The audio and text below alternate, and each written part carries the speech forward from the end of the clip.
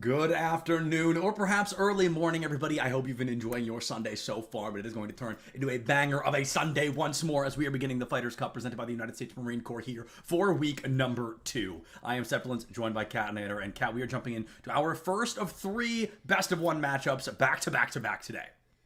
Yeah, it's going to be exciting. We've got 80 plus teams in the bracket today competing for that $6,000 prize pool. Things certainly going to get exciting. And to start off this first best of 1 set, I got to ask, do you want to tell the audience who are watching, or should I? You know what, Cat? I'll let you have this one. I was here last week. I'll give you a little bit of space to work with, I appreciate it. So we got C26. We got the Kings coming against Bruce Banner, a squad that we've seen around collegiate, not necessarily under their own collegiate banner, but very close to it. A team that you probably know with the likes of Cold Cutie. That does depend, though, if you've been following us around. You know, if you're an esports U viewer, I think that you probably are going to recognize this squad. Yeah, I think so as well. And it's funny that you say, maybe not under the banner that they were working with, but even when they did play under a different banner that was already not related to the actual banner. That's a whole pedantic nature thing, but I do think it's very funny that this team is coming in with a new name. And I got confirmation from our production team as well. I do want to highlight this. Last Sunday, we had 41 teams. This week, like you said, we have over 80. So we have fully doubled our team potential here. And I think that is going to continue moving forward, because this is the second opportunity, November 12th. There are at least 3 more, I believe, November 19th, December 3rd, and December 10th. So there is a lot of space to be working with here. If you're watching already, big shout out production, because I did not warn them I was going to do that. They got that ready for you. But this is exciting. If you're watching, you're like, hey, this looks like fun. Even though nothing's happened yet, I promise this is very fun. Sign up. You got 3 more opportunities at the very least. I think it's a $6,000 prize pool this week. So there is a lot to work with. But Kat, we're getting ready to jump into our first matchup. Yeah, that we are. Best of 1s, as you mentioned, all the way through for these first couple of rounds. Best of 3s for those semis and the finals. So very important that in these first couple best of 1s, especially when we're looking at these first couple rounds, get them knocked out as quickly as possible. Don't spend time here. Try to get away from OTs if you can. Really push the tempo of these series, because you've got a long day ahead of you when you get to that semis point. Playing what could be 6 maps in those series. Make sure these what should be 3 best of 1s to get to that point aren't as long. And as we look at the bans going in, not surprised to see Sunset be the first, especially when we look at these first round matchups. Map pools, that's going to be the very far end of things. So that's the first ban.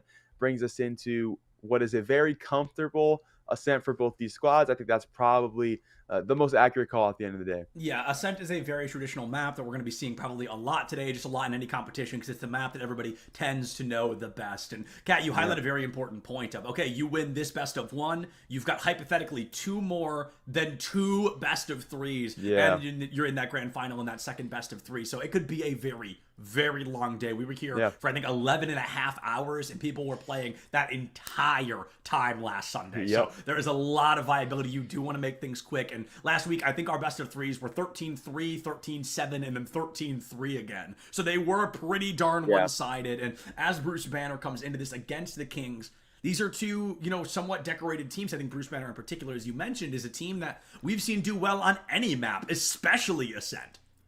Yeah, without a doubt. They're a team that knows how to play Ascent, whether that be in some of those qualifier matchups or in their own regular season scrimmages. You definitely know and are going to be comfortable on this map.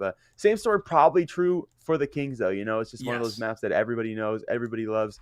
So the difference is going to be how well can you play the micro game, especially around mid. That's usually what I'm looking for teams in terms of how well they actually can maneuver on Ascent. So we'll see that from them. So far, nothing crazy in the comps. Unless you're a Reyna hater, which I feel like a lot of people nowadays are. Although I feel like using her as a pseudo-initiator can be pretty solid. But when you're subbing it out for an agent like a KO, there becomes a question mark, right? There's so much extra utility that's sitting there on Cold Cutie that you're not going to have for Matt, which means Matt has to be true to the name and cook up. Yeah, this is going to be a wild ride for me, for no particular reason, but somebody in this lobby being named Matt is going to keep me locked in at the very least each time I hear that name called out. Either way, I do think, like you said, we're going in for a lot of classic play here. I am pro KO instead of that Reyna slot. Double Duelist isn't something we see super often here, and if we do, it tends to be raised Jet, so we are seeing the Reyna come in. I don't think Reyna's bad. I think she was for a little while, but I think she was fixed. I think she is a playable character, especially if she's an agent you're comfortable with. with, and I think that's what Matt is trying to cook up here. It's a little bit, I mean, I'm hesitant to even call it unconventional, really. I don't think it's as taboo as it once was, but I do think it's still a unique pick either way. Yeah, agreed. I also think that when we look at more pug rosters, we want to get puggier compositions. I mean, there's no Definitely. reason, especially for a squad that doesn't play together all the time. There's not a great reason to come into this event like trying to play specifically to the meta. So I think it's smart that play something that they're going to be comfortable on, something that they maybe bring out in ranked, and something that they're going to be able to get results on and get frags on. So as long as they're able to consistently find opportunity on the agent, things should be okay. And then again, the Lear is really a team-wide piece of utility now. So Yeah. there is the ability for those full sight blinds for the rest of the squad on execute. But again, there's so much more utility for Cold Cutie. The only other difference in this one, compositionally as well, is going to be B-Star for Bruce Banner is sitting on the Raze instead of the Jet. Both pretty interchangeable. The only difference comes from opping. But we see teams at the higher level of collegiate where Bruce Banner was at one point, if not still, they're able to opt off of utility agents as opposed to needing a Jet to opt. So I don't think that hurts them too badly. It just protects the pain shell for you. Pain Shell, one of my favorite abilities in the game, but I think that's just more of a Bro selfish nature than anything. And Fair he's goes gone. deep into the back line, wanted to find that Owl drone, but Trace takes him out. Already found an Uno, found a Dose, takes down a Trace. Skirt gonna be eliminated here by that Ghost, and now Bruce up 4-1 already in this opening round. We were not critical, but perhaps skeptical of this Reyna. Can Matt really cook something up here in this 4v1 pistol round? No, it got burnt immediately. The kitchen is on fire. The smoke detector is going off. But Bruce, they win it pretty, I'm not gonna say effortlessly, but pretty clean there. Oh, I mean, maybe effortlessly. Trace did drop 4 of the 5 available.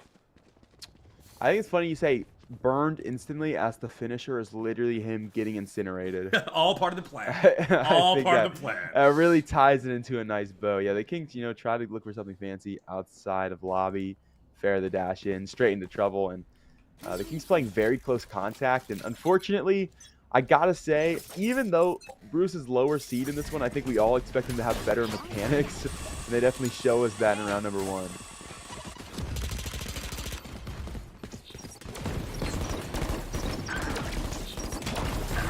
Tested already takes outlaying. one. This is going to be a Yeah, big... Oh, the Bulldog pick from Cold. I didn't even catch it on the buy-up here, but Bruce is trying to go through as quickly as they can. They got the spray. They're looking to pray they can take somebody down, but Bambi does make it out of the way.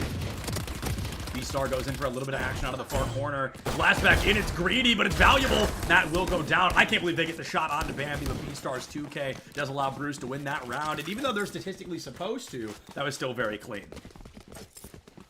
Yeah, very clean. The Satchel's nice. Great movement from the Rays, and good shots coming off that right click as well. Deep shots to spawn as well. No fear from this team. So you're liking the confidence early in the day.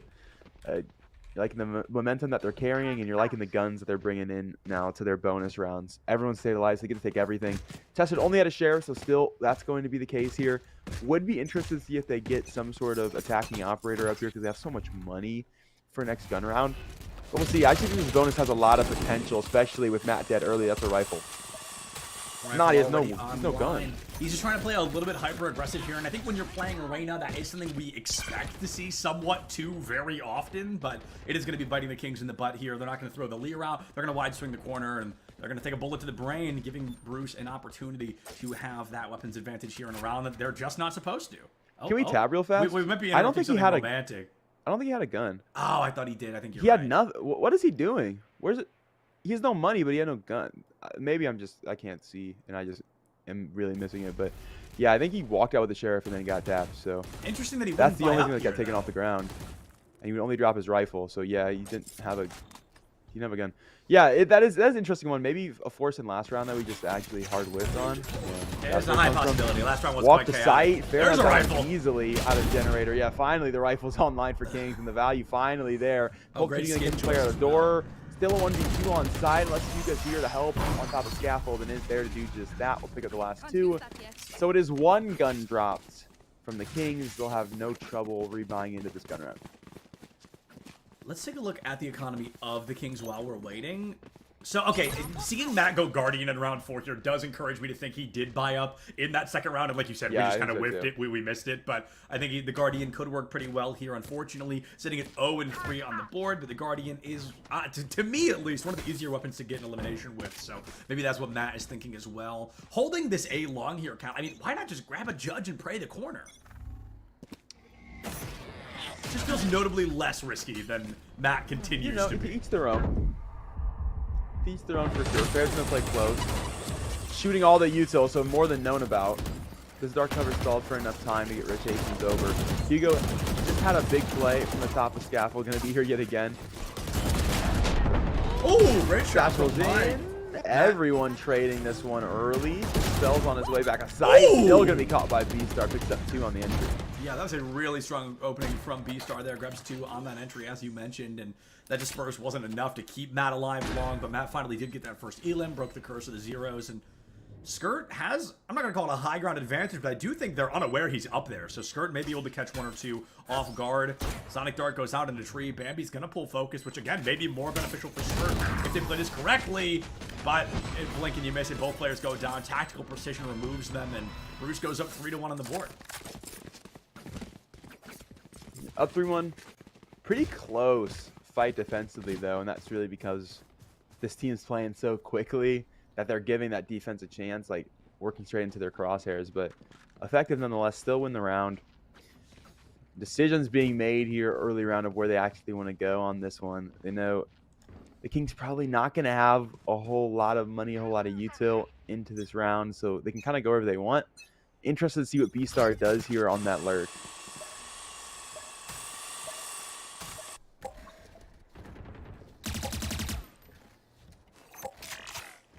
Does he know? And I'm trying to figure out if Mike is even really going to go for the extension here. They know Matt is going to play this as he has every single time he's played this A-long area. Double Swarm Grenade goes out. If he plays patient, Matt will be able to catch, or not Matt, that Killjoy will be able to catch Fair off guard. Tessid gets the read, Matt gets 2 eliminations on Cold and B-Star. Mike and Tessid get the trade. It's going to be a 3-3 opportunity, but this is already a slightly more expensive round than we would have anticipated for Bruce, especially as Kings are using these Sheriffs to rip them apart. Mikey, last player standing, 2 HP. I think you just go for the 400 extra credits here, and even that's going to be nothing short of a miracle. Shotguard finds you, Skirt takes you down, and we're tied up 3-2. Not tied up. I'm sleepy. That's my excuse. Yeah. I'm a sleepy guy. Well, King's looking for the tie up here. They'll have rifles back into this one. Same story for Bruce. They got the rebuy on its way, and lots of ultimates at everybody's disposal. Would not be surprised to see these pop very early, especially that null command. This team wastes no time offensively, which means the Kings wasting no space either. They're playing on the close contact. They want these fights. It is definitely turning into these close quarters, 50-50s. I win it, you win it. That decides the round. We're getting one of those in lobby, unless Matt actually, well, he pulls off. Here. Rare self-control moment. Unbelievably rare. Fair had the headshot there, but did not have the dramatic irony that we did. Somebody was just around that corner. B-Star gets nasty with it, gets that elimination onto Bambi, but it is a 2-1 trade currently in favor of the Kings. Gets a little bit worse there as Matt will find one. Mikey, a beautiful shot on the Fair, keeping us tied up, but Trey is going to get caught out in that boathouse area. Mikey, last player standing. This is so traditional that I feel like the KJs are the last people up on their feet, and also happen to be one of the hardest to clutch out with. Let's see if it works, though. There's one. The spray transfer's there, and Mikey will find the clutch up. 4th round on the board for Bruce. Very nice from Mike. Just manages to find that transfer. It made it happen. I mean, they do a good job double stacking that defensively. They re-swing each other. All the pieces are there, except they forgot to put them together. Like, that's kind of it. They all just sit on the table. They couldn't find the shots, and sometimes that costs you. You know, you do everything right, but at the end of the day, it's an FPS, and you gotta hit the shot. And well, it's Mikey to do that instead. So Bruce will take another round. Now they lead by 2. Kings with the rebuy here in this one. Matt, yet again, not gonna have enough for next round. But needs to have value with his Marshall, and has thus far has the first out of tile. Yeah, I like that play there from Matt. It was a little bit risky, but overall they are able to find that Marshall headshot from Tile. They opened the space the team needed, and hopefully the Kings are able to run with this 5-4 advantage. Bladestorm up and running from Fair, and it's interesting the way they're kind of pulling the punch a little bit. They've got the blades ready, but they're not going to be peeking out mid. They don't want to risk that bullet to the brain. Unless... Yeah, putting him in the light box. No. Wow! Out 2 clicks. Let me see 3. Let me see 3. Come Off the on. knives. Looking for another. The dash in, but it's into trouble. Testing going to pick it from the top of Cap. Mike just swing out for another. Just had a 1v2 to win. We needed a 1v3 here, and it all would happen off of just 30 HP. I got the spike. Mikey, last player standing. You clutched out once. Does this kind of feel like a circumstance in which they're going to be able to do so again? I'll be honest, probably not. So But much never detail. say never. Oh, Skirt's rocking just a classic right now? What? How did that happen? Here we grab a weapon challenge? There you go. Yeah, but there's weapons on the ground. How does he still have a classic in the Well, hand? he's gotta go to mid for it. Like, they're all down in mid. So he's gotta work through Cat and then get to it. Which I like that play from Kings to go do exactly that. They work the buddy system to get him a rifle. Doesn't really matter though, so you're gonna pick it up very early. All he needed was a bit of wallbang damage. I mean, he's 30 HP, so a sneeze, a cough maybe, Yeah. or a real good should be enough to do it, and that certainly is. So the Kings are back within 1. They have a rebuy into this round. I don't believe Bruce does. Yeah, they do not. I mean, they could if they really wanted to, I but was going to say... I wouldn't go for it. Yeah, they could go for kind of the sloppy buy up here, but I really think that's not going to be the opening call. In reality, the Kings need to go for the hyper aggression. They should know Bruce is going to be down. Bruce could, I feel like maybe pop like a lockdown early, try to catch somebody on rotation, buddy system their way into a rifle. Is it worth the ultimate to go for 1 rifle?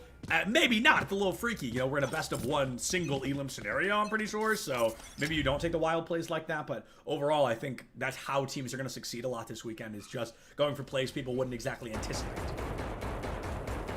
Spear through wall from Cold. Skirt gonna hold the trigger down. His teammate gets held down in lobby, already gone. Player scan, spam through, lots of damage. No frag though.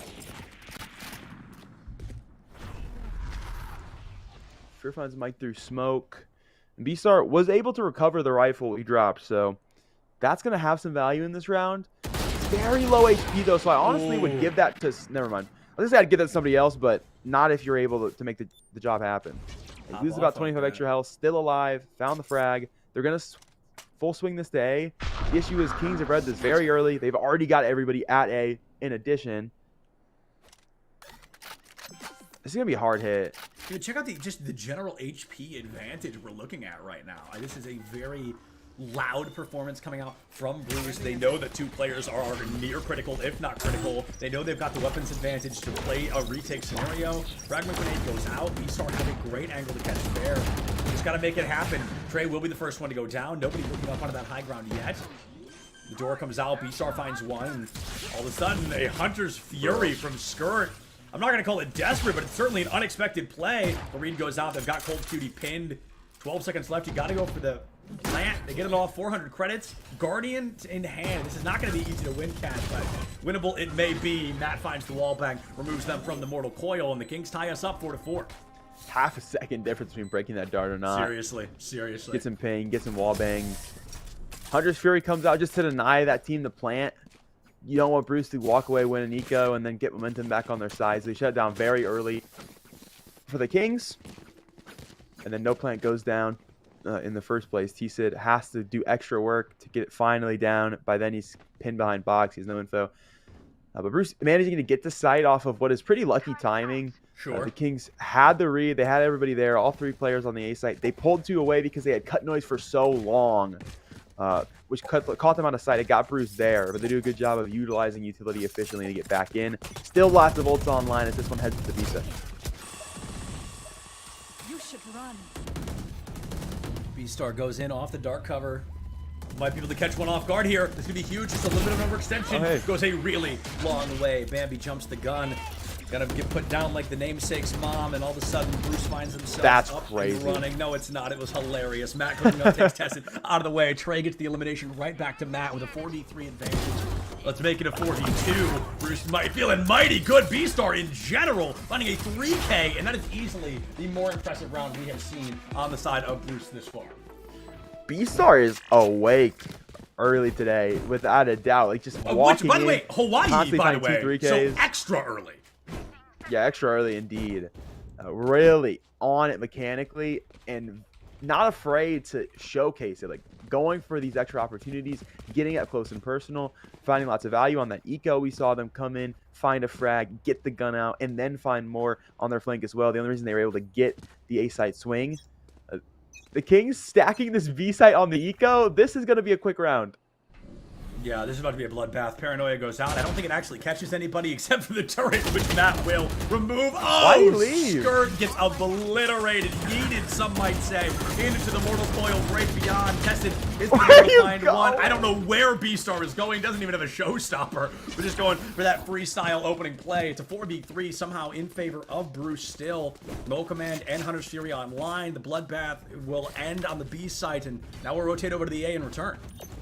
There are moments where I just wish I had a patch into the comms. I wanted to hear how loud B-Star screamed when he saw that many players. Bambi gonna find the first off scaffold. Smokes himself, gonna make it awkward to try to break down the plan. Estes is able to recover the spike, swinging out into the second player now. If you're Bambi, kind of caught on his own opportunity because he caught his sight line away. Can't find the wall bang. That's plant to go down. Now Bruce has some control. They got a Fury here, but they can't quite get away from sight to use it. He's gonna be stuck in hell. Puka low HP, so we got 2 Util players very, very low in this. Wow! 2, and Mike will take them both. We'll find the 1v2 from Scaff, swings Jen, and makes the spray transfer happen. His second spray transfer 1v2 that we've seen today. That one was, I mean, that was hardly a 1v2. They couldn't even react with the speed they were putting down. 13 eliminations on the board for Mikey from Bruce, and it looks like the Kings are not able to meet those numbers yet. We see a 9 and 8 KD, almost breaking even with the eliminations versus the deaths, but Mikey 13 and 5. So even though it is a 6-4, it definitely feels like Bruce has that overall advantage right now. Still outside of B. Back yet again. Like they never left. This was going to go off this mid-market split. This is the pistol Holy round where they flash. absolutely mopped this team.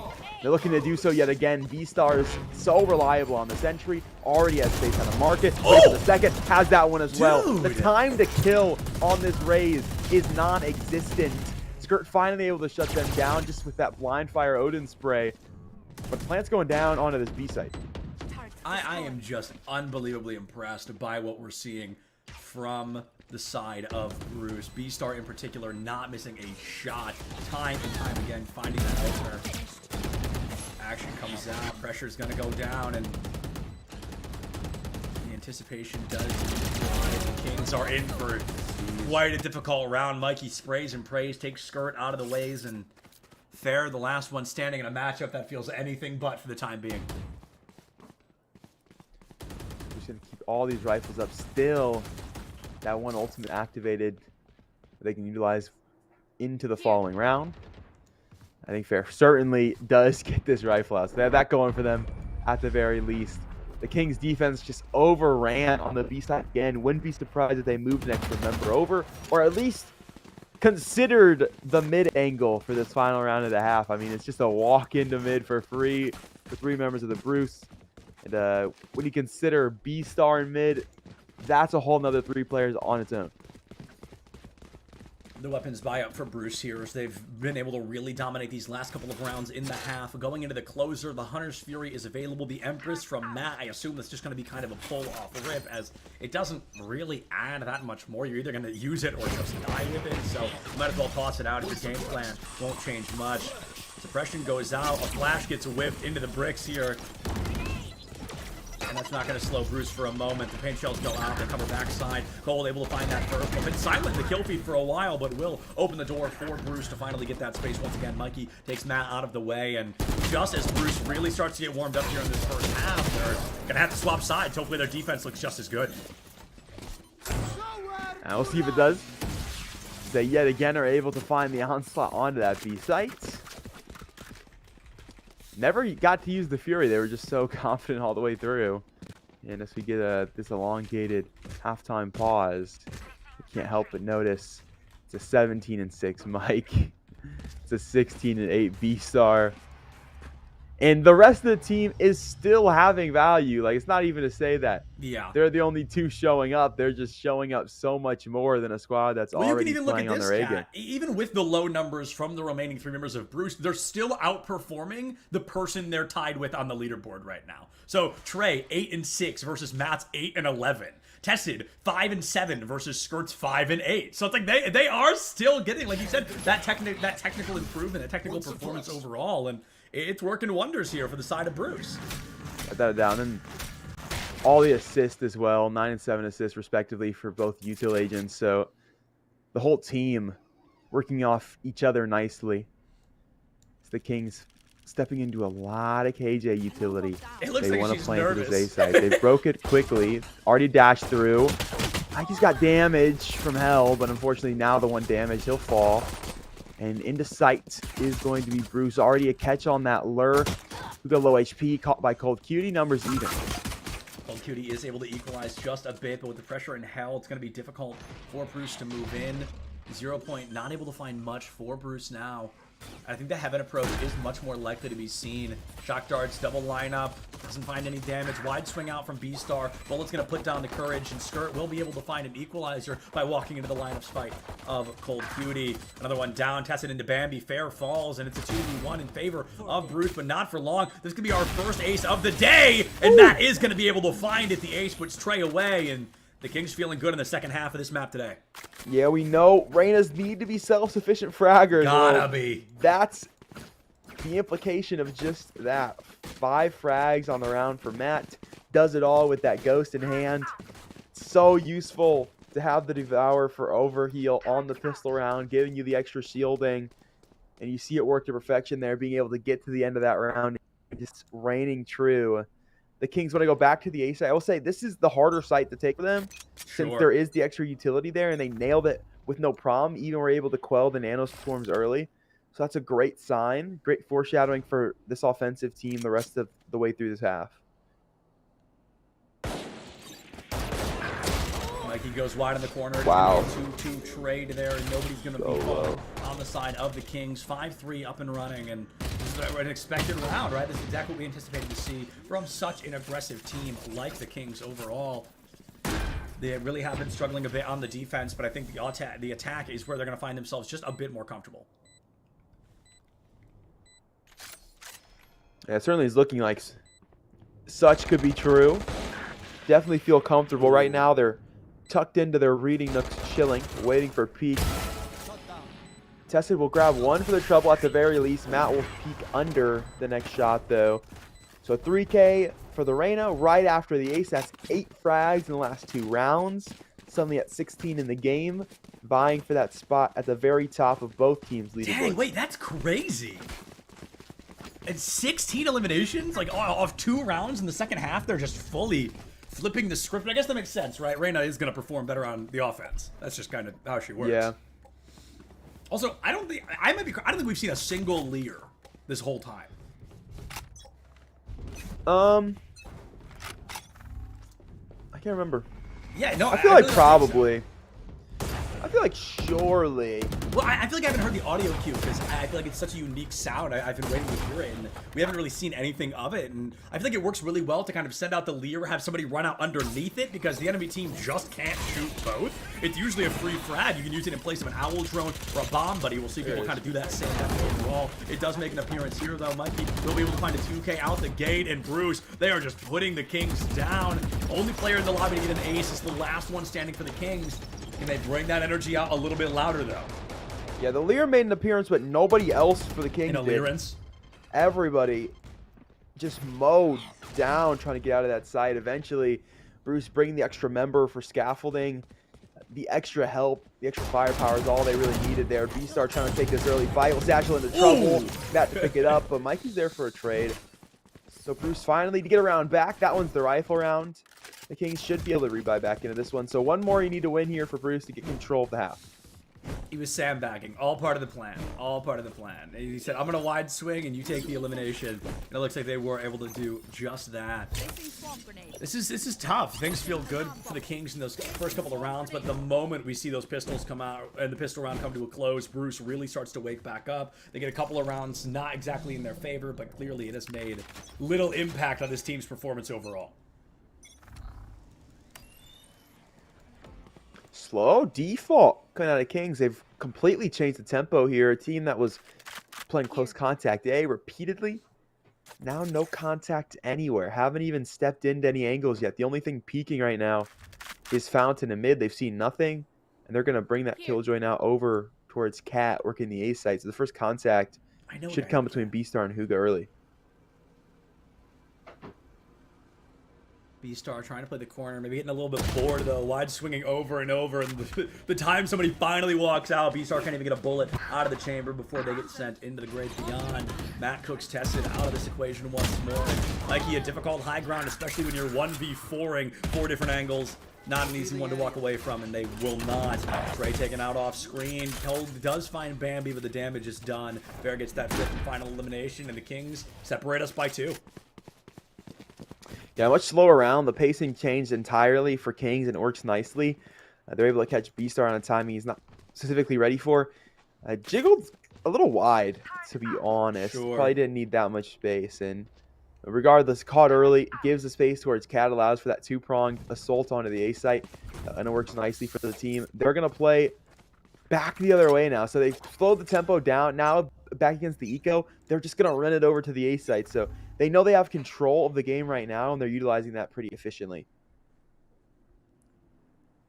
Mikey waiting for anything to pop up, and just like Beastar the round before, gets a little bit overzealous, loses the engagement, Paranoia out, reset back, Cold goes down, Mikey walks into a nano swarm, but still says, I'm taking you with me, Right. Fair will fall, and it's an eye for an eye scenario, 4-3 in favor of the Kings. The Lear comes out, actually a double Lear out the gate.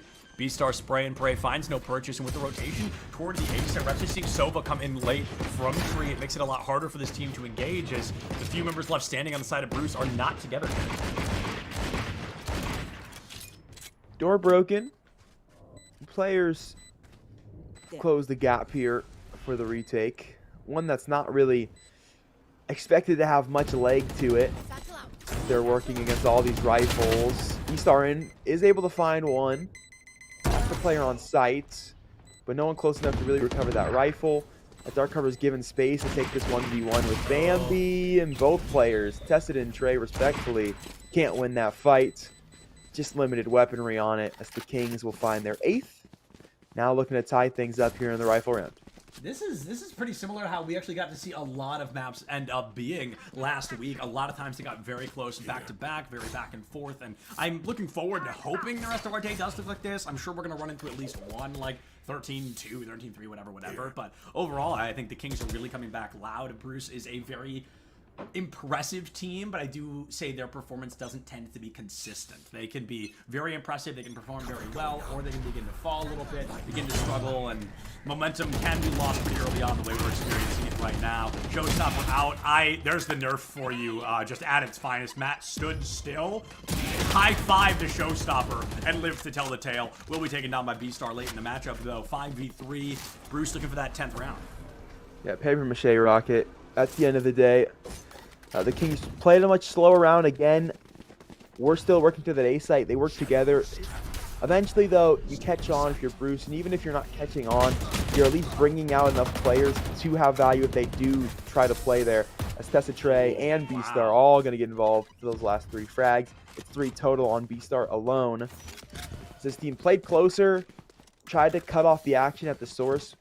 They really had an issue with holding down the executed Kings when they do manage to get space out of Archway. So Sure. I like the call from Beastar and Trey to work the one-way and have him play so far up into contact that they can't set up the execute in the first place. And when you have the ultimate there, which can theoretically, if the world really is on your side that day, pick up 3 in one go, I think it's pretty useful that they play that space. So a good recognition. They're going to keep that space now in the future as well. So they're going to play into wine. They're not going to allow for A main spacing any longer, which means the Kings have to find a new option. And they've read into that incredibly quickly. They're already going to work through mid instead. Only issue is they've now ran into Cold Cutie's operator. And Cold Cutie with the operator, I mean, this is the weapon that I psychologically put into their hands pretty often. Cold is pretty notorious with that operator, and already the blood has been shed here in round 19. While this has been close, Bruce is only 3 rounds away from walking away with this victory and taking the Kings out of this weekend matchup pretty early on. This is single Elim after all. Yeah, the nerves start to creep in for sure, knowing how essential some of these executes can be, especially in this round. Drones here. Spam through wall for Trey. No one going to find him, though, out of market. Cold Cutie. Here's a player dash over. Going to flash for his teammate out of lane.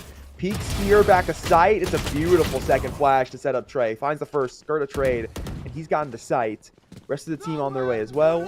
You got a Molt Command here. You got a Hunter's Fury. That's on both sides. The first going to come from the back of Boathouse. It's going to stall for time. It's going to get the rest of his teammates cross. There's one back the other way. That's going to stall out the plant. So that won't go down. Lots of players tag. Half HP bars in the back of Boathouse. 20% on the board, 20 seconds. Bambi sticks to the plant anyway. There was no bounce on the dart. It would have hit Bambi, wouldn't have taken him down, but could have prevented that plant a bit longer. We're going to have a jump scare moment for B-Star. Another one that's taken out of the way. Another great shot as Bambi will go down. Like he can't find that spray transfer first time in a long time, but it's the opposing KJ that really begins to rip Bruce apart. It's a close round. We're separated only by 1 once more. Numbers advantage, util advantage, and a lot of confidence for Bruce on the retake there. They just play it fast. I mean, they're moving as soon as that plant goes down on the thought of, let's catch them off guard, but obviously they just stalled you with the Hunter's Fury. They know you're all going to be coming from CT. They already have info off the tag. I think they just played a little too fast. Could have utilized util a little better there. I mean, B-Star's in that angle before the darts even sat up. Like, the dart hasn't even scanned yet. They're playing that really quickly. I don't think they necessarily needed to. So maybe nerves on both sides of the coin here.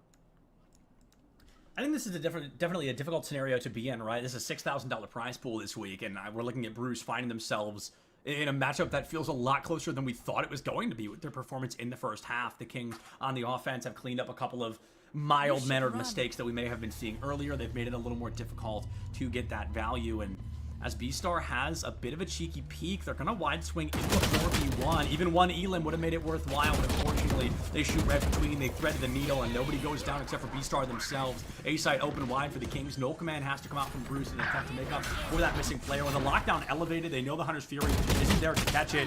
Fair can't find the bullet as Tessid finds the elimination off of them. Bruce looking for that space once again, but every time they find an Elim, somebody's right behind them to keep it tied up at that 4-3, or to keep that advantage in favor of the Kings. Man, it would have been a good time to have a nade in that back corner. Everybody step towards Wine right now. Mikey to swing for the first. Cold Cutie out for the second. The Bambi still holding their own, but not for long. And Skirt's nowhere near the action. You just hold on to this one if you're tested, or maybe not. Gets caught. But Mikey, a quick trade. That one comes, in fact, off of the Nano Swarm. As Bruce will pick it up, they now lead by 2. And the Kings, a close round, but it's not quite. That lockdown really plays the key difference. Yeah, the lockdown, I think it was pretty clever to put it elevated as well, so there couldn't be any shock dart lineups, there couldn't be any loud performances, there couldn't be any Hunter's Fury, which wasn't online. It was pretty guaranteed to create that space to make it a lot harder for the Kings to stick around, and unfortunately, they weren't able to. They got put down in the blink of an eye by Bruce, who just finished their anti-penultimate round. They're looking to win this out in a 13-9 fashion, but with the economy we're seeing on the side of Bruce right now, they've either got a buddy system their way to a round win, or get lucky with this judge, which is exactly what B-Star's going to try to do! Beautiful! I wasn't done just yet, but the Kings have other ideas. They've shut it down, and that's 4 players all getting bullets in. There's 3 different assists awarded on that frag, as the Kings are going to work their way now down towards mid. Drones see nothing archway. That's going to be space taken as they default the spike back into lobby. So they're going to try to finish here onto the B site. Yeah, might get given away. Didn't clear. Yeah, I think it might have seen him. I'm going to be honest. It just turned. It might have gotten the read. Yeah, no info from Tested at all at their mids. They're going to walk down into market. That'll make this split a whole lot easier. This dark cover finally going to give this away. They've got a lot of room. Tested still going to take one, though, off the brief bit of contact that he had. That kind of shuts down this play unless they're able to cook it up, as Matt's going to find one from spawn. That gives them room to cross over into sight. Now this close contact angle so important. Matt somehow aims in and still wins it. Another look of CT Stare. Tries to do it all. Finds one. Can't find the second. Start a trade. And now it's all up to the killjoy of Mikey. Mikey's been an unbelievable power player so far. We've actually seen them win 2 separate times. We've seen them win a matchup where we really just did not anticipate them being able to do so. The spray transfers have been near flawless, but with the lack of information that Mikey currently has, they're more likely to walk into a crosshair than they are to find their opponents. This gives the perfect read. Somebody's in Boathouse. You don't have the nano swarms to work with. You jump wide. Skirt finds the bullet. Takes us within 1 round again. The Kings have been able to keep it so close, but close only counts in horseshoes and hand grenades. They've got to try to take a lead here one way or another. It's an action movie there in the back of Boathouse. They're set up back-to-back. One's got the left, one's got the right. They bring the bolt out at a great time. Forces Mikey into what is a terrible situation. Just has to swing and hope for the best. And it's well played from the defensive side of Post Plant. The Kings, of course, going to have an easy rebuy here. Bruce, not the same story. So almost certainly this is a tied scoreline on its way. Unless Mikey's Marshall just has something ridiculous to say about it. Otherwise, the Kings just looking to keep rifles alive here, keep Econ solid to try to secure 13. Fair with a judge in hand, a lot harder to work with on the offense. They're gonna go through, might be able to find one, and Cold Cutie turns into a cold something. There's a joke there. I'm too tired to find it. Bambi will find Mikey early on, though. The Kings in a 5v3 scenario. I said they needed to tie things up if they wanted to look good, and by golly, are they getting ready to do just that? Tessin, watch out, dog! Oh my god, no way you win that. You couldn't win the last one, but wins that one? Blasphemous. Classic double clip from Tested, short-lived. Skirt gonna trade it now. And 2v4, stress caught early. Now just the one. A B-Star gonna tuck that shot straight into the Sova now. Just throw the shells. 2 bullets left in that Sheriff. It's empty. The reload on its way, and Skirt able to walk out, jump, and hit the right click. It's 11-11. We're all tied up. That's Bruce. You can buy rifles here. You lose this one though. It's match point for the Kings. Match point for the Kings. That would be quite the turnaround, Cat, and I almost feel like we're going to be going to overtime. Last Sunday, we saw Grand Finals go to septuple overtime, and it does feel maybe a wee bit likely we're going to be seeing that once more.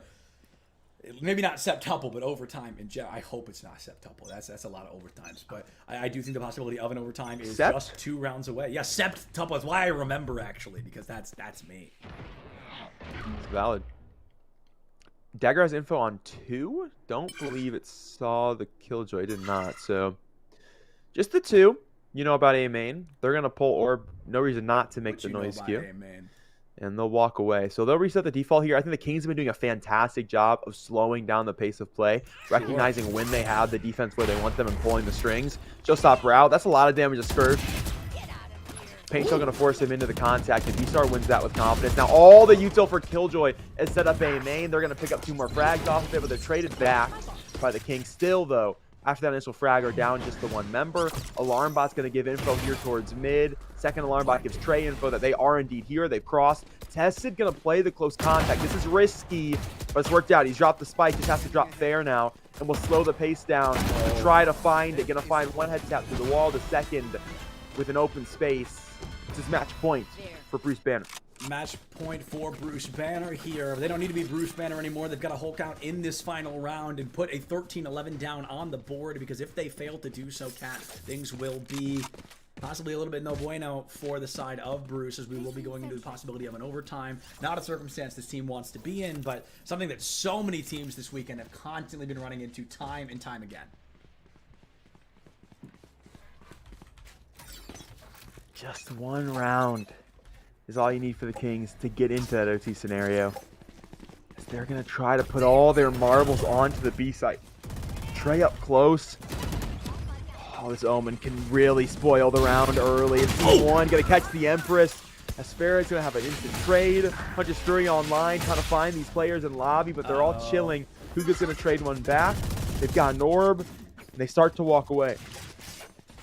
This is a lot closer than I think Bruce wanted it to be. Now, they know they've got the HP advantage in what is looking to be a very, very back-and-forth scenario. Cold, though, chokes a little bit, gets a wee bit nervous there in that center field, and does not go for the extension.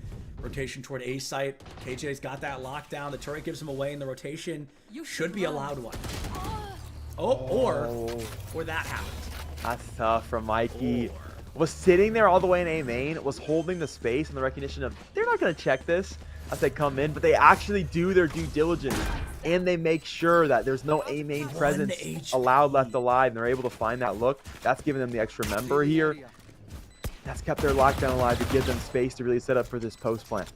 Yeah, 1 HP on the board is a scary, scary spot to be in overall. The Kings are No info on this gen player. barely in an advantage, but Cold does find one. Goes through the Hunter's Fury. What are you doing, Cold? Hit your shot! Finally takes Skirt down. Kessid goes for the fake, has the read, misses the bullets though. 19 in the chamber. Now, what do you do here? You've got to just shock dart and try to get half of it. Wide swing out. Bambi finds it. We're going to overtime here, map number 1. Played very nicely by Bambi. Recognition of doesn't need to reswing. Tessin sits there because he had tapped Spike again, but he had also been shooting and Bambi was in the middle of the peak. And Bambi honestly misplays it and doesn't peek again off the second tap, but that just works out because he wasn't actually holding Spike anyway. So Gotcha. At the end of the day, he still made it happen, and recognizing, okay, here's how long I have a full 7 seconds, I don't need to move yet, and doesn't. It really forces that player out. So times up the 1v1 perfectly, especially in a big moment like that. You know, it's single elimination, you're looking at 1 round, the difference between making it to overtime. Great nerves management from Bambi not to overstress that round, not to wide swing, do anything silly that's going to cost them it. So they are able to pick it up. I just can't believe they cleared Mikey there in A main. That really spoiled the round. Yeah, things really began to fall apart a little bit there, and here in overtime, everybody's ultimate gets reset to around that halfway marker. We're seeing Fair go for the full glass cannon scenario. This is unbelievably risky, but it may pay off if they're able to pull their punch like this. Skirt goes into the high ground here, looks for the opportunity through bricks, but B-Star will be the first one to fall. Fair gets somebody from mid to KJ on the side of the Kings, is beginning to clean up once again. And it's a flawless round, one of the fastest we've seen. It's a mean defensive round. Bruce had so much success getting into the B site on that 2-prong exec. It's what they did on their 3rd or 4th rifle round on the attacking side. It's what they did on pistol round on the attacking side. The Kings just calling the shot that these guys are going to come back to what they know. They had a really good B exec. Let's bring an extra player over. They did just that. And well, they matched frags for frags, and so much so nothing caught back from Bruce Banner. They weren't expecting the extra presence, and it's cost them. Now the King is going to say, we'll show you how it's done. Get a notepad out. We'll show you how to take B.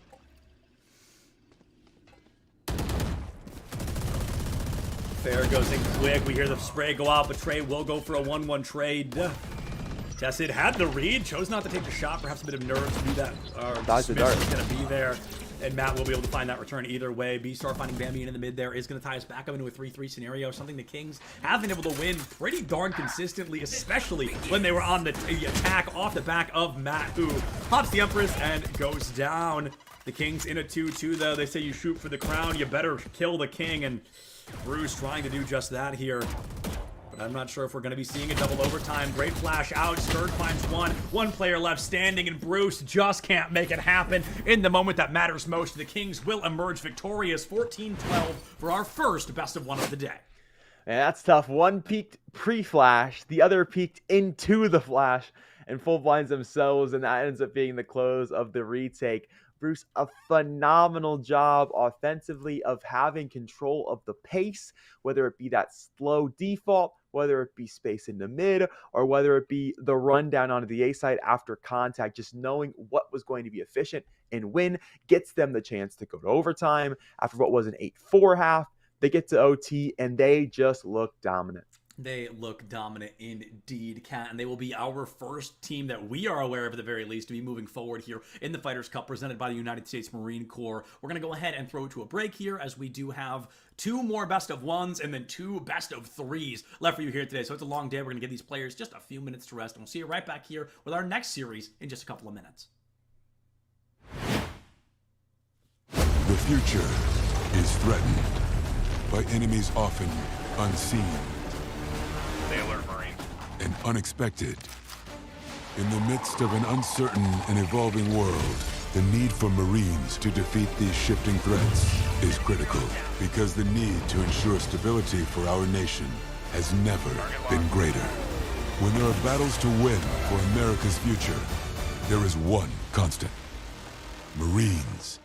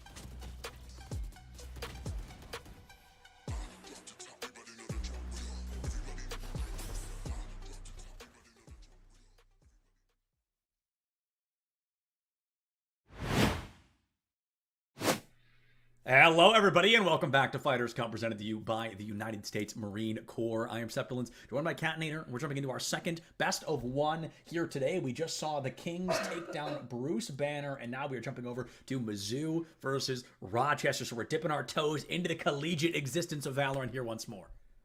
Yeah, and before we jump into this matchup, Seth, can I share a fun fact with you? Absolutely. Please do. Did you know that until December 10th, there are Fighter Cup matches every Sunday? Did you know? Every Sunday? Every Sunday. No, surely there can't be. Surprise, you heard it here first from me. Cat, how do I sign up? How do I sign up for this? You scan the QR code on break is the most effective way to do it, in my opinion. Otherwise, you just had Esports U. And you sign up, baby. You register through. There's no reason not to be in this battle fight. It's 256 teams capped. We mentioned we doubled the teams this week, so I can't say that your bracket run's going to be easy, but it wouldn't be the Fighters Cup presented by the United States Marine Corps if it was easy. Realistically, if you want to win this, you should be signing up soon. Because the fewer teams there are, statistically, the better you are going to do. And at the current rate we are playing, that we are performing, we may double our teams again by next week. So you want to be getting in here. This is one of the larger prize pools I'm aware of right now, let alone the fact it's happening weekly. Like this is huge. This is incredible. So the Fighters Cup presented by the United States Marine Corps is something that if you're even sitting at home like, oh golly, should I sign up? Just do it, bro. Send it. Like get in here because there are a lot of great teams, and worst case scenario, even if you lose, you're getting some banger game time experience. Yeah, without a doubt. And Esports U always in collegiate action, but this is an option for y'all, an amateur. You don't necessarily have to be attached to a college. You don't even have to be from the same college. If you are an academic player, the opportunities are endless here with this event. And then you mentioned the fact it's $6,000 coming into this weekend. It's $3K for first place. It's $1K for second. Third and fourth getting $500. Fifth to eighth, $250 each. So all you got to do is just come eighth, and you'll get a bit of dough. That's it. Just eighth. Just 8. Out of 80. That's not only even, that's, 80 teams. That's 1/10. It's 10%. You can do this. It's so easy to do this, and I'm sure it's super easy. Don't ask me to prove. I might start playing. I'm not gonna start. I'm not gonna start playing. I'm actually really bad at this. I'm like surprisingly very bad at this game. I'm gonna be so transparent. I'm pretty good at video games. This one in particular, absolutely not. I cannot play this game. I'm terrible. You can't have it all at the end of the day. You can't be good at every game and be handsome and be a good host and caster. Like, you got to leave some for the rest of us. That's all I'm saying. Now, let's take a look at what map this next best of one is going to. We got 2 more best of ones on the way, this being one of them. And it will be, a tough decision for these teams to decide where they want to go. You could say their minds were split. Real. Unbelievably real, Cat. They're definitely split on kind of what call they choose to make at this moment. And I'm looking forward to seeing Split. It is my favorite map in the game. It used to be Bind, but everybody hates Bind, so whatever. True. Whatever. Bind is trash. I guess I'll go with Split instead. But I think this is a really fun map because there are like several ways you can approach this map. I feel like there are a couple of maps in the game where we're going to be seeing kind of one expected meta. I think Ascent is actually a really good example of that. There's very little room for improvement, very little wiggle room. But this map in particular, you can be running a Sage to lock down the mid. We could be seeing a Viper or an Astra. There's even the possibility of a Breach if somebody's feeling very comfortable. So overall, I mean, I feel like almost every agent could justifiably be chosen on this map. Sure. We've already got the double controller coming out. We get the Astra Viper. It's been a long time since I've got to see a comfortable Astra Viper from anybody, regardless of the map. I feel like double controller has really gone the way of Astra Omen, or it's Viper Omen, excuse me. So it's nice to see both of these options. I feel like players, when they put an Astra on the map, they go, well, that's everything. They have so much value. We don't need to worry about the extra controller because Astra's going to have all that space, but not going to be the case. They're going to bring it back out with the Viper. I like the odds here. I think mid control is going to be a nightmare to try to get for Mizzou when they do switch sides. But starting on the defense, they've got the Chamber at their disposal. That's an interesting Sentinel to bring out. The utility we all know is not nearly as effective as it once was. I think the KJ from Yum looks a lot better. But I do think that Conch, especially in these early rounds, is going to be a player who wants to take early space. So having the Rendezvous at your disposal, I think, will negate the lack of value, you're getting from no utility. Chamber is, I mean, a dangerous pick. It feels weird to say that, but if you're not getting value on Chamber, you're kind of weighing your team down pretty aggressively due to the fact that he is an all or nothing style of agent. So I'm excited to see it, but at the same time, I feel like if RIT comes out with even a 10% value performance, I feel like it's going to be difficult for this Chamber to get his expected value with, like you said, him being nerfed into the ground 1,000 times over. And there's that early presence that we talked about. No totem set up here. They're just kind of walking and hoping for the best, and Hernando is ready for it. Has caught them early outside of A. This Mizzou gonna put 3 down mid. That flash did not clear the box, so Grim full vision, but Panda still to win the fight. Ponder will take the second. That's mid-control garnered unless Hernando has something to say about it. Sewer, and he certainly does. Ooh. Has swamped his way into 3 frags now, and will head to the A site for a 2v2. 2v2 on the A site. And while that bloodbath did take place in center field after all that mid, it looks like this last player is going to go down. Rest holds the angle, takes Biggie out of the way, and a beautiful startup here for the side of RIT. They dismissed Miz. Not in a very one-sided matchup, but definitely a bit of one-sided performance there, especially toward the end. Insane confidence from Rest to sit on that angle. Found the first, and then just holds it. Doesn't even move for the second. Anticipating the peak's going to come. It certainly did, and they just nailed the looks on that one. It'll be 2 rifles, the Vandal and the Phantom, to come out. A Bulldog as well for Hernando.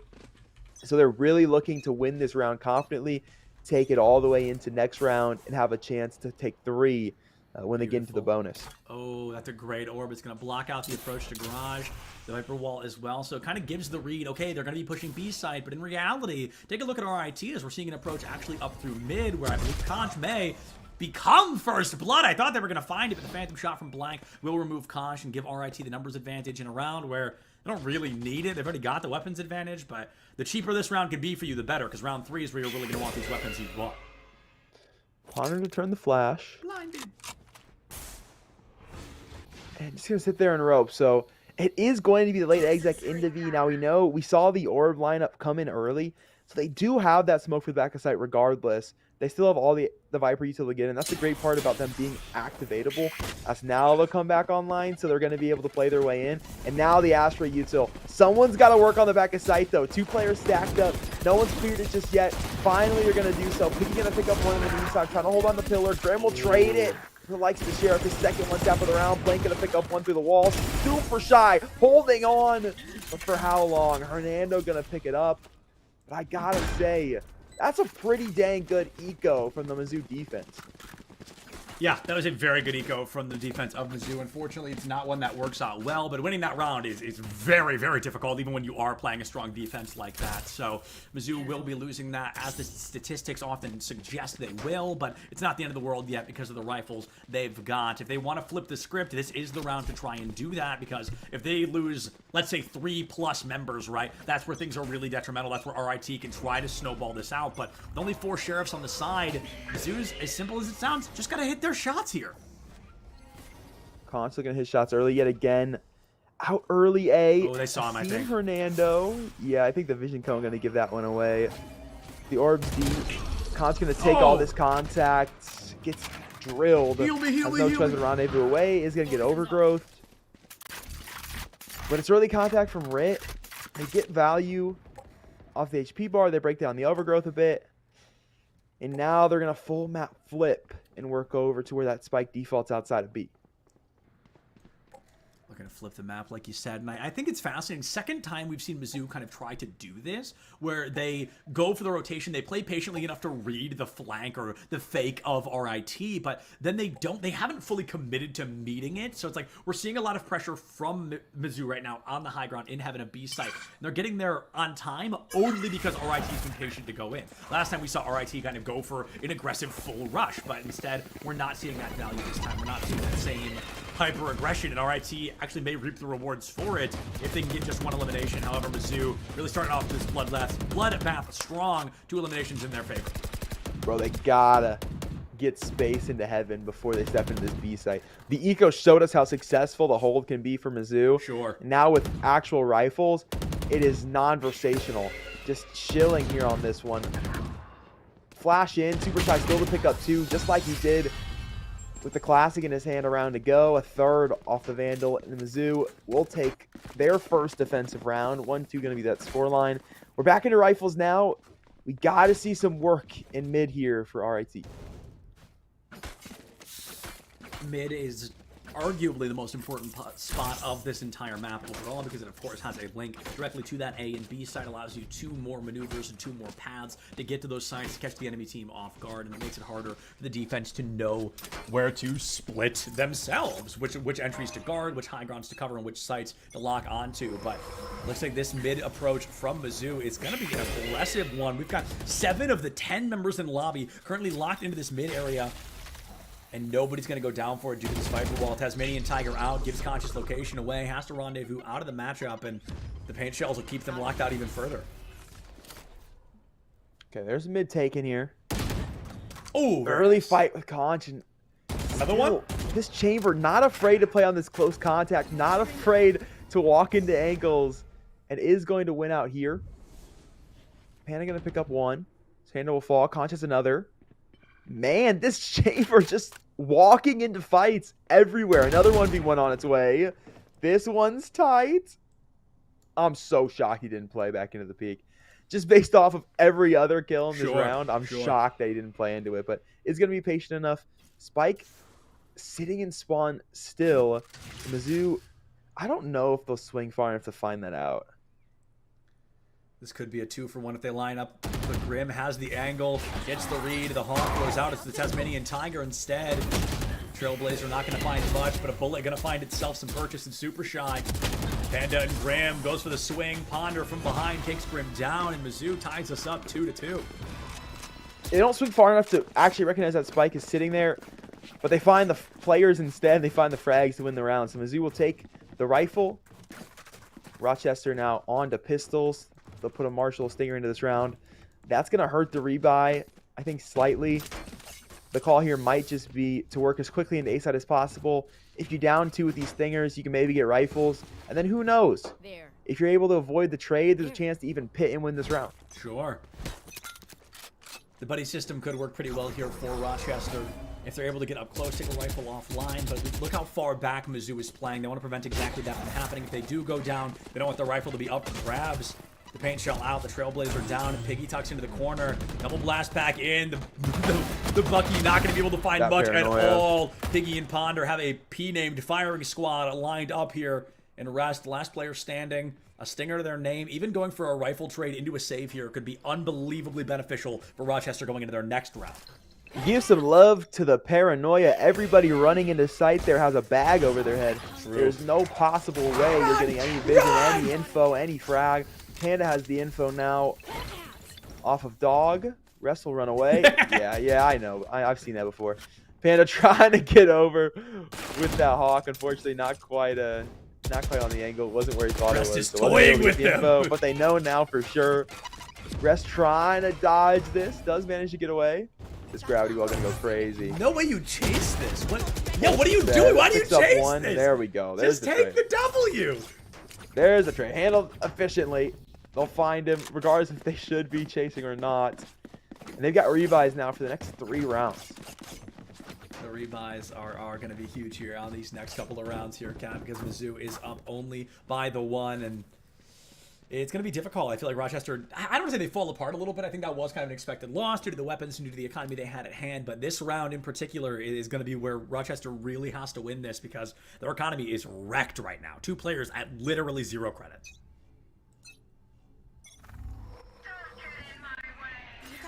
Concealment. Early pit from Mizzou outside of A. That's going to cut off angle. The Dog through. Going to have info on this raise. Showstopper out. A second ult expended. Lots of damage done outside of Ramen. So smoke down mid. So not only do they get damage, but they hold all of the space. Blank somehow still going to find one. Not sure if he had an angle there. There might be a gap in that smoke. But I actually think that just comes off of spamming through, just some intuition. So nice stuff from the Rays there. to try to get this back into their favor. The work B, toxic screen deeper into lobby, gonna get one to cross over. It doesn't really matter though. Make contact with the operator. Conk no choice but to back away thanks to the showstopper. So that's gonna be Rochester to walk in towards site. They got the space, the plant going to go down, and they'll pit now back on the back of site. This doesn't cover a ton though. Just gonna cover back of site in the initial site, but all of main where the team actually playing is still exposed. It's up to Mizzou to be able to do a good job coordinating this one to figure that out. Panda gonna find the first frag, but that's traded. Not a ton of value off of that one, and now Rest on the flank. That's gonna shut things down so early. Panda's dog kills Grim. He's so low HP, but Rest there on the flank kills 2. Panda has 3 right now. We need an ace to win this round. He's found info on the Viper. Honing in on it, finds it. Gonna drop pit. Looking for Yum. Back of B main, but it's the frag to come through for the Killjoy instead. Rochester will pick up their 3rd round. They'll tie things as we enter round 7.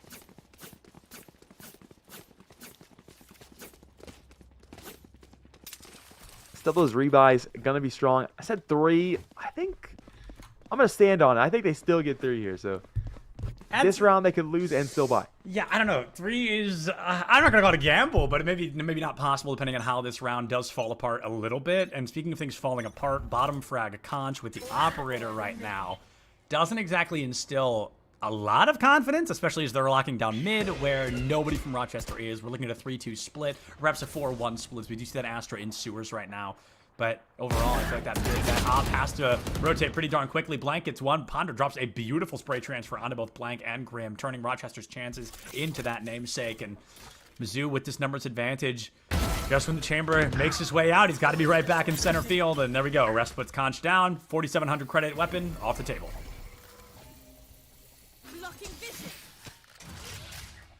Rochester room in mid. All the space they have right now, though, so they're going to back away from it. From the Shadows had no info. B lobby. We'll see if this team actually ends up wanting to go. 50 to play. Oh, they think that From the Shadows might have gone into their spawn, not aware of the cancellation. I don't mind them checking all the boxes, just to guarantee. A Super Sai yet again to the back of sight. Now we know this player has been detrimental as a 3K last go around. It was a 2K on the Eco to hold on for Mizzou. What do they have to cook this time? There's the first. That's Spike the Fall. Rest has a trade on the player alley.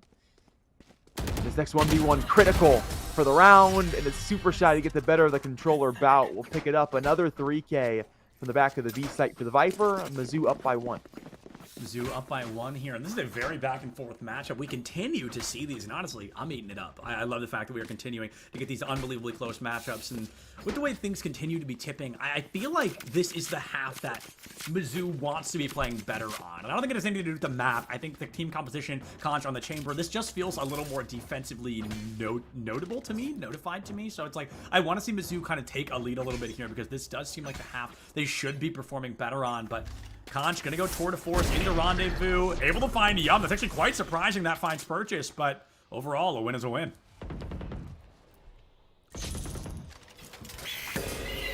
Push up Ram. Conch, no vision. That flash pivotal. As Fernando gonna pick up the first. Reflash on its way for Mizzou. So that forces this team to have to go down towards site. Mizzou have this overlook angle. Snakebite trying to push them away from it. It's done just that. It's gonna be a fight here. CT momentarily. Rest gonna try to tuck close. Dogging for info. All the boxes checked for Mizzou. They know what they need, and they've got spacing off of it. Super Shy now.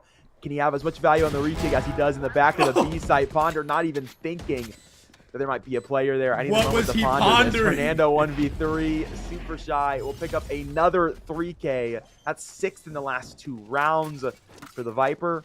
Just as much value coming into sites as they do holding on to it.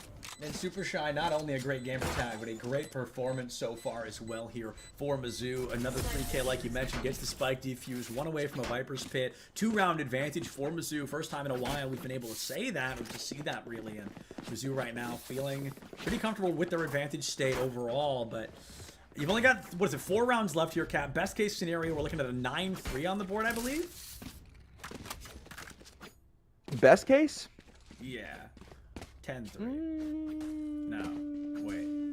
No, they can do 7-5 if they lose this one. I don't If think they lose this one, they'll go to 6. I think Mizzou's getting warmed And up. then they'll go eco again. Are you referring from purely like the vibe of the game? I don't know what I'm saying anymore. If you're going purely off the vibe of the game, I thought you were going off econ. You're going by the vibe of the game. No, yeah, I'm going off the I think momentum that anything's Mizzou possible. seems to be staggering out here. You know, they're sitting on 3 ults. Anything possible here. And I'm always a fan of use the ults on what it could be ping pong around just to Real. guarantee you win it. I agree. Heck, I Plus use the every ult ult when you every least round expect it. because I ult I'm on bad cooldown. and I need don't 'em. care if everyone's dead. I'm popping my ult. Exactly. Taking that back. So that was foreshadowing. You guys saw the sign from the observer. Take it as a sign that they're going to use ults this round. Real, so real. Big shout out to our Angel Observer, Cool Scoots. What a guy. Rochester now find themselves with a lot of ultimates and mid control, uncontested really for the first time in a long time. We're seeing a slow burn come out here up through Yeah, mid. side hold We're gonna better. get B heaven for free, but also trying to cover vents. It feels like this could be a B hit, which unbeknownst to them is of course the more occupied site, so it'll be a bit bloodier to try and get through. I just think you should never go B if you're Rochester. It Just only takes ever? one guy Just to hold ever? on to it. Yeah, it only takes the likes of Super Shy to hold on to it. They're going to try to use That's this true. lockdown to get spacing. Seekers for info to know these players really did leave. So, okay, you got the site. Now he's got to hold on to it. So they've done the job of uprooting Super Shy. I think that has a lot of value. Ponder's out with no teammates to even consider helping. So Grim will pick that one up, no trouble. Plant down for Rochester. Now just the hold on. Panda good for the first. Retake Spark. Me when I ponder my old. Hawk goes out. Grim gets no intel. Blank finds Conch onto heaven there. 4v3 in favor of Rochester. This is a circumstance they really want to win. Wide swing. Fernando gets timing dip. Super Shy puts him down. Grim gets betrayed right back onto Panda. And it's the Grim 3K that equalizes, keeps the dream up and running for the side of Rochester, puts us within 1 round once more. What's with everybody swing pre-flash? Like we gotta slow down. This is like a Yeah. note to Yeah. everything we've seen so far. Like everybody on every take, every retake is in the angle before their initiator can get the flash up. It's like the comm is I'm flashing and they're instantly peeking. Like you gotta let them equip it, throw it, pop it, let the Lock player it. get flashed, and then you can push. Like you're way too fast. Con got up into trouble early. Now that's a peek after the flash. Great stuff, Grim. Good job, good job. Tasmanian Tiger into the rendezvous. It is literally such a muscle memory thing for Chambers, and it makes me laugh so hard every time. They fire the shot, they have to get out of there. It's like a jet dashing into a wall. It's inevitable. We're always going to see it if somebody locks that agent.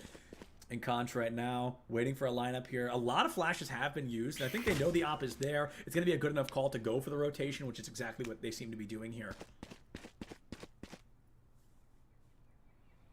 Tiger to confirm info from Mizzou, so that's going to move Conch back over. This op's going to be in the right position. Of course, this pit's locking down mid, so it's a very one-dimensional push on its way from Rochester. They have no choice but to go straight into this A site. This player's ready. There's 2 to the back of the site. Conch actually moves back over, so they won't have the additional operator, unfortunately. Ult's here, going to pick up the first from elbow. And they still have help. That's going to really play spoiler the fact that they're not going to check this guy back aside. This paranoia hits all 3 again. Potter going to find the first, the second. That player under hell, no choice but to back away. The Seeker going to confirm info. He's concussed and he's dead. Panda picks that up. Grim in a 1v5. He's picked up 1. Grim's been He's got to pretty find good at 4 more. Conch from the close angle. That one doesn't hit. Yep. Somehow goes straight through his knees. As Grim is able to dodge that one. That's 2 picked up. 3 more to go, 15 seconds, first flash to heaven. Piggy not blind. He has the frag. It's 2 rounds of difference. Mizzou the lead.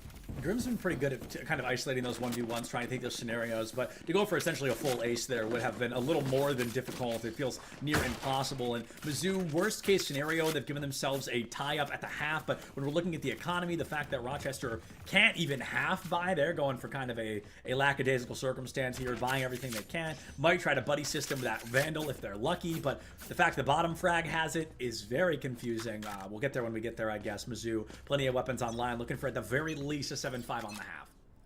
Shadows traveling. Piggy with a jiggle. Early information. These players are indeed here and gonna try to get out of this one. Does so on good timing as well. Blank was on the way with the showstopper, but that's not going to find anything. There's another pit here for retake. Rochester, when they utilize the ultimate, did pull off the win. It's a huge pit. Can Mizzou change things here? And you know the Viper's going to play in the back corner off this pit. You got a showstopper of your own if you're Mizzou. Is that Rocket Question going back is, corner? Which back corner? You got to figure out which one you're looking at. That was instead. the worst possible place. Goes for a blind fire onto basically nothing, praying somebody would be there for the shot. One from Piggy in the back line, another as Rest will go down to a spray and pray scenario. I love the snake bites into the back corner, isolating those corners, making it difficult to get value out of it. Piggy caught by Yum, flanking into the back line. And Grim make this clutch happen. They're just barreling through. Mizzou knows they have the weapons advantage. They're looking to find it. Hernando takes out two of them, drops a third, but Super Shy will get in the way. Unfortunately, it's too little too late. Rochester, 5th round win. Yum, last player standing, and the one with the rifle is the one to make it out alive, so I'll eat my words. Bro, he's cheating. He's hacking, He's bro! he's on the box. He's literally cheating. He's like hacking. they can't find him because he's on the box. So they find everything spraying Everything through. else. They find 3 different players just spraying through that pit, and they can't find the Viper because the Viper's sitting on top of the box Pride, instead. can you hold tab for me real quick? Very Thank you. unfortunate scenario. Yeah, this is double tough because Mizzou doesn't have an economy anymore. They've got maybe Well, 4 good thing rifles. it's 1 round.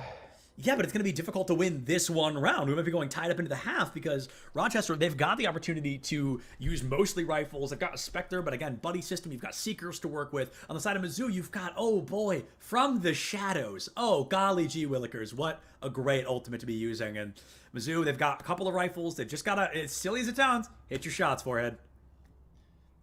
Yeah, absolutely. A lot of some of the end of these rounds do come down to mechanics. I feel bad for Mizzou not taking that round, just Sure. because the retake was really efficient.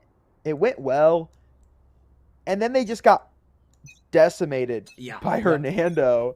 He's able to come find 2 off the box, jumps down, classic right clicks the diffuser, that breaks the round up. And Yum playing spoiler B main again. They sent players out early. Piggy jumped through a nanoswarm trying to find him and take him down early, but he was He on the got right side wrecked. instead of the left. Yeah, it was very unfortunate. Vi's pretty equal here, all things considered. So Yeah. we'll see if this team out of the timeout, a chance to talk and find it. They're going to play really quick outside of A. And there's contact here. Bomb jump scare. A lot of spray and pray happening. We see some nano swarms go out. They get destroyed. A counter bomb buddy. Every util in the game being just tossed into oblivion. Everybody desperate to try and find that opening elimination, but not able to do so quite yet. All right, lots of util expended. No gain for either side, so we're at net neutral. As Rochester now going to push their way into A main. I've got your That guy like to confirm they can. Seeker's activated. Ponder going to satchel away. So that's space given. Rochester just kind of gifted the site here, but they want more. They want to get to heaven, and that's cost them 2 lives as Piggy finds both. Oh no! That's just absurd. Gonna see the end of the shot. And the snake bite, that kills him. And 2 That's players on site get value as well. crazy. Grimmer Hander gonna take 2 down. That's Plant to go down back to site. And Rochester somehow, some way, have found a ticket to site. They found equal footing, and they've got a real chance to tie up the half. That is genuinely hilarious. That is very, very funny that's how that's going to go down. But Right now, 2-2, Viper alive on both sides. Conch has a little bit of information, but Conch has not been the most accurate today, unfortunately. That tail continues to tell true. Super Shy, gotta check your right side. Just doesn't, and Grim puts him down. 3K on the board, 6-6 on the half, as I had predicted what feels like several rounds ago, but Rochester keeping things close, 6-6 on the board, and now Mizzou, it's crazy how it really felt like they've been in charge this whole time, yet somehow they just cannot keep this lead. Yeah, it's just some of these rounds come right down to the wire for Mizzou, where it does really feel like they lead the charge on that retake. That's the second retake now where Piggy finds a 1v2 early. You make it feel like, yeah, this is going to be easy. It's 5-on-3, or in the other case, it's 4-on-2. We got this. And then there's just one player to play spoiler. In this case, it's Grim, able to find a nice off angle to have value. That snakebite, I think, kind of created some chaos in the comms, perhaps, from Piggy. But nonetheless, it's on the rest of the team to execute, and they just weren't quite able to do so. Mizzou going to play really quick to the A side here. That satchel from Blank's going to send him away. That's a team flash. That just cost them the frag. That's tough. Blank is going to find those paint shells onto Panda here in Karma. Rochester. In this pistol round, it's going to find an opportunity to take a very mild advantage. Downside, it's pistol round. That advantage may not be as large as you would anticipate in a traditional rifle round. You flash your team, you eat the nade. That's how it works. It's that easy. Sorry to tell you. They definitely would have killed the Viper there early round if it was not for the fact that they were not seeing anything.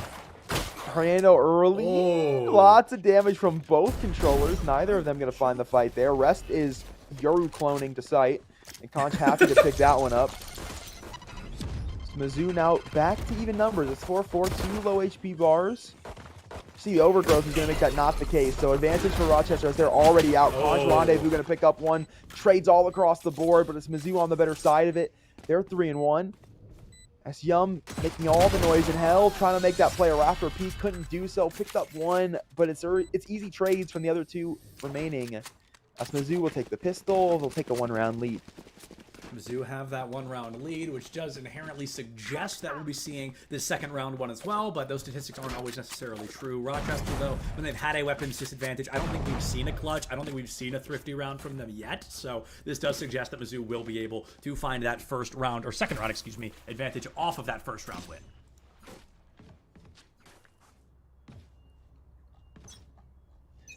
Contact in mid, gonna be scary here. I know I'm scared. I'm scared of the shorties that I'm seeing in front of me. I'm always scared. Blank gonna walk it down. He's gonna hold the box, so not too worrisome. Rest is gonna play off the angle as well, so looks pretty safe for Mizzou. Did see Blank gonna play forward, no choice, and they've handled it nicely on the back line. Tried to find that Sky who was in the dog, but the rest of the team is there. They homie him. Wish my ranked teammates could do the same. Conch finds Grim just off screen there, and it is going to be a 5-3 advantage now in favor of Mizzou. I say it every time, but I think the way to make a round like this expensive is to find 3 eliminations on the team with rifles, and I just don't think that's in the books right now for Rochester, especially if Conch continues to play this pitch. He smells him. He knows Rest is nearby. He's waiting for that Yoru clone. This guy, bro. Rest sitting in his own Nebula here, wanting to make them push him. Oh, he knows. He smells it. Walk away, walk away, walk away. Okay. We'll get back with the team. Conch will head back. Could catch some contact mid here, but he's going to work all the way around. So it's better safe than sorry once we have that gun for the bonus. Yum handled nicely by Ponder. That's planned to go down. Still the advantage. It's 3 players up for Mizzou right now. No rifles to fall just yet. They want to keep that the case. More contact to elbow. One nicely. Hernando's going to fall. And it's Rest, who has found a classic. So we'll be able to actually shoot from long distance in this 1v5. This is huge. I mean, long distance is kind of a big word. You really got to hit your shots to the classic to get the necessary value. Like that. Good job. That's, yeah, perfect. Able to find that opening, but now 35 HP. Guardian in hand. Just can't find that last shot when it mattered most. And things... Oh, excuse me, things feeling a bit good here for the side of Mizzou. They win that round. This is the time that Rochester gets to bonus up a little bit, and even with that opportunity, we're seeing a judge. We've seen some wild judge plays today. I'm going to be real with you, so I'm not sure if we're going to get that same energy coming out the gate here or what. Hey, rifles on is game time for the squad. I do think they did a good job of working off one another, and it's harder to do defensively as you're naturally going to be split. Putting a lot of resources into mid early, and there's not a lot of contesting from Mizzou right now, so got to reallocate the resources perhaps. Sure. And they are able to find those mid-round defensive rotations to do so, so hopefully that could be the case for some of these early round opportunities too. Mizzou going to take Orb early B main, and now they're gone. That's an Astra Star. They get out of the round just by grabbing Orb. Blank playing Mail here with a judge in hand. I feel like nobody's really kind of wide swung that corner either, so Blank goes out, already able to take Piggy down, gets the shot onto Conch, and the 2-for-1 trade is incredible, especially with a judge in hand. Makes it a lot easier for Rochester to feel comfortable with these numbers, maybe get a little bit more aggressive with their performance overall, just knowing now that they've taken 2 rifles out of the hands. Good mid-hold. You know, I would say the swing for 2 from one judge isn't really consistent, but yeah, it worked this round. So Hey, so far so good for the mid-hold. When it comes to actual rifles for Rochester. Swing out for elbow, Yum.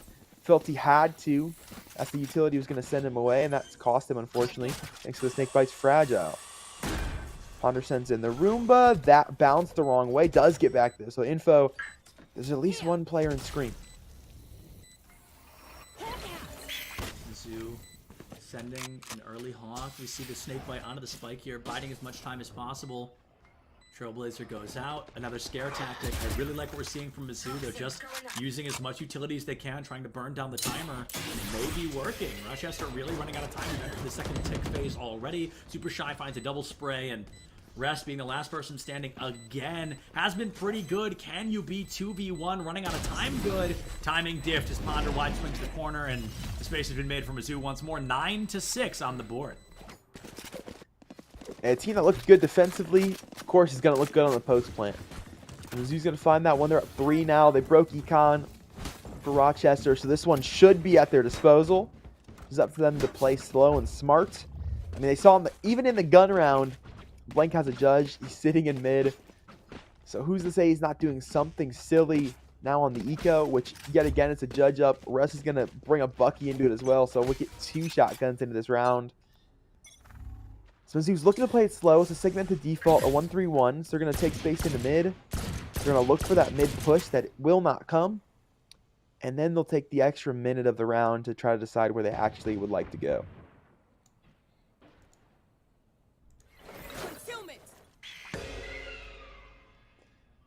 A Bucky Early in here this for round. Rest. And I'm looking at the B site because it feels like Mizzou wants to maybe go up through mid, take possession of Heaven, and then rotate toward B. But oh, maybe I've got the site right location wrong. This may be a push up through Garage instead, which feels tough with the composition that Rochester's kind of been bringing to the table. They love to smack the util out of you as long as they can, and I think Garage is a great place to stall people out. Yeah, for sure. I do think this will be an easier avenue, though, based off of it being the eco. It's deeper sight line, so better chance for the rifles, and there's no shotgun worry trying to work through mailroom. Grim's still going to pick up one, and there's that stall that you're mentioning on the util. So Yep. they have the chance to play out. It's crucial they find that first frag. They couldn't, No more stars. and now their utils come through. They've cut noise.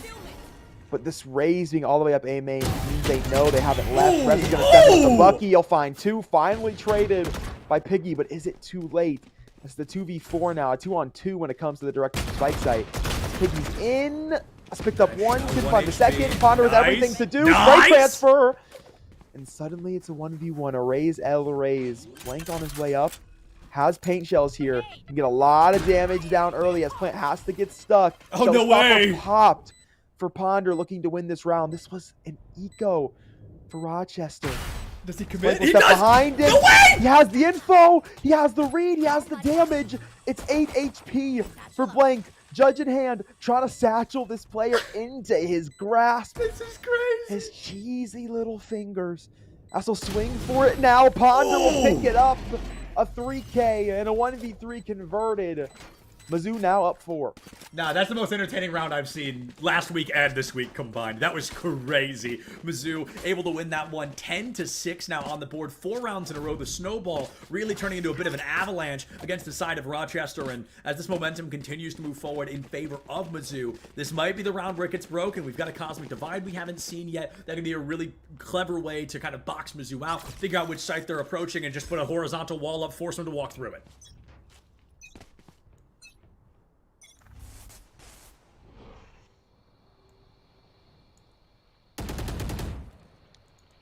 Ah, yes. The default round. Very slow. Nothing for Rochester. Early contact. Mizzou's definitely been caught by a number of these early pushes, so they're doing a good job of recognizing they really have to slow the pace down when it is rifles and when they do have the space to make decisions. They have rounds to drop, but still, if you can avoid them, do. They're doing just that. They're going to save the walk up mid here with 2 players. I do think the call, though, if they do get B Heaven, would be to wrap all the way CT and then work back with the squad. Trailblazers are going to catch info. Blank will wide swing this one and wins the fight.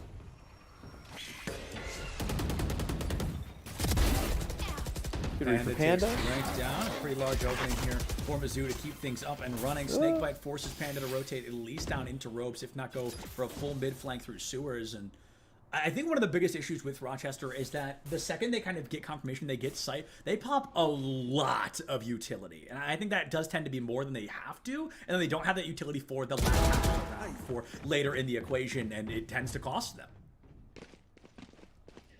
Concha's Grim, rest. Oh, they don't know that's the Astra's site just yet. Ponder's going to pick up one. Panda off plant. We'll find the quick trade. Seekers to try to confirm information to finish off this round. I like these Seekers. I like these Seekers a lot. It's a great super shy angle.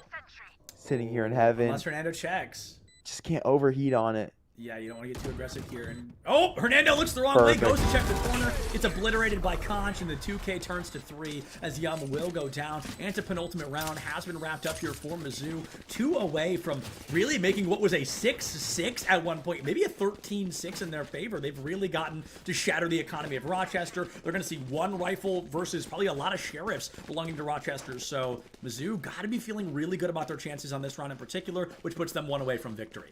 Yeah, they're doing a fantastic job of pacing these offensive rounds, really making Rochester have to work for info. They're using that util to confirm information of what agents are where, and then once the util is quelled, doing a better job of making Rochester have to physically peek for the info and finding the frag, taking them out when they do peek for that information. They're also switching things up. We've seen them 1-1-3, we've seen them 3-1-1, and we've seen them 1-3-1 now. So working players mid. Late in the round, they'll work a second player mid for that space, and they'll work multiple different spike sites. This one's going to go down towards A. Rochester are ready for it. They've got ults at their disposal. Everybody's here. They're stacking up on this eco. Is it enough to have presence when they do not have rifles? That is what we're going to find out. The mechanics from Rochester have been very good. I think that's kind of a comment that a lot of us are comfortable discussing, is that this team, when they hit their shots, they really hit their shots. But with such an aggressive weapons disadvantage, you've got one opportunity to hit your shot. And Kat, here's a great example of what I was talking about. Oh, we got noise. Okay, double smoke, double snake bite, double trailblazer into Hawk, into like everything we have, into Astra Star, and it's like just holding on to a wee bit of that utility to use for the latter half of the round could be huge. Not as big as that showstopper, maybe going out with a literal bang. It's going to be a 1-to-1 trade. That showstopper does more damage to you than it does an enemy at that close range, which is crazy. But a win is a win. You tied things up for your team. Another day for the OGs. Another day for the OGs. Taking down the sweats. You do hate to see it. All good. They are going to get the plant down, though. So Mizzou managed to full swing. They get back. They get through heaven to rope. Conch has the angle. Looking for the spray down. Gets no way! Great catch. Rest still alive. A 1v2, has a star, has a divide, and most importantly, has a rifle at their disposal. Save it. Don't Super Shy, fantastic angle on Rafter. Ponder going to hold the additional heaven angle.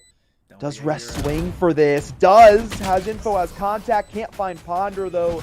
And they're able to swing out hell freely. It's match point for Mizzou.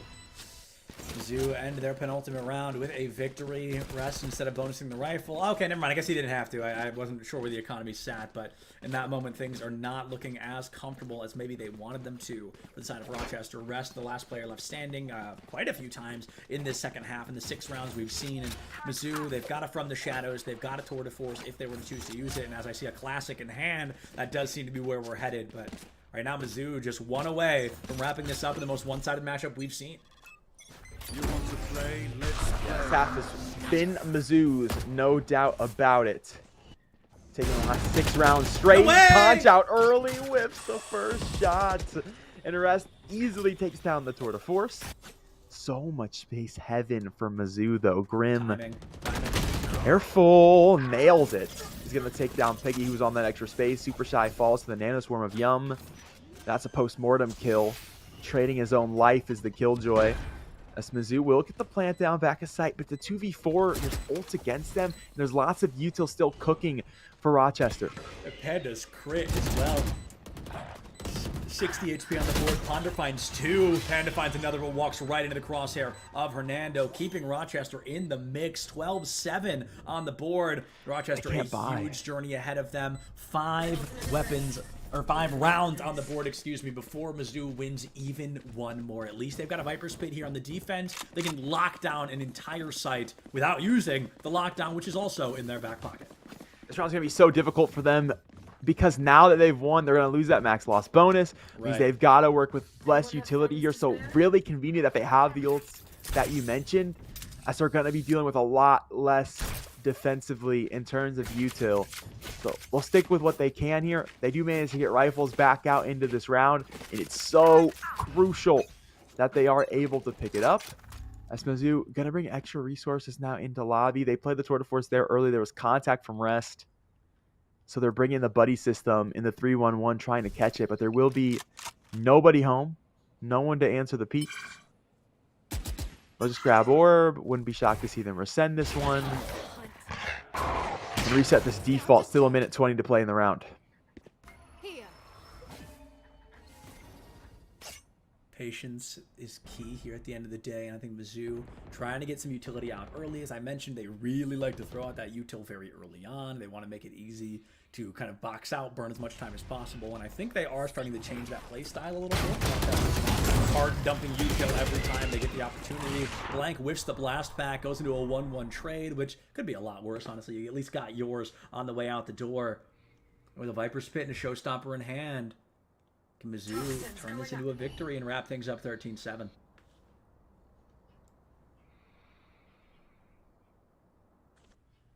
Back over towards the B site. Still all this KJ util they won't know about. See if they do the due diligence to Satchel before pushing this one.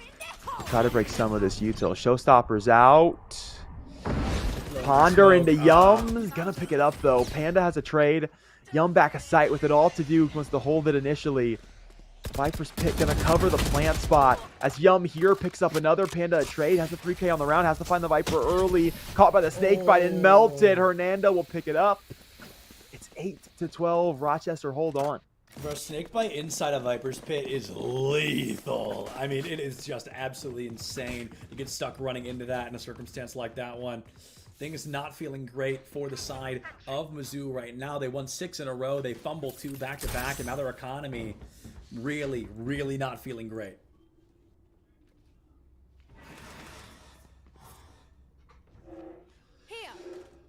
Here. Yeah, this is a round that you really want to win if you're Mizzou. Not just because you'll win the game, because the game becomes infinitely harder if you don't take it here. They'll flip the 3-stack this time on default over to A. Still looking for early peaks. Rochester have really reined it in, though. They're not giving them those early info peaks any longer. It's making Mizzou have to work harder in these rounds. Might be the time to work the other 2 mid and try to play this 5-man exec off the 2-prong.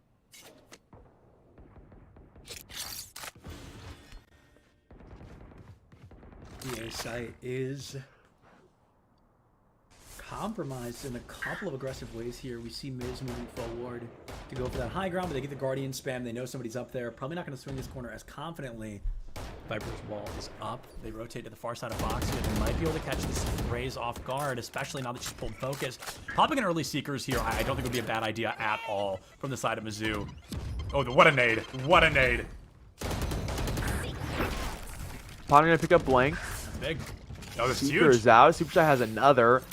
This Viper on site. You're not getting out of here. Don't try to leave. You got to do the work instead. Hernando wanted to get out the screen, couldn't, and everyone's out the round. Mizzou gonna pick everything up in flawless fashion. It's 13-8 as they'll move forward in the Fighters Cup presented by the United States Marine Corps.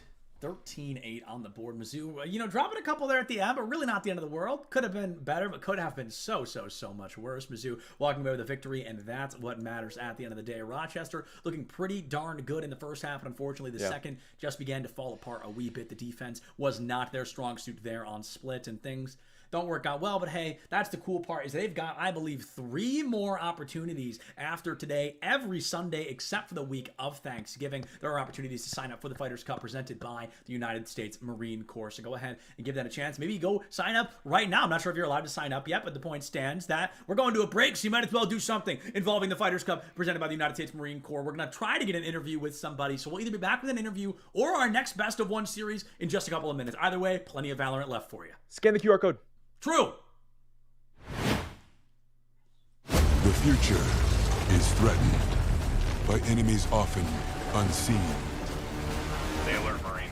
and unexpected. In the midst of an uncertain and evolving world, the need for Marines to defeat these shifting threats is critical, because the need to ensure stability for our nation has never been greater. When there are battles to win for America's future, there is one constant: Marines.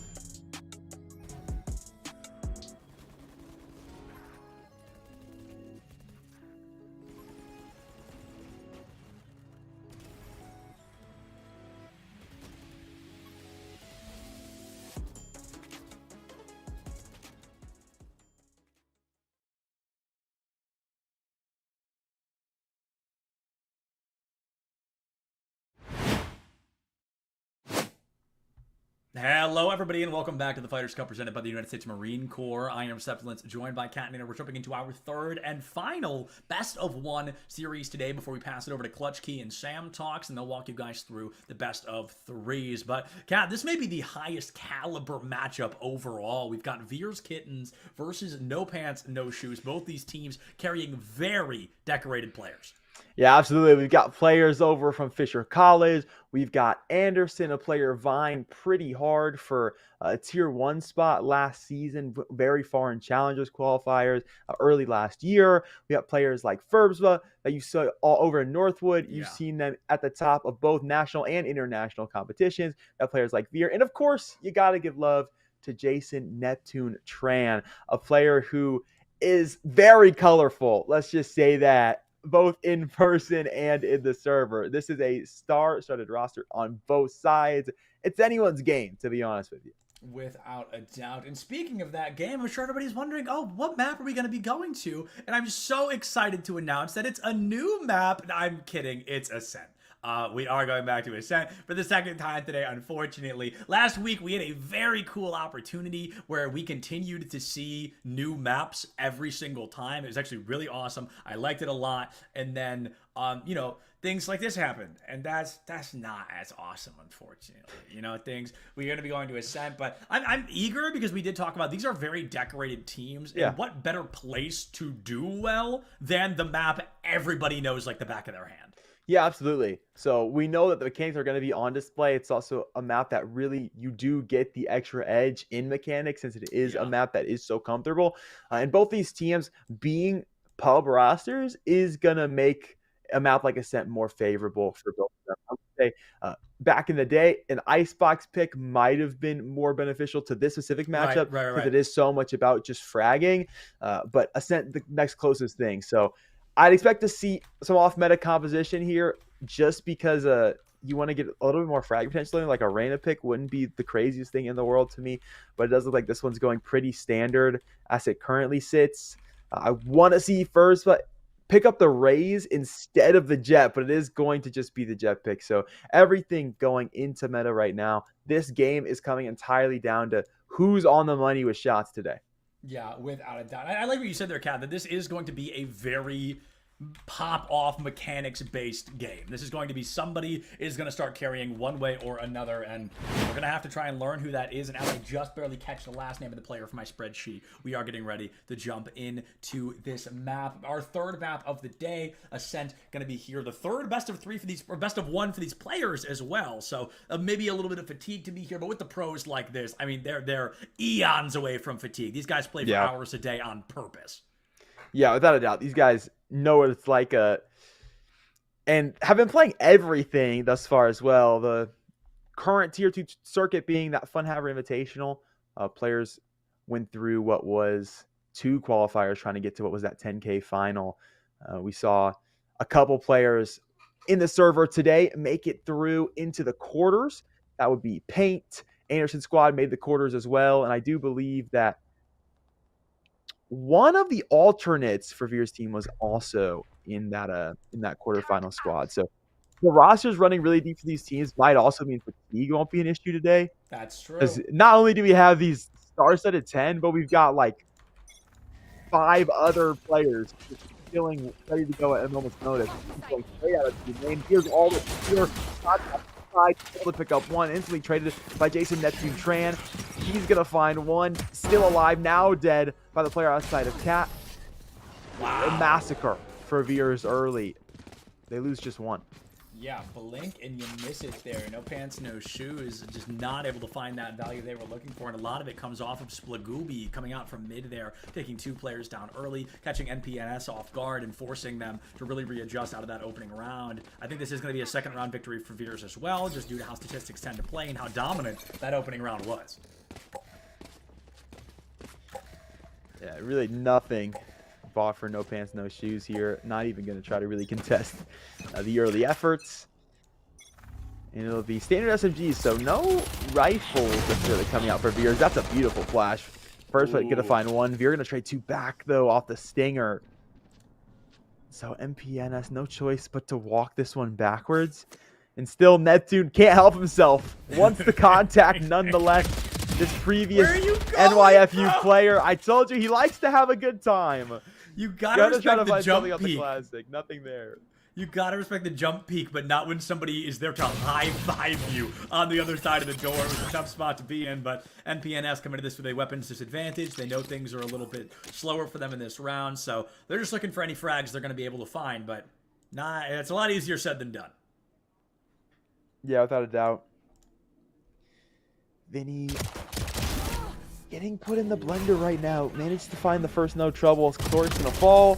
Just Lear left standing, and he's now down as well. So just one member to fall again. For Veers, they'll take 4 guns into their bonus. Wow. Let's see what they can find against these rifles. Yeah, you know, the weapons aren't going to be great here. Scrubble will pop a Vandal, but otherwise they're bringing in those bonus-style weapons, some Spectres, some Stingers, some Guardians. And on the other side, NPNS, they're going to be going full Vandals, except for Ferbsa, it seems, who has had not the strongest opening. Might be going for some kind of buddy system play. We've been hinting at that a lot today, and I wouldn't be surprised if this is the moment they try to kind of make that happen. Surprised at how slow the pace is here Sure.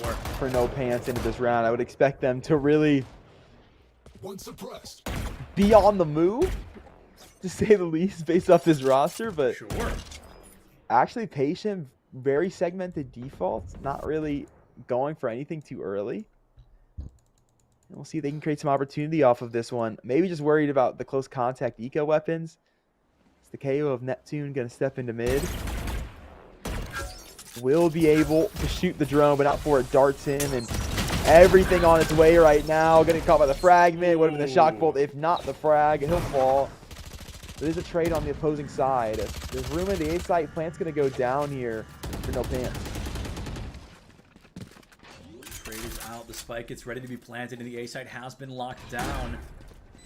The door's going to be busted open. The Paranoia comes out. Ferbsa goes for a defensive smoke instead of a dodge to Paranoia. Goes for the reset out. Tries to read the jet smoke, but Splagooby will find Lear early on. Has Stolen having a lay and forced an awkward position for NPNS. Tuzi runs it down, turning it into a 2-2 trade. And now 2-2 left standing. A lock into Hell, and NPNS are trying to send Veers straight to it. Scrubble gets one. Cloric wide on the corner. Scrubble doesn't have the location. Cloric gets a little sloppy with the shot, but still finds purchase. Shock Dart goes out. Damage has been done. The bounce could be enough to kill, and it won't be. Splagooby, 1 kill away. The jump is out. Cloric will clutch it, and that's a round they're supposed to win easily, Cat, and they really just did anything but. Yeah, 4 rifles dropped at the end of that one. It'll be half armors to rebuy into gun round here. Definitely down to the wire. Being in Hell saves them there. I'm trying to run the numbers in my head to figure out who Scrubble and Splagooby are. Yeah. Obviously not Scrubble and Splagooby. Splagooby? I'm going to say best gamer tag I've seen in a minute, I don't know who they are. I can't pinpoint it. If you aren't Splagooby, you are now, because that is so unbelievably fun to say. I think it's a very funny name, and yeah, I gotta agree. That is not a nobody we've never heard of before. This is very much someone we're familiar with on an alt account, most likely, but it is very funny regardless. And now NPNS, they want to find that second round. They want to tie us up 2-2. And I think we talked about this in the green room a little bit. I'm not sure we said this on stream, but there's kind of a very real possibility that this turns into either a very one-sided matchup, like a 13-3 or whatever, or we're going all the way to an overtime, because this is 10 seasoned players on the battlefield. Yeah, I just want to be very close indeed. Yeah. A lot of spam coming through into main. Damage done. But HP bar is still pretty healthy nonetheless. Snow Pants have to work into all this KJ utility, worrying about the dark cover now as well. They do manage to play their way out. They've got to switch. They've got some space. There's 2 players back at sight, though. They've got to beat. Vinny's going to be good for the first. Couldn't shoot dart. Has to be careful of the spam here. Neptune and Lear will get 2 back. Scrubble a trade. It's a 3v2 for the retake. Veer's definitely still in the driver's seat on this round.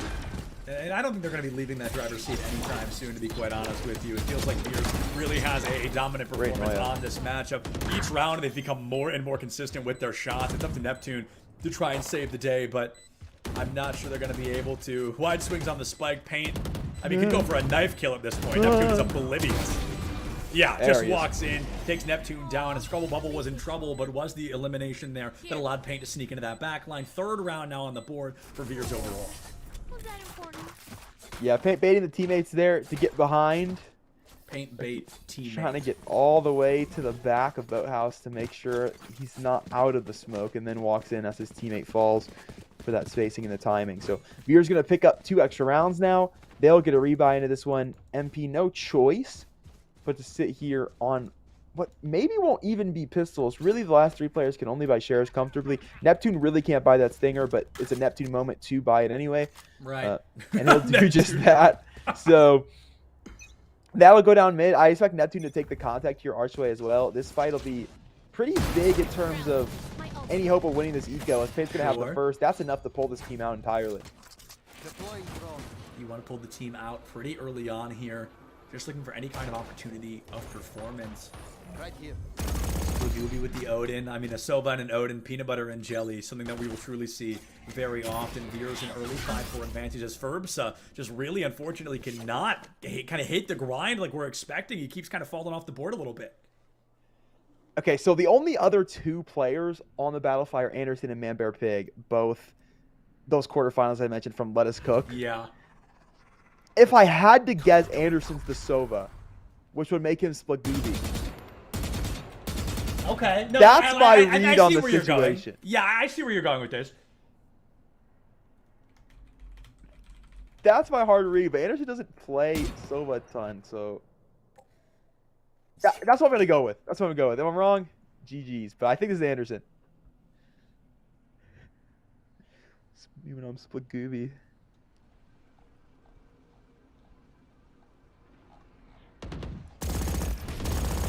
Oh, early contact. Looking to spam through the wall here, Cat. Nothing found. Caught on what's going to be that flash. He does find one for his troubles. Traded out quickly, though. Veer Garden's going to pick up 1. Chubb a trade on site. Looking for the last. Then Manbear Pig to pick it up. Make it a 5-1 score line. Veer's to lead now by 4.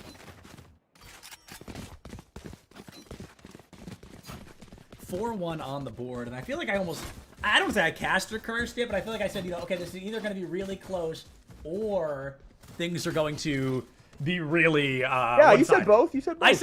I said both. Right? So it's like, weighed I the didn't cast options. or curse. I presented both realities, and this just happens to be the one, the timeline that we are a part of right now. But Veers, I mean, it's funny. I really like that you highlighted the point of like the 2 people that we're not super sure who they are the ones absolutely bodying this lobby right now. And Veer, who the team is named after being the bottom frag, well, that's just silly in itself, isn't it? Ferbsa and Paint are going to be traded out early here as those Jets go down. The entry duelist from NPNS has been the first one to fall almost, if not every single round. So that is something they may want to look into changing overall, just kind of changing who is approaching where and how. Look, Veer gets the IGL shield, right? IGL always bottom frag. They never can get a kill. True. Okay, because their you're brain right, is you're too right. expansive. Now, does that hold true on the defense? No. But we all know if you're not fragging at the IGL, it's because you're the IGL. Yeah, right. I'm gonna start using that actually. I like that a lot. I guess I'm the IGL. I'm not supposed to be getting Yeah, kills. that's why I'm an IGL. I'm not an IGL, bro. I'm doing it on purpose. You don't get it. Your brain's not big enough. You don't understand. Hey, it's like you put your attributes in certain locations. If you put anything into knowledge, you can't frag. That's how it works. All duelists are brain those dead are the for a rules. reason. Veer's gonna walk off a scaffolding. This Fury. Oh my god, Vinny just jumped and he hurdled it from the track team. That He's too keeps good. him alive. He's too Rest of his good. teammates have done everything else though. Still gonna pick up 2. Anderson has 1 and the second to go with it. This Veer's walking in on the retake, just having their way with the defensive side right now.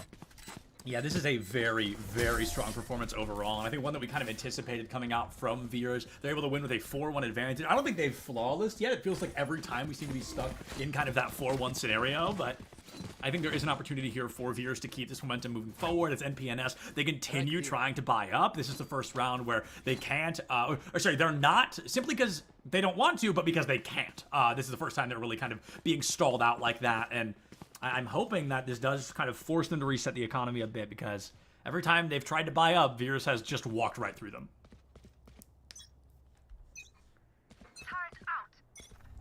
All right, there's better half buy here, so they get the full buy into the next round. That'll be nice for them. That currently sits No Pants in mid, hoping that they could just get an inkling of a peek, maybe get a gun Just a dropped on the little- a little floor. peek. Just something. They're going to try to work mid here. I'd say mid-market versus execute if they can find it. Fight's on its way. A lot of Yuto though holding him off. That fragment from Veer, very well placed. Oh. And then the Nulkman on top of it, saving Okay. his own life. Vinny on the back line going to pick up one early. That's the mid player dead. They do get to go towards sight. But look at this. Oh! Never mind. I tried to give him the credit of he backed out of the angle so he wouldn't get caught by the Stinger, and then he still got Gotcha. caught by the Stinger at range. Wrong. Gets bodied by the Stinger at range. Never a spot you want to be in, but... And I don't even think they can go for the red, can they? Nope. That answers that. Veer goes down before the rest can get right through online. But Veers, as I said, they haven't really flawlessed around yet. It's always been a 4-player victory. Neptune goes down to a really aggressive Blade Storm. Verbsa will be falling as well, and Veers are going to win that with a 4-1 victory on the board. The Scrubble Bubble defused, putting Veers' 6th round on the board. Things definitely feeling good because a worst case scenario, they could absolutely bomb this entire second half of this first half, and it's still only a 6-6. So Veers really feeling good. Yeah. Yeah, plenty of room for this squad. Let's just say that. As No Pants back into the bye round. They've got 3 ults to work off of. Yeah, from the shadows for info, back of Boathouse. The lockdown for space and V if that's where the lane's going, which it looks like it certainly is. They do throw the turret though. It is looking towards Link, so it doesn't necessarily mean that they're not going to play towards mid, but pretty likely that this is going to go quickly towards lobby for both sides. Contact from Veer's first ball on the top ropes, caught early by Paint. Torque a trade, everything happening early. A flash going to send Paint away. Now Veer will catch it on the early angle. A wall bang from Paint for another. And No Pants just can't catch a break right now. They're caught off by this dark cover. No trades. NPNS 3v2 disadvantage. This is the first time, maybe only the second, that we've actually seen more than one member of Veers go down since they really started to begin this domination. Paint might have a read here onto a 2K. The spray goes out, the spike goes down, and Paint just looking to kind of start over here against NPNS. A 4K will clean it out early, and things are continuing to be dominant in favor of Veers. 7-1 on the board. And as you mentioned, Kat, I mean, Veers are looking at players that are potential T1 prospects, right? We're looking at very talented players, and I think they're just kind of getting ready to really show that off in this moment. I can't believe what's in front of my eyes right now. I can't believe they took a timeout, to be honest. I get it. I get it. You don't want this to happen. You know, it's like it's a tough spot to be a part of. I just can't believe this culmination of players took a timeout. They just seem like the type to vibe it out. The type to just be like, all right, whatever. Listen, let's switch the music in our ears and we'll be fine. It's kind of the logic. So That's probably what's happening, actually. They're I don't probably know all... what they're discussing. Maybe someone went bio that, or the hyper pop wasn't doing it. Got to switch to country. I don't know, but not country. I don't know. More mellow vibes, perhaps, what they need so they can slow down the pace of play. They're trying to out-mechanic them, and it's just not working. This team's playing phenomenally right now on the defensive end of things. So instead, it's time to default. We'll see if they do that now. If they come out of this timeout and the tempo is still pushed, it was a music break. Real. I agree. It was just a little bit of the kind of change up the elevator music a wee bit to kind of make that magic happen, so to speak. And hopefully NPNS is able to do that. They're still at a pretty aggressive weapons disadvantage. I think I'm seeing 2 sheriffs online and maybe a couple of rifles. But Veers right now, they haven't slowed down for a second because they are just gaming their hearts out.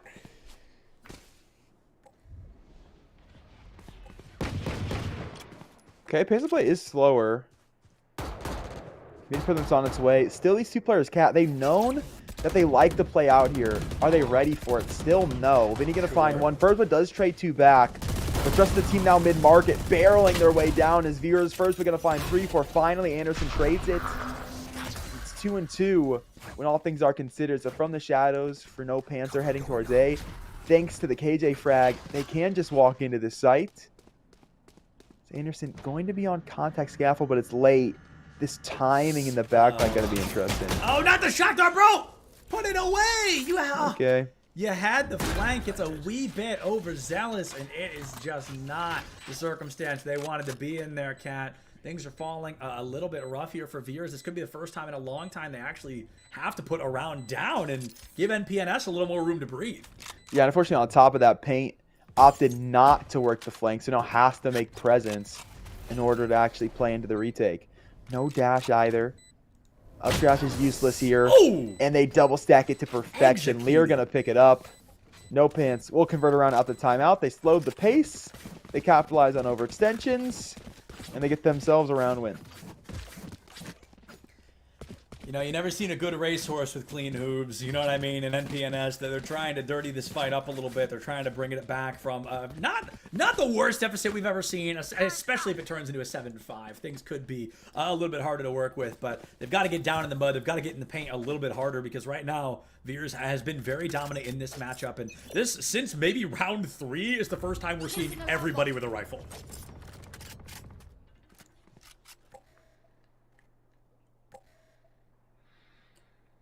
Dang, is it really been, it's been 7 rounds since we've seen full rifles? Yeah, that is kind of absurd. Another very slow round for No Pants here. Info on this op as well. Well, info that there was a player, not on the op, and Paint's still going to pick up one. That's a tiny sight line to hit it too. So first, but the entry is out of the round early. As No Pants going to reset. They take everything to B, so they couldn't win off of the default early round, so they're going to opt to play this one hard into the B site instead. They might get opt. Pretty aggressive here, as the B site is on the lock, and the op's actually on the A site, but I couldn't help but make the joke. Going into the B side, I think a hard commitment here, especially if they find the elimination onto the Sova flank back side, could be really beneficial. 0-point knife gives away a lot of util. Fragment grenade goes out, and these players taking a lot of unnecessary damage makes it that much harder to defend overall if they can even force a retake scenario. Right now, they're getting cooked left, right, and center. Cleaned up by Veers. Lear will be able to find one, but it's just going to be a 4-player victory for Veers. 8-2 on the board. The possibility of a 9-3 or even a 10-2 still in the hands of Veers. Such a patient defense from this Veers kitten side of things. Just consistently players popping up almost out of trapdoors, able to find looks early, and No Pants just caught off consistently by it. They'll buy what they can back into this round. I don't. Well, they'll have a full buy next round, of course. I think Neptune will lose util, but he doesn't have much to buy on the KO kit anyway, so yeah, that won't be too bad. Except 0 point being a passive. So No Pants gonna walk up towards Cat. They got space early. And Veer's gonna play so far back on this one, gonna rely on the KJ util. You really need Vinny to stay alive guard, and he knows that. He's got away with no trouble. No trouble on the board for King Vinny. Ferpsa, unfortunately, just in the great down under as well, being eliminated time and time again. That first blood for NPNS. This time, though, Lear is able to fight things back, take Veer out of the equation, and tie things up 4-4 from the shadows from Veer. Gives the opportunity to reset toward the B site. Some possible information gained, and that could be enough to work with, but I don't know, the A hit just feels a lot more likely, unbeknownst to NPNS. It's wide open. Jump scare. Technically, he knifed him in the back. Paint will pick it up. Looking for a second. Oh, nothing found there. Almost got knifed. Neptune takes the classic frag before it can happen. Everything in mid for No Pants. There's an extended player out. Market Lear with the sheriff. Close contact picks up one. Turret should give info to the second. It won't. He's already walked through. Lear's so upset about that.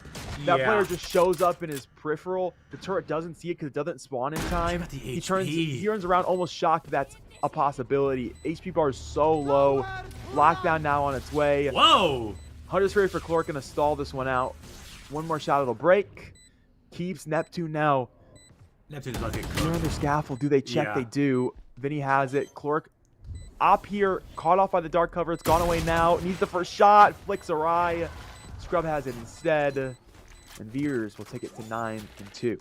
9-2 in favor of Veers right now, and I think that was a difficult circumstance to be in. Cloric and Lear didn't even have, or whoever the remaining player was, didn't even have half a player's HP between the two of them. They had taken so much damage in that moment that they weren't able to kind of play low and slow. They weren't able to play creatively. They just didn't have the HP to work with. The op didn't give them the space they needed, and Veers gets a 9th round victory, 1 away from double digits in the first half. Placing swarm grenade. All right, No Pants going straight to the A site. They brought the slower default. The Op's been really catching them out, though. It's been giving them one less player in a lot of these rounds. So why not just keep the gang together? So working their way towards the A site here early. 0 point towards Cat. We're hoping to catch the Killjoy. Excuse me, they did not. So Null Command it instead.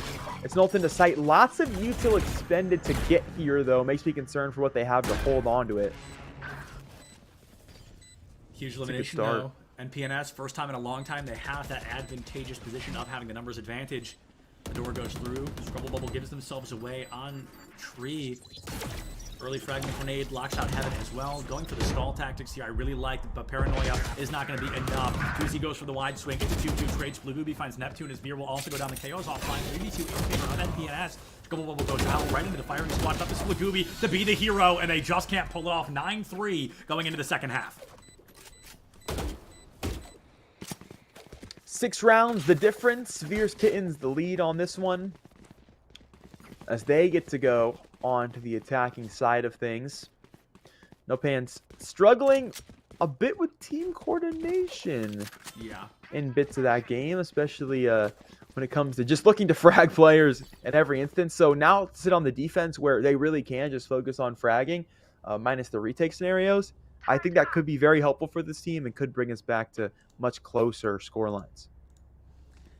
There's a very real possibility that NPNS can turn things around a little bit. They get almost like the forced timeout in this kind of half swap where they're thinking, okay, what do we do if things don't work out well for us right now? Do we instead sign up for one of the 3 remaining weeks that are every Sunday except for the week of Thanksgiving until December 10th? Do we maybe sign up for that if this continues to go in favor of Veers? Who knows? Maybe. But right now, this is kind of the last opportunity of NPNS to try and flip the script a bit, because if Veers wins this one, they're expected to win the next. That puts us 11-3. The timing diff almost catches Cloric, but they do find one out the door. Susie does not turn around fast enough, and NPNS will lose the numbers advantage early on in the pistol round.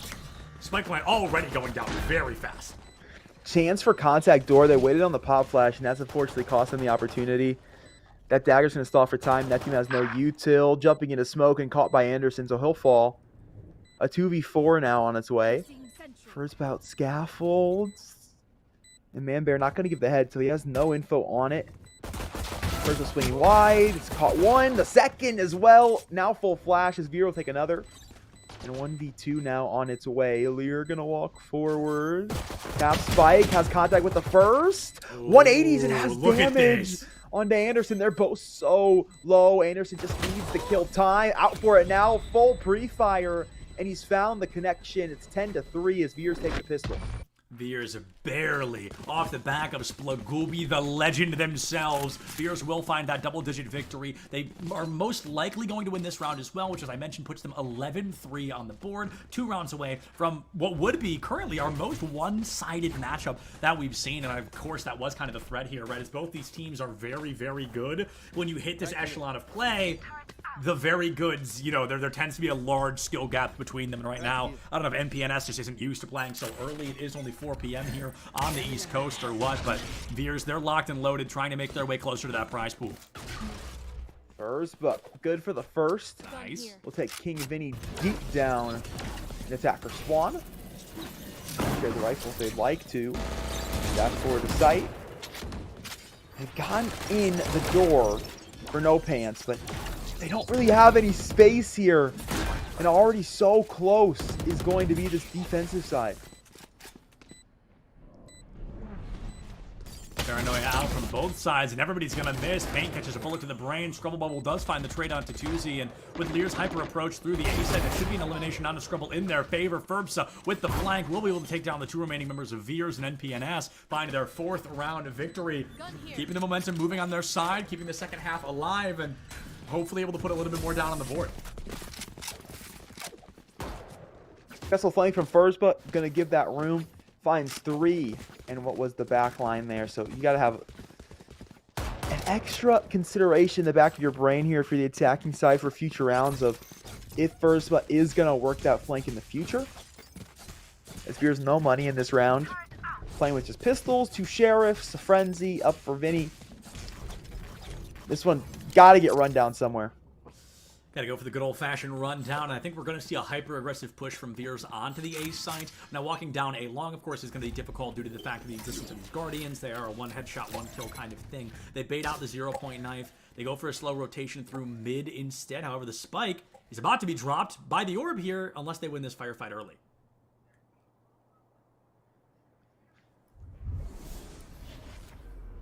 Walk up cat.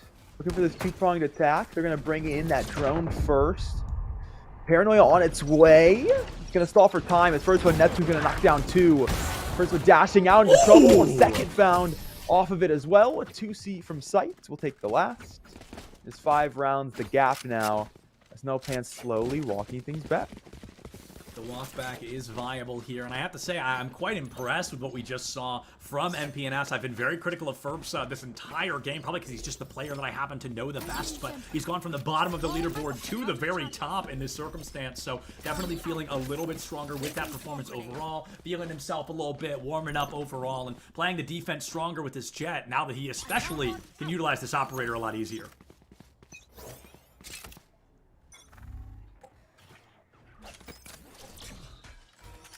Slow default for the Kittens in this round.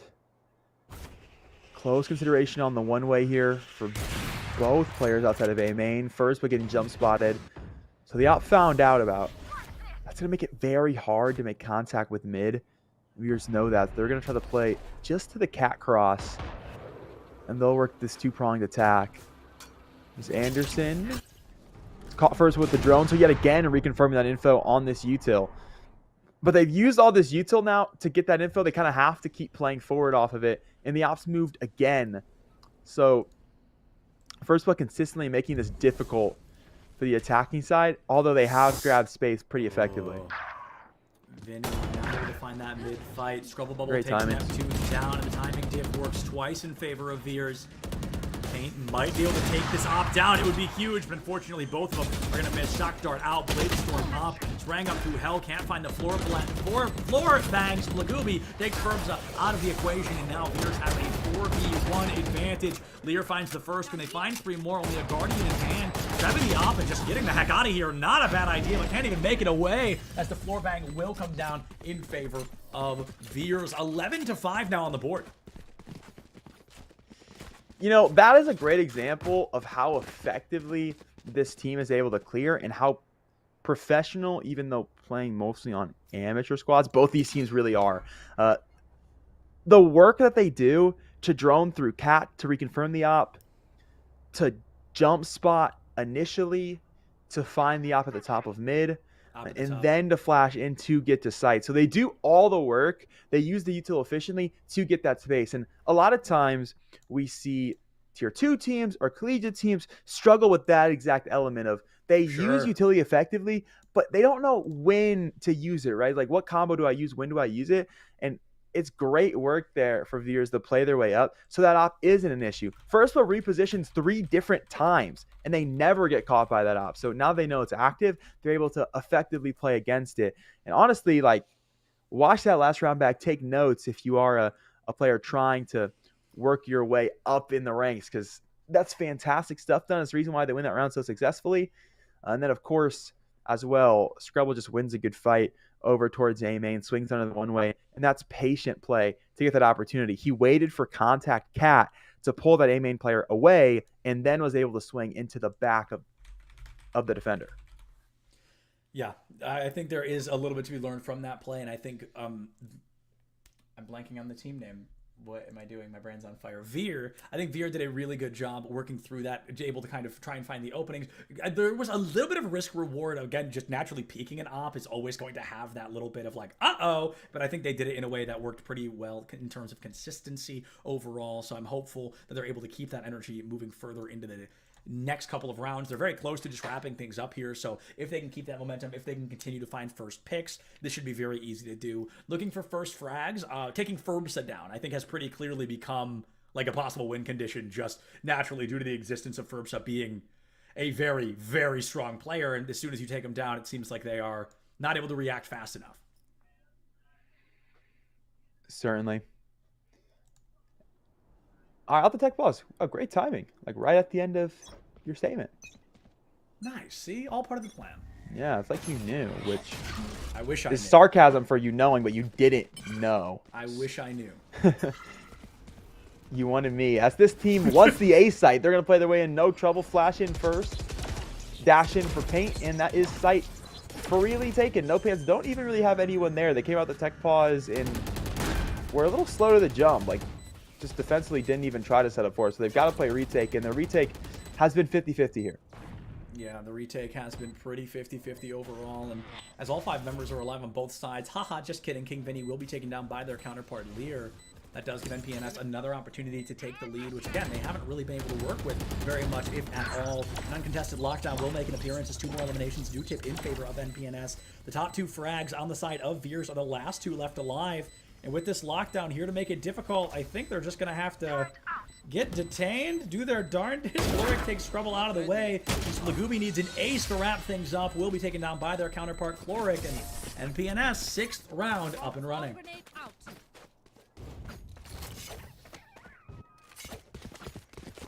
A little slow to getting there defensively, but it meant they didn't use any utility to actually hold site, which gives them all that utility to then come back and retake it, which they do efficiently. So defensive round's going to skew in the favor here of MP when it comes to the half.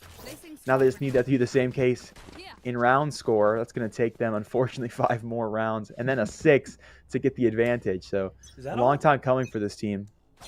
Yeah, we're talking uphill. Yeah, climb 6 will be here 12. now. Quite a Herculean task. I think NPNS, like you said, wants that 6th round win so they can be up 12-11, maybe even a 13-11 reverse sweep. Would be quite surprising. But we've seen so many overtimes between last weekend and this one that I wouldn't be surprised to jump in to just one more with teams of this caliber here to play. Wow. So Ruby takes out Splatoon B. There's a Move? good joke Question there mark? somewhere. 2 with the help of that Hunter's Fury. Now it's going to be a 3v3. No command out from Veer. A fascinating choice, Cat, but one that I think does make a little bit of sense. They want to keep that energy up and running. They want to find that momentum in a valuable circumstance, and this is how they're going to choose to try and do that.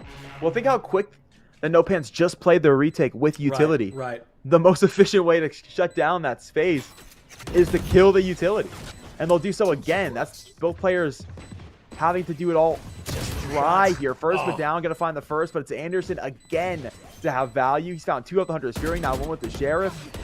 Dart's on its way, going to stall for time. First, going to start the defuse in the Cloud Burst. Anderson looking for the ace, and he's going to pick it up. The veteran player for this roster takes him to match point. Second ace of the day. Both of them have been here on Ascent, so these players definitely feeling good. And like you said, the veteran of the squad got to be feeling great after a performance like that one. Keeps the momentum up and running, keeps the dream and the team alive long enough to keep this as their penultimate round victory. 1 left to go. They've got a weapons advantage. They've got 1 ultimate to work with, but it's From the Shadows, so does that even count? Time for us to find out.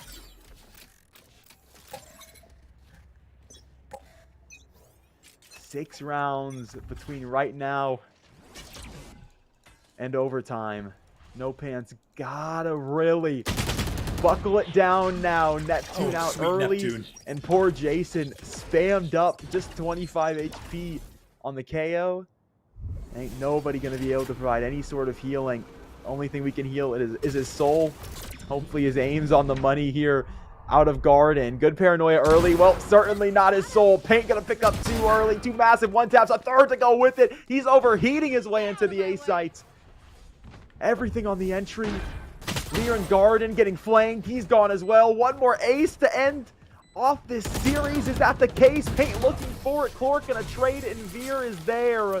Out of Garden. It's 13-6. Veer's Kittens mew their way to the next round. Have no fear. Veer is here. They are looking great there on that Ascent matchup in the best of 1. They've maybe given away a little bit of their play style, of their performance, but it's a strong performance overall. And a big congratulations to Veer moving forward. So something interesting is going to happen here, folks. We're going to go ahead and throw it to a break. And we might be back with an interview, or Clutch Key and Sam might just be here instead. So we have 1 more game?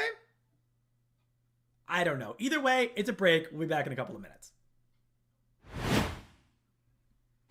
future is threatened by enemies often unseen They alert Marines. and unexpected. In the midst of an uncertain and evolving world, the need for Marines to defeat these shifting threats is critical because the need to ensure stability for our nation has never been greater. When there are battles to win for America's future, there is one constant: Marines.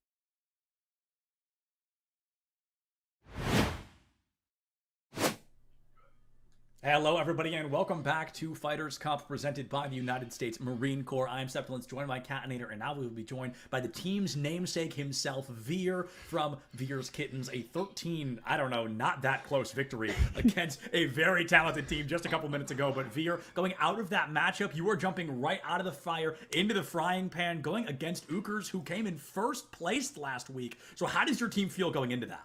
We feel pretty confident. We got a great IGL and Screwface leading us there. So we're just going to keep trusting his calls. It worked for us that game. So we're just going to keep that game plan going forward.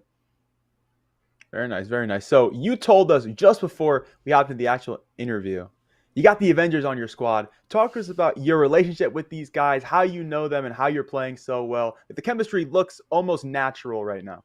Yeah, I've definitely got some chemistry with these guys. I know Paint from playing about 6 months on the same team with him. I've known Screwface since beta, competing with and against him. He's a great friend with Anderson, and then I played some tourneys with King Vinny as well. So we got some mutual chemistry going pretty well for us so far. Yeah, without a doubt. And just one more question, honestly, because we want you to get into that game as quickly as possible. But to be pro players or to be semi-pro players and to have a tournament like this, I mean, how does this feel and what does this do for you guys to have this opportunity to play? Oh, it's great. You know, having tournaments to run in the off season right now it's a great privilege to have. And then playing with this quality of players, I'm not at the same level as some of these guys, you know, the Screwface, the Anderson. So it's a privilege to be here as well and learn from them and play alongside them. So it feels really good. Absolutely. That is fantastic. You had a great game. You played a wonderful series, Veer. Thank you so much for joining us, and best of luck in however much more Valorant you play today. Thank you, guys. I appreciate it. Thank you. And check that out, folks. Veer, a very talented player. They're on the KO for a very talented team going up against technically defending champions here at the Fighters Cup presented by the United States Marine Corps. But we've got another series coming at you in just a moment here. And if my notes don't fail me, and if I can pull them up, we are going to be seeing Blinn College versus the team known as Zero Marksman. So Blinn, I mean, notorious within the existence of the collegiate space. I'm eager to see how well they can play outside of it as well. Yeah, Zero Marksman, a team as well that's been around kind of forever, but in several different iterations. So they're a roster that formed during the beta. Initially, at one point, had like 6 or 7 different rosters of players. They're like the Fisher College of Tier 2, just consistently bringing in players, developing them, and then sending them off. I would say if you consider their org as anything, consider them as a farm team. The goal is really like before the college even existed, it was kind of like if we bring players to Zero Marksman, if they have success, okay, we know that this roster, this coaching staff does a good job developing players. We can now recruit them to Tier 1. So it's that sort of thing. They've got the Knights original coach Seaside on that roster that I believe should be in game today working for this team. They got the likes of Nanners, Blast, Kev on the roster. So some names that you should know from Tier 2 if you spend time watching Gauntlets, things like that. So good opportunity for Zero Marksman, though I will say Blinn going to have more chemistry, I think, going into this game. Definitely. I think you bring up a great point there, Kat, and I don't know what map we're going to, but we're going to find out in just a moment here. It's going to be Split. Okay, so we're just double dipping all over the place today, but I do like Split, so I'm a little less bothered by this one overall. I think Blinn is coming in with a lot of, like you said, natural chemistry on the board, a lot of expected performance from this team, and I think there is going to be that natural expectation of play, of we're feeling good, okay, we're comfortable, we know one another, etc., etc. However that may look, Blinn is coming in. They know their play styles, they know their team comps, they know exactly how they want to win this. Zero Marksman, there's a lot of in and out. There's a lot of change of pace. There's a lot of constant rotation. So there's going to be a lot of variable at play. Let's see how well Zero Marksman can play. Bro, I didn't even realize Oki was on Blinn now. Surprise. Oh my goodness, bro. Oki, we go way back. That's not even true. We just hung out at T-Val for a little bit.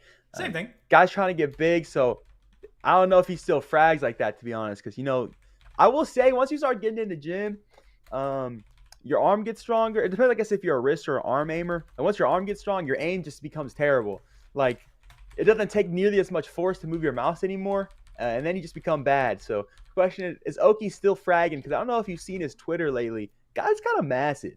Yeah, Guy is kind of huge. We got to give a shout out to Oki, as I do actually, I think, follow him on Twitter as well. But something I do want to give a shout out to here, Kat, is my friend Teague, who I did not realize played for Blinn. I feel like I might be a bit of a dummy fan. Like, I forgot Blinn Blinn was the team he played for. One of the best Sky/Breach players I have ever had the opportunity to see before. One that I've never forgotten, and that I compliment every time I see him. Actually, I remind him how impressed I am by the gameplay he brings to the table. So right now, Blinn, they are bringing their top dogs out the gate. They are feeling confident. They are feeling good, and they are going to try to find a victory here over a very decorated roster of Zero Marksmen. I think Blinn also is, in power rankings, PR'd a lot higher this season. I think they're floating in the top 5, which I believe last season they were around the top 10. So sure. A team that C Valhub believes is one of, if not the best squads in all of Collegiate. So now to show that against some higher level tier 2 players would be quite nice. Their last game was a 13-3 victory for them. Spaz dropped 20 in that little time frame. So 16 rounds, 20 for Spaz, having an absolute field day with it. That one was over on Bind. They ran it down so hard it only lasted 26 minutes. So wow. I'd be nervous if you're Zero Marksman. This team is on a roll right now. Yeah, I mean, Blinn just always is. This is such a high-caliber team through and through. And Spaz on the Astra, very comfortable on this agent lock. Drops the util out the gate, gets into the backside, essentially for free. And Tim, the counterpart, looking to create that space all the same on the offense. It's going to be enough to scare off ZMM. They're going to go for a slow rotate, possibly back toward mid to readjust. Walk up mid on its way. Guiding light in. Flash. Trying to bring Oki off the angle. That's just going to bring out that Boom Bodice. First look found for the Raze. He'll get out of dodge. And there's so much action in Mailroom. Luckily, Zero Marksman going to choose the rope angle instead. But Vision Denial down in time for Spaz to find another on cross. Nanner's default. Yeah, I gotta say that ZMM going for a bit of an older team composition here. We're seeing the Cypher, we're seeing the Sage, so they're going for some pretty default kind of split gameplay. As in this opening round, I feel like it's not working great, but I do also think that it is a defensive-sided choice. It's a defensive-sided composition, so this first half may not be super clean for them, but no matter what the score may be, I'm not ready to count them out until that second half that changes up. Blast. Hoping for the best here.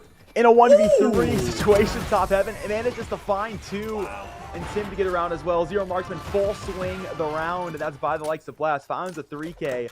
Tim was trying to get there to help his teammate. In the meantime, Blast just kept hitting shots, didn't panic, didn't overheat in the situation, dealt with it nicely.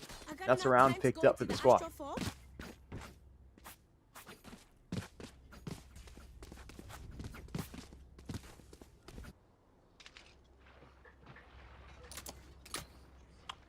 Interesting default. Oh, it was looking like 3 and 2. It's going to be 3-1-1 now. So they will go back. Kev will go to mid. Nanners will chill outside of A. Cage gives face to heaven. I wonder if he pops this now or if that's like later stages of the round. I'm kind of getting more later stage vibe on it. Well, never mind. Dead early. Okeanos able to walk out. We'll find him quickly with the Sheriff. So that's put 1 away. Blinn yet again with that early frag. Also, once again, off of Okeanos.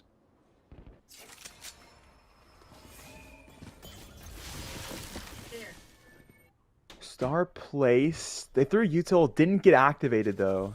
This flank for Blinn right now. They have all the information in the world. They haven't seen anything mid yet. They've walked all the way through A. They've really been able to isolate exactly where this team is. Remember, they are sitting on pistols against the buy-up from ZMM. It's going to be a difficult one regardless as they work their way now into the B site.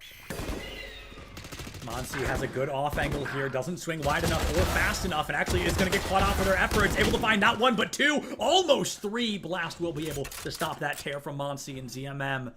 Looking for a second round here, 2v1. There's a new Sheriff in town, but unfortunately, their gun's shooting blanks, not able to find the bullets onto ZMM, and now Zero Marksman go up 2-0. It's a lot closer of a round than the statistics recommend it should be. Yeah, without a doubt. Some guns dropped there. Going to weaken the bonus here for ZMM. It'll put 2 Sheriff stuff instead of what could have been Spectres and or Stingers. It's also good signs still for the early round of Blinn. They're finding lots of early frags. Monsi's aim got to be feeling good after 2 classic right clicks, or 2 classic 2 taps, excuse me. And so we'll see if they have value once more. Oki yet again going to be towards mid. He's had the first 2 opening frags of these rounds, just hasn't quite been able to leverage those into converting wins for the team just yet. Wait, check this out. They're going Marksman loud to free, A eh? site. Nobody's here. Triller's going to confirm this information. This is going to be retake city for Blinn. So question mark of how far in But do if these 2 ZMM players on site commits, go. They've stalled long enough that Blinn's here now. The defense is present. But is it a fake? It looks like rotation through sewers. Are they forcing Blinn to adjust at a time they weren't really wanting to? Just looking at defaults right now, ZMM didn't find any util since no one was on close contact, only that Trailblazer out. So not really able to waste any util. Recognizing that, they're going to reset their default early to mid to try to go find some util to waste. They get the Astra Star out now. So they've got an Astra Star out. They got both Skybirds. That's the second flash just came through outside of A main. They got the Trailblazer gone. That's another star activated. This one going to be on ZMM's side as they'll cross their way now into rope to try to late hit A. That relies on Nanners to win that fight. He does not. Teague takes him, and now they full swing again as they'll try to work B Heaven. There's contact from Mikey. Mikey might have a huge opening, but the wall is even bigger. The pressure comes out. You know, Spaz are going to get traded back to back. Mikey from the Heaven here will send Tim straight to the respawn in the next round. Fast really starting to make do with this Phantom. It has not been a particularly easy run down for them, but the pressure has been there. The stack up in the line has always come through. And Oki will clean up that last member, Blinn's first round, up and standing. And they'll go ahead and shuffle that ult over as well. So Oak will get the Showstopper online. He's been playing around mid. That'll be a nice stack up if it comes to it. Something you have to think about if you're ZMM in terms of playing towards mid. Yeah. And finally, this team gets to win a round. You know, everyone on their team has been finding opportunities and finding frags, so it's nice to see them actually convert the round off of them, especially their early efforts at the start of the round. It can be super demoralizing to look at advantages and then not be able to pick it up, but not the case for them now. And that's changed the ZMM default. They'll go 3-1-1. The 3-1-1 default. It's not necessarily high risk, high reward, but I think there is a little bit of danger to it. And being spread out like this, one elimination against you does kind of rock the world of your team.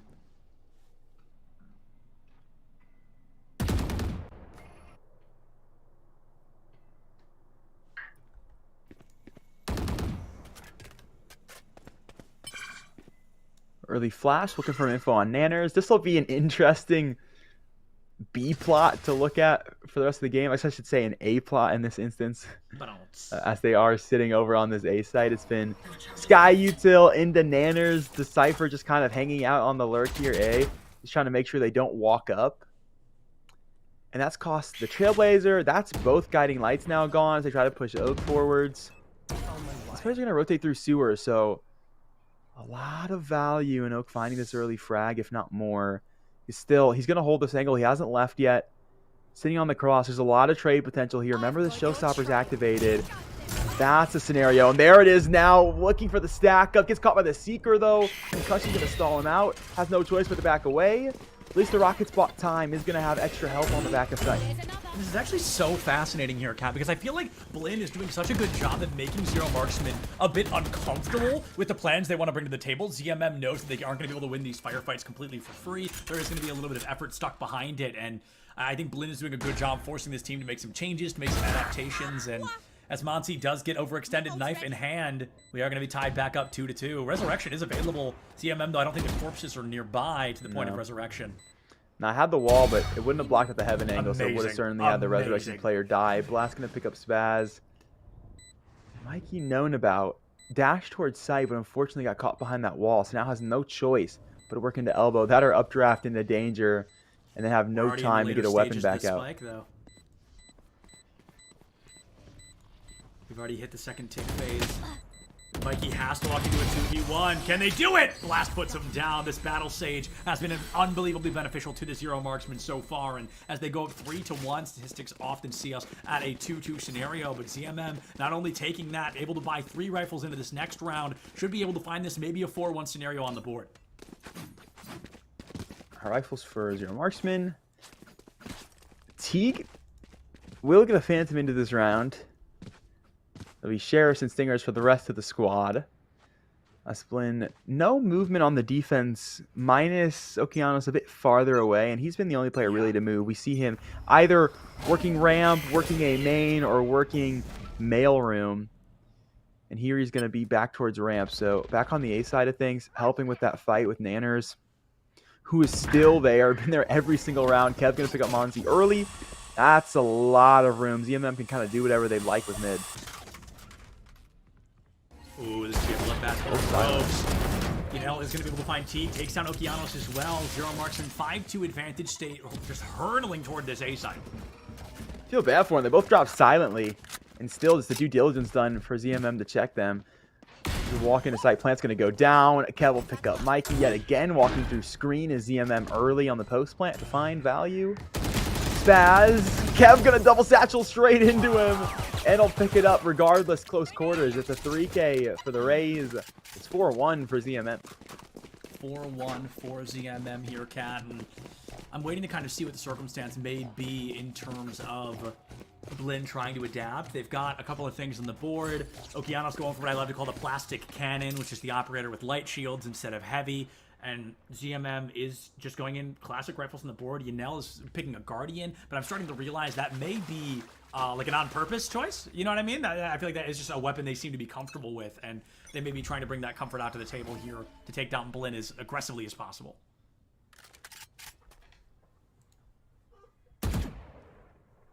Swing. Ooh. 2 early frags picked up for Blinn. Unlucky. One to B main, the other to mid.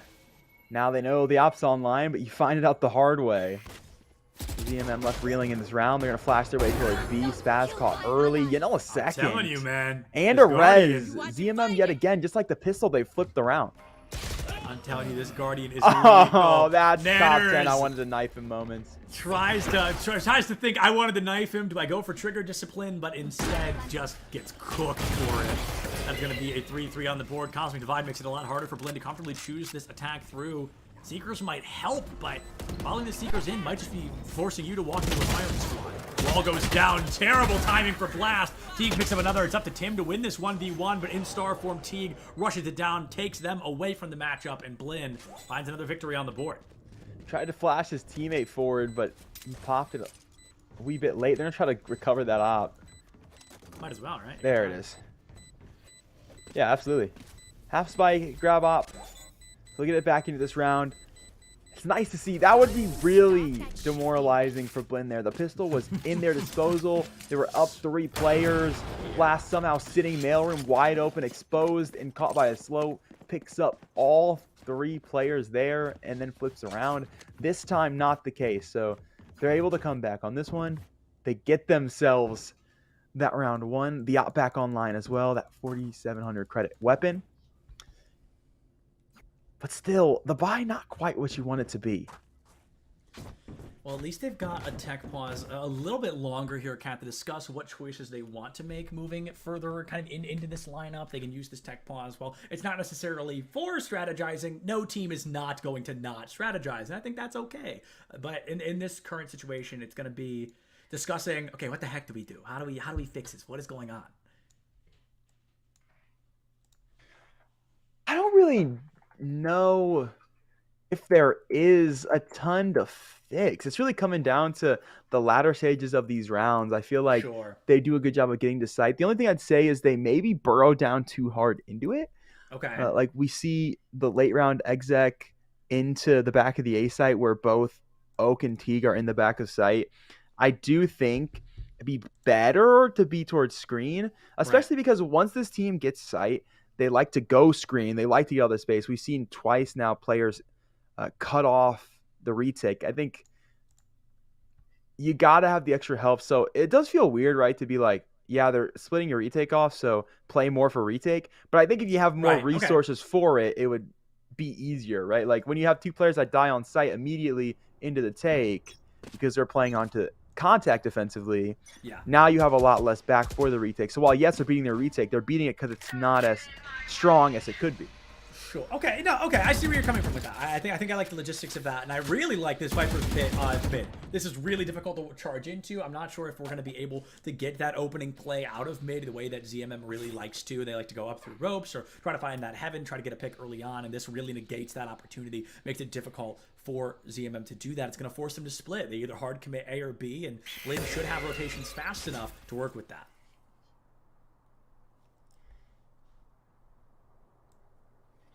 I haven't seen a ton of early effort like this from ZMM where they push everything in one direction. It's always been a lurk. That is because Nanner's always been that hard lurk on the A site. Tim going to pick up the first as Mikey wants to swing out for ramp control. T's going to be close to ramp as well. Does have help with his Viper, though. They're going to try to play through here to start this retake. And NeuroTheft going to confirm information. Both these players here. It'll do so once more. Jump spotting. They're not going to give anything here. ZMM know they have a hold. They know they have 2 players here. They will know about the third in just a second as that nade gets thrown. They know 3 players are ramped. They're going to hold on to this one with no trouble. They should have this in the bag. Ooh. Tim takes Oki down, finds a 3K as Monty and Kev are going to be there to clean up just a bit more. ZMM's 5th round up in the running here. Not the ideal circumstance for the one you find yourself stuck in at this moment, and it is a technical victory for ZMM once more. Last, the first one to hit double digits, 10 elims on the board. I mean, they just have so much info there. Yeah. You hear 2 players ramp, the nade gives you the info for the third, and there's no reason to expect you have left. And even if you did, ZMM have the numbers advantage, they can just walk back in. So they use what they were given intelligently, but they were given a lot. So I don't know. I mean, they had the extra player for the retake. They were just down 1 this time around, and still the retake doesn't come through. So now maybe there is a question. I do feel like they did play harder for the retake there, so I do think that was the conversation, but I don't think it found the results they would have wanted it to after they had a second to talk. With no weapons in hand, Blinn has to try and get aggressive here. Look at this Cypher. Nanners is just waiting on the corner. Here. Waiting for someone to peek into that tripwire, but I don't think we're going to be seeing it quite yet. We got the double peek from Blinn rushing down to the sewers. They want to get that pick. Monty on the high ground has to readjust, has to go a little bit slower. And it's a rotation toward the A site once more. Mikey going to hold the close corner. He's got no dash. He's got no vision denial. This is a one-and-done angle. He's going to play what he can. Flash will not catch contact on him. Looking for his, and has gotten that. It's unfortunately cost his teammates the trade. Uh-oh. And a rocket. LeBron James coming down ramp to slam the dunk in. Showing up out of rope. That's probably overkill, but hey, what are you going to do? The bright side, it's a little silly. And I love me some silly. Kev will sit on heaven. He's found Oak as soon as that smoke goes down. At least 2 left standing for Blinn. One on the deep lurk. Has found contact and a frag, in fact. So has Monsi. This suddenly is back to winnable. They've got 2 rifles now. They got 1 rifle as one falls and the other soon after. Blast has the op shot, no trouble. It's 4 rounds the difference. ZMM continue the winning ways. ZMM continue to keep this victory tilting pretty aggressively in their favor. 6-2 on the board now. A couple of weapons are going to be put up by Blinn, but I do think that they are starting to not fall apart all the way, but I think we are starting to see a bit of a breakthrough here. This team really struggling to find the opening plays they're looking for time and time again.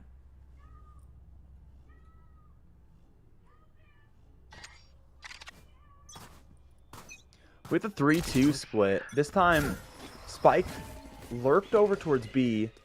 Blast actually just throwing a slow and getting out of dodge. Didn't find anything there, so they try to set up a trap play for contact B lobby. Nothing found off it. They do make presence, but Blinn is going to step in now. So they have info. No one's home for business. Everything's happening instead over in mid-array. They don't know which one just yet. They have made contact with the dog, so something's outside of A. This wall is going to spoil the plans. Obviously, ZMM going to exec this site. He's there to make things happen early on. No lineup yet. T finds one with the free gun, by the way. Kev will be going down early on. Tim gets the trade out onto Teague, and ZMM looking for the space necessary. Not sure if they're going to be able to find it, though. That snake bite, fragile as the raise, so all you need is that right click to the body. Mike will find another out of screen. It's This is really nice from 1v4. Blinn. This is you know, really nice from Blinn. yeah, they handle it nicely. It's been tough for them to hold defensively this time. I feel Yeah. like they don't bury themselves down as far. They have a lot more control over when they're peeking and when the contact comes, minus Tegan the front of sight, but even that is Right, the right. Viper utility. It's the Cloudburst in first, or excuse me, the Poison Orb in to bring down HP bars, and the Snakebite in addition to fragile the player, which means they're going to take way more damage. It makes that a way easier fight for Here. Teague to win, and then no one else is able to swing confidently into sight because of all that vision denial and utility. Vision denial has been the name of the game for ZMM pretty consistently. We've seen these hawks, we've seen the smokes. I mean, we've seen a lot of intentional play from ZMM to make it difficult for Blinn to know what's going on around them. And I think Blinn is trying to kind of outplay that with a method of their own. Starting, like you mentioned, use those poison clouds a little more often. We're going to see a snake bite toward Garage to delay the approach. Kev gets a little bit of intel. I think found a few bullets, but nothing to really do harm. Nanners might have our first real flag. Crosshair crazy low for some reason, and it's going to cost him that pick. Teague finds it. I'd love to see the Seekers here, I'm not going to lie.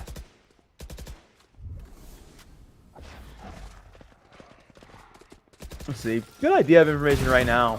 Cooked. Showstopper, do it. Oh, Let's Rocket online. go! That one gonna nail Tim. That's a 2K picked up for the Rays. Looking for some more. Player gonna satchel away. Same story with Oak. He's held on to it nicely. Doing a good job of not overheating in this moment either. Keeping Kev at bay Look at long Teague, enough look that at Teague. Teague can walk in. This is That's huge. beautiful stuff from the Rays, and he'll hold two. Kev does manage to collapse for two. But Okatrade, a 3K picked up for the Rays. They'll also grab their operator back. And it's 2 rounds now, the difference. And check that out. 2 rounds only being the difference. We've seen such a dominant performance. It was 6-2 at one point, and now Blinn trying to fight hard to make it that 6-6 on the half to keep this matchup closer to the bar, or at least trying to keep themselves in the game, because as we saw with that last matchup, you know, winning out early in the beginning doesn't always mean you're going to be able to win that map, and I think Blinn really wants to stay in this. They're trying to prove not only for themselves, but everybody of their collegiate caliber that they can punch with the best of them.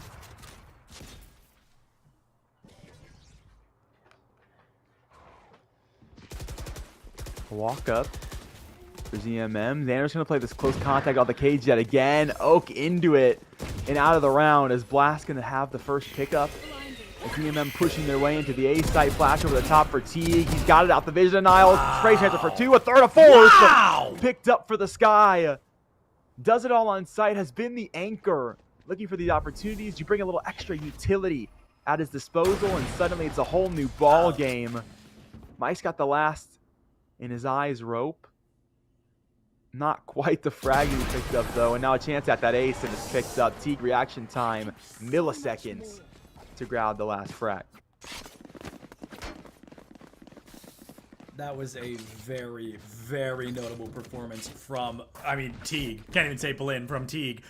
They get 5 eliminations, 14 now tied for top frag in lobby with Blast, who has been pretty silent these last couple of rounds. You've got to wonder if that has something to do with ZMM's sudden kind of downtick in performance, or if it's just Blinn really starting to get warmed up, really starting to learn the preferences and play styles of this program. I gotta say, Blinn, I think it's really likely they can take us to a 6-6 on the half.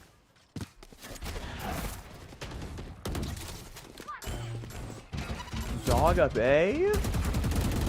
Oak low but alive. Manages to get back to scaffold as well. It's up to just them and T to try to hold on to this one. Is going to find the first. Couldn't find the orb grabber, and everybody else is going to get back up. Res online as well. ZMM full strength here as they continue the onslaught to this A site. Nanner's in. Has found another. Just 2 left alive. A low HP bar. Kev with the rocket. That'll take out Teague. Wow. And a 1v5 for Spaz. Can't even start it off. Nanners has it in spawn early. 2 rounds the lead for ZMM as we swap the sides. That was a little very much dominant from ZMM in that closing round. They wanted to keep things tied, or they wanted to keep things away from the tie-up, excuse me, and now they have to win this pistol round to do just that. Bright side, 100% pistol round win rate against Blinn right now. So you just got to do it again, drop that pistol round early on, and try to take an advantage off of that. Maybe put yourself into a 9-5 scenario, and I feel like that's where a snowball can really start to act out.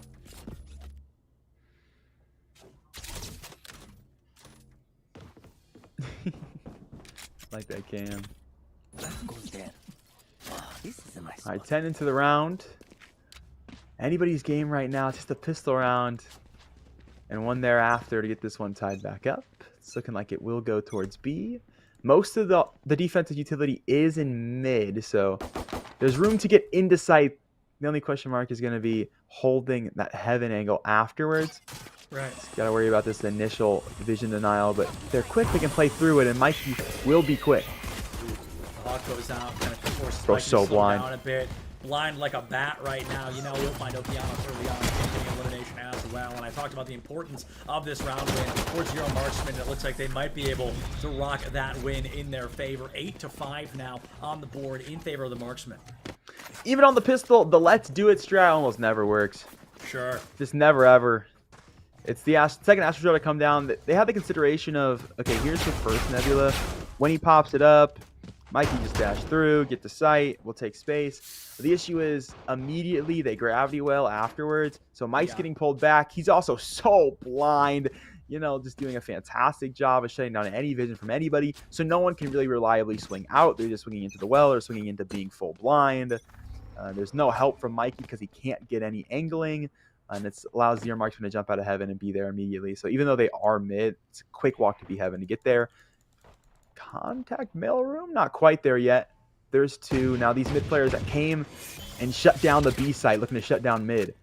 Blast trying to be that bait as well, just forcing somebody to walk through so Kev can get the easy pick off with that judge. I'm not sure we're going to see anybody from Blinn kind of fall for that right now. They're going for a slow play of their own, waiting for maybe an overextension. But as the wall goes up, Blinn has to act now or never. And they're not fast enough to take down the wall on its way up. So they got a little bit of damage, a bit of recovery on its way down. Kev blast packs, not even blast pack, just jumps up onto the wall, takes Okeanos down, and makes it that much easier for ZMM to try and lock in their 9th round win. That's peak performance right there. Over the top to find the first. Wall broken. We'll get out the paint shell because of it. Kev back up on top of wall. Has found Teague as well. The shenanigans do not end. He still is holding both satchels. I don't know how he got the self-control to not go straight down mid here.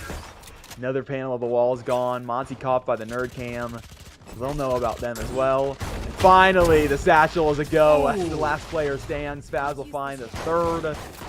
And Blast will pick up Monty. It's 4 rounds the difference. ZMM on a tear in the first 2 rounds. They shut down any chance at tying the game.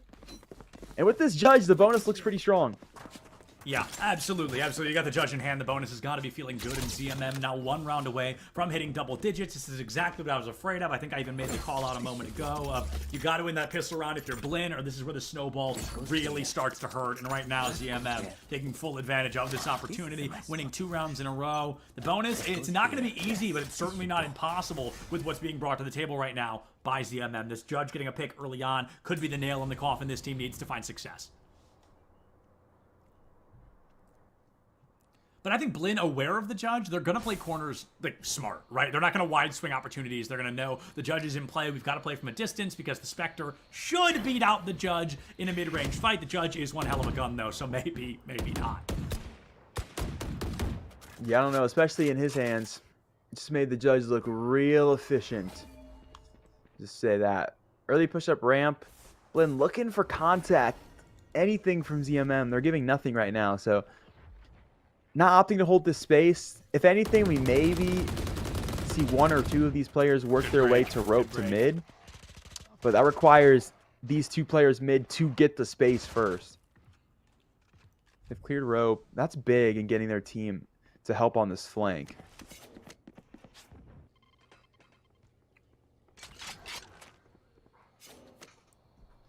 $30 remain. You got to really be setting up for an execute by now.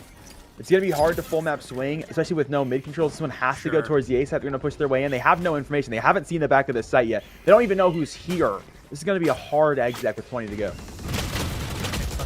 There should be a bit of a fight here happening on Rafters. Spaz finds one, Monty into another, and Blinn having a really large opportunity to try and win out this round, especially as Blast has gone down. That clutch power player just can't find that space. 10 seconds remaining, luckily enough, with more than enough time to get this spike plant down. Worst case scenario, you got 400 additional credits, and with only a Spectre in their hand and 71 HP on the board, I feel like ZMM might say goodbye to that round. 6-9 on the board here. Blinn staying in the heat of things. Yeah, they get together with enough time to actually exec. And then from there, they just play the buddy system and effectively clear the back of the site. That was looking dangerous for a while. Was there close. They had additional help in elbow, but they handled it nicely.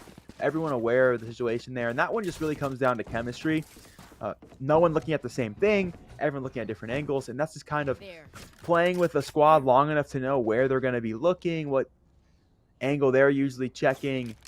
Things that you don't have to communicate. Anything nonverbal is really efficient in moments like that where you do have to play so quickly. It's like 20 seconds when feet had finally touched the site.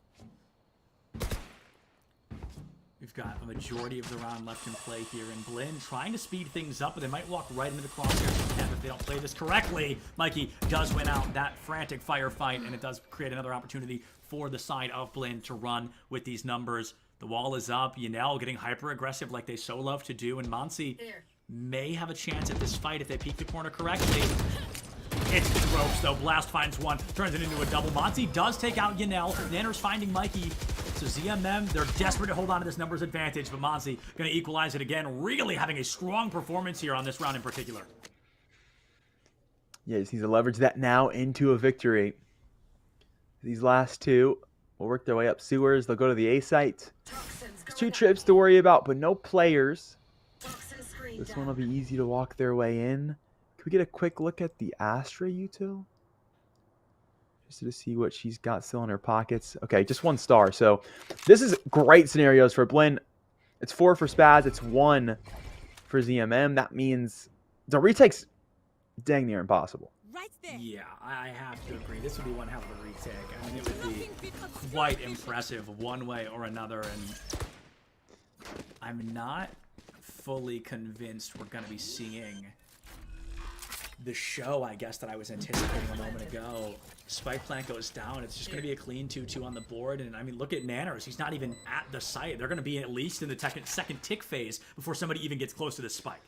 Okay, did have one actually on the map, so pulled one back. They have 2. I think you saved, bro. I think you saved. Still, I don't know if that's going to be enough util. It's 2 and 2, full HP bars for everybody. You got to at least make an attempt at this one. I don't think but so. It's I'm going to be gonna honest. be tricky. You're up by 3. I think the rifles are going to be more important going into the next round than trying to win this with unbelievably little utility. Info. The spike's it's too late. We're entering a later phase of the spike. Even if you win this, Nanner's gonna find the first. Nanner's the second. That's round. Have time.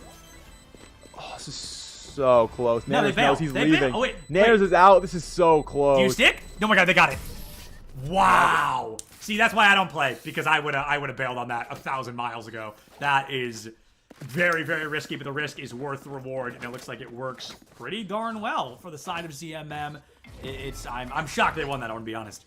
I like how they isolated that first 1v1. They throw Nova Pulse to the back left corner, which does hit Monsi, which makes him have to go to elbow. And in doing so, they're able to isolate the first fight on site. They can win that one in a 1v2. One player spamming, one player actually with contact getting that first frag. And then they can focus their effort for the second. Nanners does a good job of just hitting the shots when it matters the most. And that gives them time for that defuse. So really well played from the team, utilizing the little utility that they did have effectively.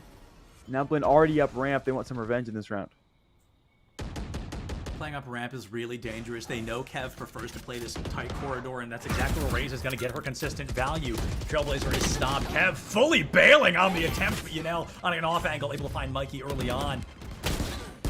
This could be a 2-for-1 trade. Yanel onto Okeanos. I'm not even sure they actually saw them. I think that was like, I'm going to try this corner. They get the pick, and they make it a 5-3 in favor of Zero Marksman, who are already up 10-6. This could be their antepenultimate round if they keep this energy moving.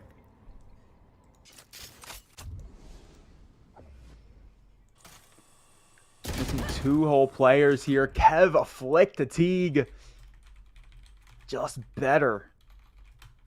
On top of a ramp. Blast to swing for another. Monsi gonna pick up that look, and it's now a 1v4 as Kev is taking Spaz off camera. Spike more than known about. Monsi gonna try to work into this one. Nerd cam yet again. These heaven cams just in the rat's nest so consistently. There's nothing you can do. Nerd POV. Tim might get a flick onto Monsi, last player standing, and they do just that. Zero Marksman looking to move forward with this energy once more, bonusing 4 additional weapons. They've got 3 ultimates, or Seekers in particular. I cannot stress enough how powerful I believe that ultimate in particular is. So I want to see Zero Marksman use that to clean out this penultimate round and put themselves 1 away from moving forward into the round of something.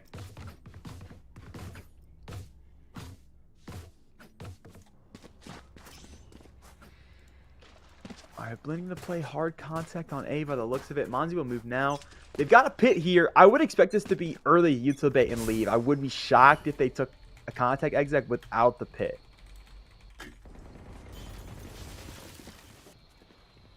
The pit on attack, I mean, it's tough, right? We talk about this like every time we see a Viper. It's not easy to get that traditional value out the gate, so they're going to have to make a couple of changes, but they've made it onto site consistently enough that I agree. Just kind of diving in with it, not the worst idea. I think it could give you a lot of great space. Mikey is about to get timing diffed if they're not careful, but they do make it touch in the corner here.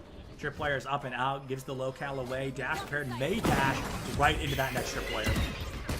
Nice.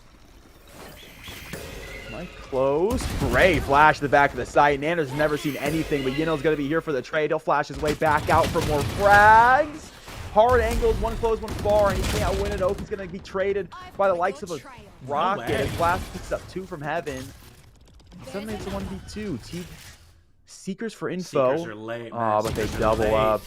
They double up, they wide swing the corner. There's just not a darn tootin' thing you can do about it, unfortunately. A very strong performance from the side of ZMM to win that. That is their penultimate round, and now they are 1 away. They've got the Neural Theft, they've got the Resurrection, and I don't think they're going to need either of them. They're really starting to dismantle Blinn in the second half of this matchup.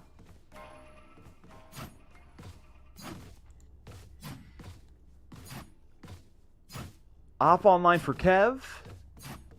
A res to work with, and we've seen good utilization of it from ZMM already. They got Neural Theft online as well. Can they wrap up the game right here? Double satchel in for Okeanos. Nade in forward. Just going to throw that flash to kill some time.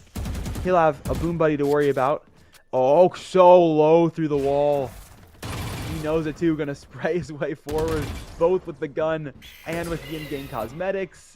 He's full blind, a look up from Rogue, stuck in a tricky 1v2, but he's anchoring players long enough that the rest of his team is able to take space over onto B. As they walk up with that divide, they finally clear back of sight. They've got the close sight player too. Plant can go down.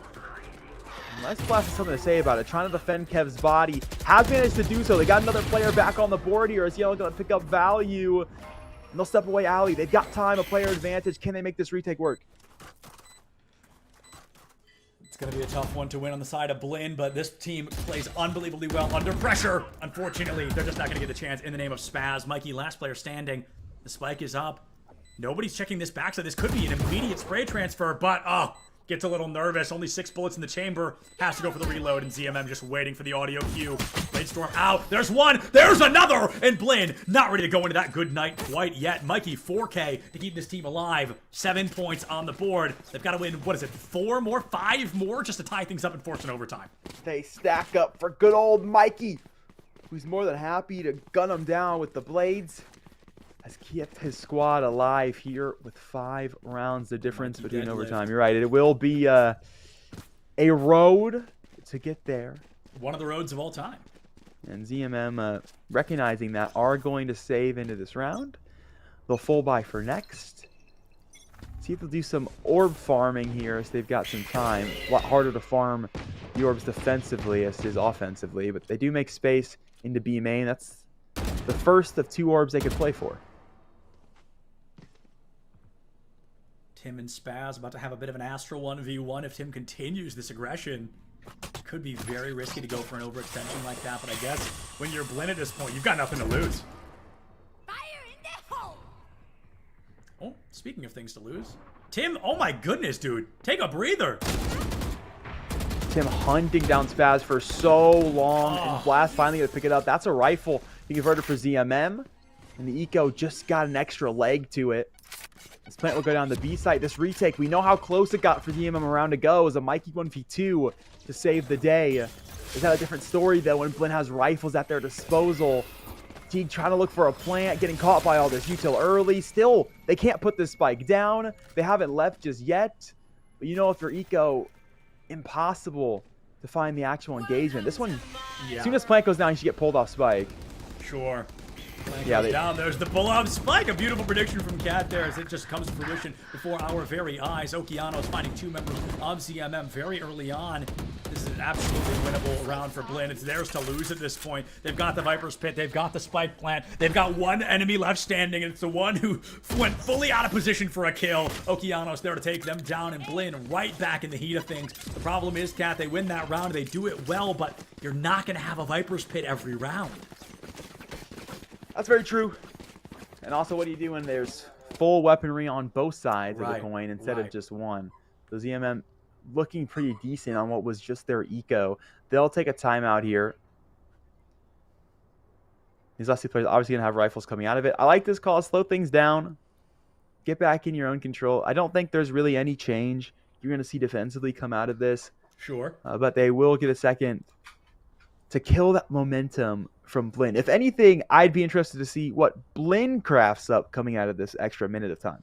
I think it's going to be tough, right? Blinn, a lot of what we've been seeing from them so far has been a lot of, okay, we're going to use this ultimate, we're going to get him, we're going to Blade Storm. Okay, now we're going to Viper's Pit. Okay, we pop the Seekers, but they're out of ults here, Cat. A lot of these clutch rounds have come off the use of somebody's ultimate, and they no longer have that opening. So this is going to have to be a mechanical play. We see Monsi with his Sheriff right now. We are going to have to see an individual carry at this moment. And so often do I stress the importance of this not being an individual style game. But right now, it's going to be up to someone with a rifle to pop off, dropping at least 2 almost immediately out the gate if Blinn wants to win this matchup. Or this round even, let alone the matchup. They gotta go 3 more rounds after this. And we know players like Oak for those first 2 rounds had that first frag both times, so we know they're capable of being the first kills in these rounds. But yeah, it's been a minute since they've really been able to have that numbers advantage early. See if they can show it to us here. About to get time. Okeanos gotta focus up. Misses the bullets, but Kev does as well, so a bit of silver lining. Nobody's going to give their life. And my goodness, ZMM just tossing everybody util they've got. Bomb buddy out. Bomb buddy from Okeanos. Going to clear the far side, go into ropes, and give the locale away that maybe somebody is hanging out in mail. Let's go for a rotation around. Oh, but a fallback with a spike. Dangerous play.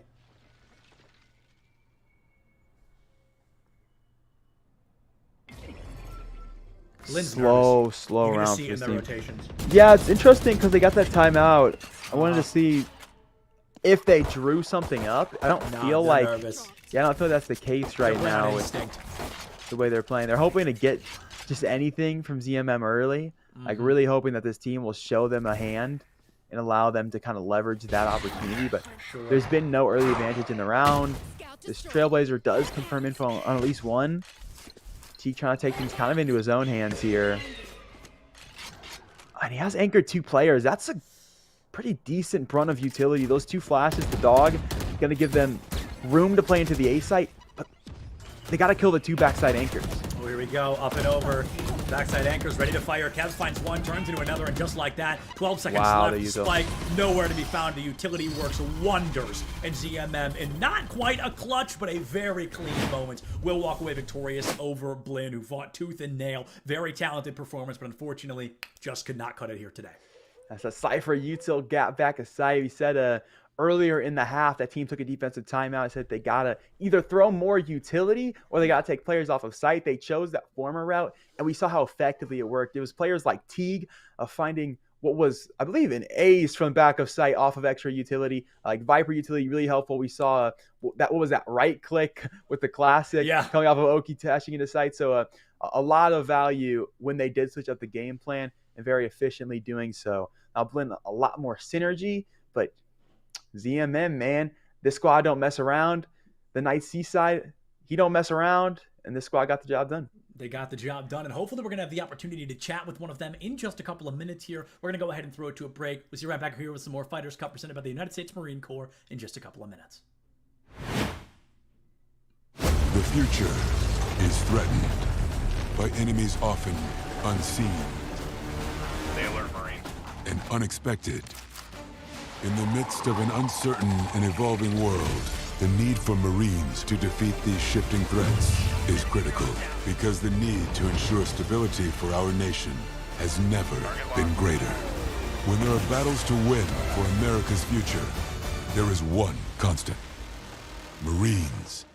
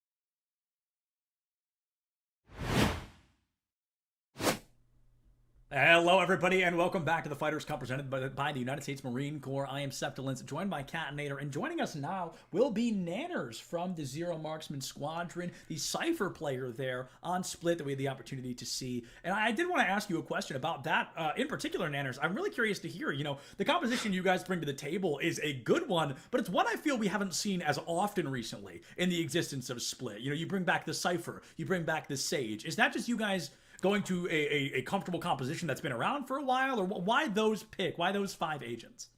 Yeah, so we used to run the Viper comp and the Double Duelist, but a while back we made a change of IGL to Yanel now, and he just felt more comfortable calling with the Sage and Viper. Sure. Because it's a more slower play style and he can control it a lot better.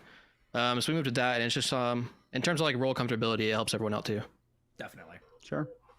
So Zero Marksman, I think, known in the tier 2 space as a farm roster. Typically players develop there and then move forward. Where do you see this current iteration of the roster? Do you think this will be a team that is still here for the start of next year for Challengers qualifiers? Yeah, we're looking to qualify for Challengers next year. We've been playing together for like almost 6 months now, or maybe over that. So we're going to keep going until the start of next year and look to qualify for Challengers. Okay. So if not, now listen, don't let me say nothing here on this one, but say Challengers doesn't go your way, anything like that, do you see a path to collegiate potentially? Yeah, it's an opportunity. We might even look to go next semester, even if we do qualify for Challengers. I'm not sure the regulations there, but sure. Two of us have competed previously in collegiate, and some of us are looking to go to college, so it's definitely an option. I like that a lot. I think you guys bring a really good potential to the table there for the Zero Marksman Squadron and possibly, into the collegiate space as well. But Nanners, I do want to ask, last week you guys participated. You rolled possibly the unluckiest in the entire bracket. You guys had a bye round 1 and then into Ukers, who went on to win last week. But with Ukers out of the equation, just losing off stream, you guys have already made it into top 8. How are you feeling? You're getting very close to being able to call week 2 yours. Yeah, we feel really good going into this week, trying to win it. Yeah, like you said, last week we had a bye round, so that was actually our first game, and right. We're not used to playing this early, so we're just too cold coming into it, and we weren't warm up enough. Yeah, so you seem plenty warmed up now. Yeah, we're warmed up this week. You'd love to hear it, but hey, thank you so much for joining us, Nanners. Best of luck as you jump into what will now be best of 3s moving into the rest of the night. Yeah, thank you. Best of 3s are where we shine, so we should be able to close it out tonight. Love to hear it. Sure. Thank you again. And with that, folks, that does bring Cat and I's time here to a close today. If you were here last weekend, you saw Nerdy Bird and myself go nearly 12 hours on the mic, and we all just kind of decided that's not a good idea. So we're going to be replaced by the very talented Sam Talks and Clutch Key, who are going to be jumping on the mic in just a couple of minutes. Thank you guys for watching us. Stick around because the Fighters Cup presented by the United States Marine Corps isn't going anywhere. The future is threatened by enemies often unseen. Stay alert, Marines. And unexpected. In the midst of an uncertain and evolving world, the need for Marines to defeat these shifting threats is critical, because the need to ensure stability for our nation has never been greater. When there are battles to win for America's future, there is one constant: Marines.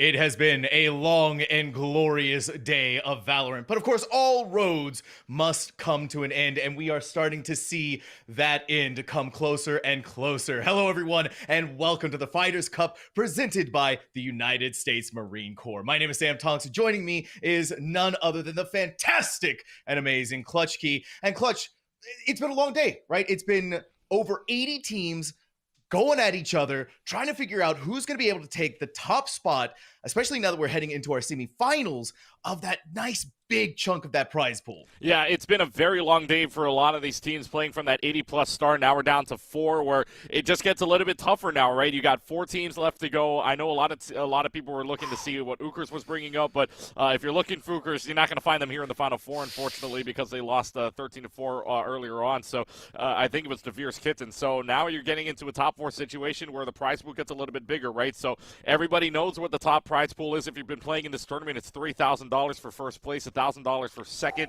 and then the third, fourth place. Yeah, 500 is great, but obviously the goal is to get to the 3,000. So this is, I mean, really, and the Marines will, any part of the military will stress this as well. It's all, I mean, if you got the endurance, you're going to make it out very well, and this is what this tournament is going to look like right now with this endurance of the one-day tourney to get the $3,000. So the team that is still focused, is still locked in, is probably going to win out this.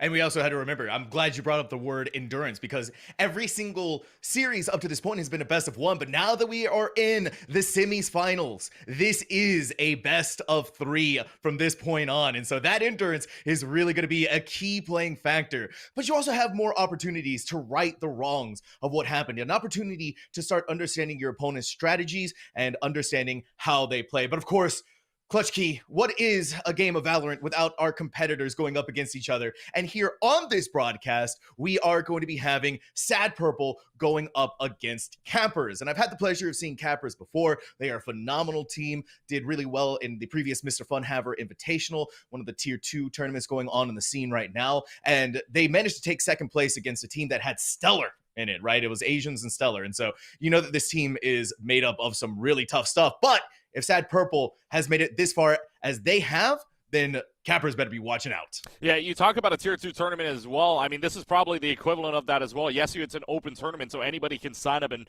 again, plenty of tournaments left to go here through the rest of the year. 3 more tournaments after this on Sundays. But you talk about a Tier 2 tournament, and really all this is saying is that you have big chances here to show off what you've got in an open tournament like this, a Tier 2 tournament like this. Or I shouldn't say Tier 2 tournament like this, but it feels like a Tier 2 tournament with all the talent that's been coming up in the past last week as well as this week. It kind of feels like it up to this point. So we're going to get to see the best of it, and now and you're going to get to see on the other side of the bracket as well.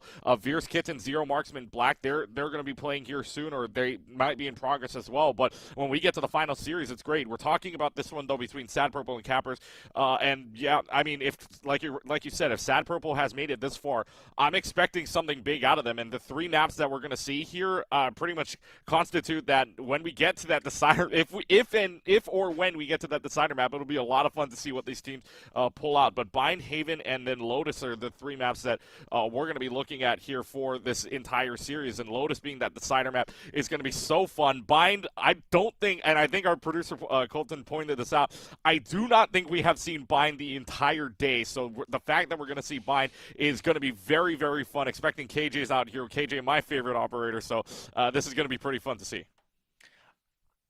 I think what's even more so impressive about this lineup that we have below us right now, Clutch Key, is the fact that there is no Ascent. The fan favorite, that's we got the collegiate special typically of Haven and Ascent when we go into these best of 3s. But yeah, starting off on Bind, right? That's a crazy map choice. Bind is kind of that dark horse pick. Not a lot of teams really care to play on it very much, but it's still a map that's kind of familiar in the brains of a lot of Valorant players. And so what we're more than likely going to be seeing here is going to be that double smoke composition, right? Usually Viper, maybe an Omen, or Viper and Brimstone. One way to be able to cover yourself going specifically onto A site, and then Brimstone, very long-lasting smokes, gives you so much effort. But already, I mean, Sad Purple is throwing things into chaos. CCC using a Harbor. It's kind of the same thing as Viper, but does have its differences. Yeah, I mean, you still have a good utility kit as for controllers, so it's not too bad here. But again, I'm Cappers as well, pulling out something different. I usually would expect a Killjoy here from either of these teams, but we're not going to see that. You were talking about double smoke. How about double smoke, double duelist, and an initiator here? Because no sentinel whatsoever on the side of Cappers. We might not see this on the side of Sad Purple either, because they're going double controller as well. But they're going also for the Reyna pick instead. So Reyna's on either side. You're going to see the Brimstone on either side, the Sky on either side. Now, what Chaotic is going to pick is going to be very interesting here, because again, not a single sentinel on the side of Capper. So if they decide to play this pretty interestingly here, I mean, KJ is really good here from my knowledge of it. So I mean, but the name is Chaotic. Who knows? But in the last 7 seconds here. Well, Chaotic is definitely leaving it chaotic and leaving our brains in chaos, wondering what's going to be happening and wondering what they're going to be picking. It's got to happen eventually, right? Maybe some shenanigans going on there. Oh, okay. Maybe we got some technical issues going on. So while we get that ironed out, Chaotic needs to get back in there. Still, though, you're mentioning that we aren't seeing the KJ, and that's an interesting choice. You know, we're not seeing a Sentinel.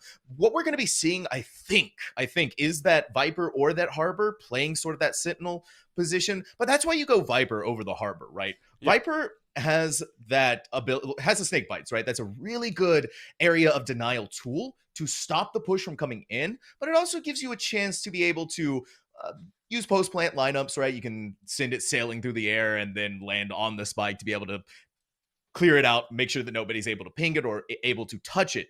Harbor is a little bit different in the ways that they play around. And also when you think about how their smokes work, when their wall comes up, it's not like Vipers where you get to let it recharge and then it's back.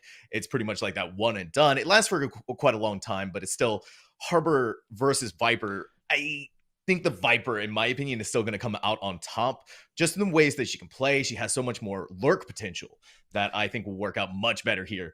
Especially on the side of Cappers. Yeah, I feel like as well when you talk about the Harbor Viper combination, Harbor and Viper, like they're playing to clear out the site. Honestly, if you're playing for that Reckoning, you're playing for the Viper's bit. Almost, I mean, unless you're able to get the Viper pretty quickly, that's pretty much almost a guaranteed site take because you've got yourself the clear out right, and then you said it as well. You've got your lineups, you got all these different things. Harbor at the same time, right? Reckoning comes in. Reckoning pretty much clears out a site unless you want to get caught up by all the concussion blasts that you're going to get hit by if you stand still. So really for what these teams want to do, I think it's more they want to play bind, they want to play fast, they want to play to control it. And yes, you got the smokes to slow down, but the way the double duelist was being brought out, I think they're probably playing fast and to make sure that they're trying to take care of site pretty early on. That's at least what it looks like to me for Cappers. They want to they're on the attacking side first, so obviously take as many points as you can get in the first half and play as fast as you possibly can, because that is if you can get at least 9, or if you can get the 9 points, hey, that second half looks better. So we're back into the selection phase here, and it looks like they're not going to, I mean, they're pretty much not going to change anything here with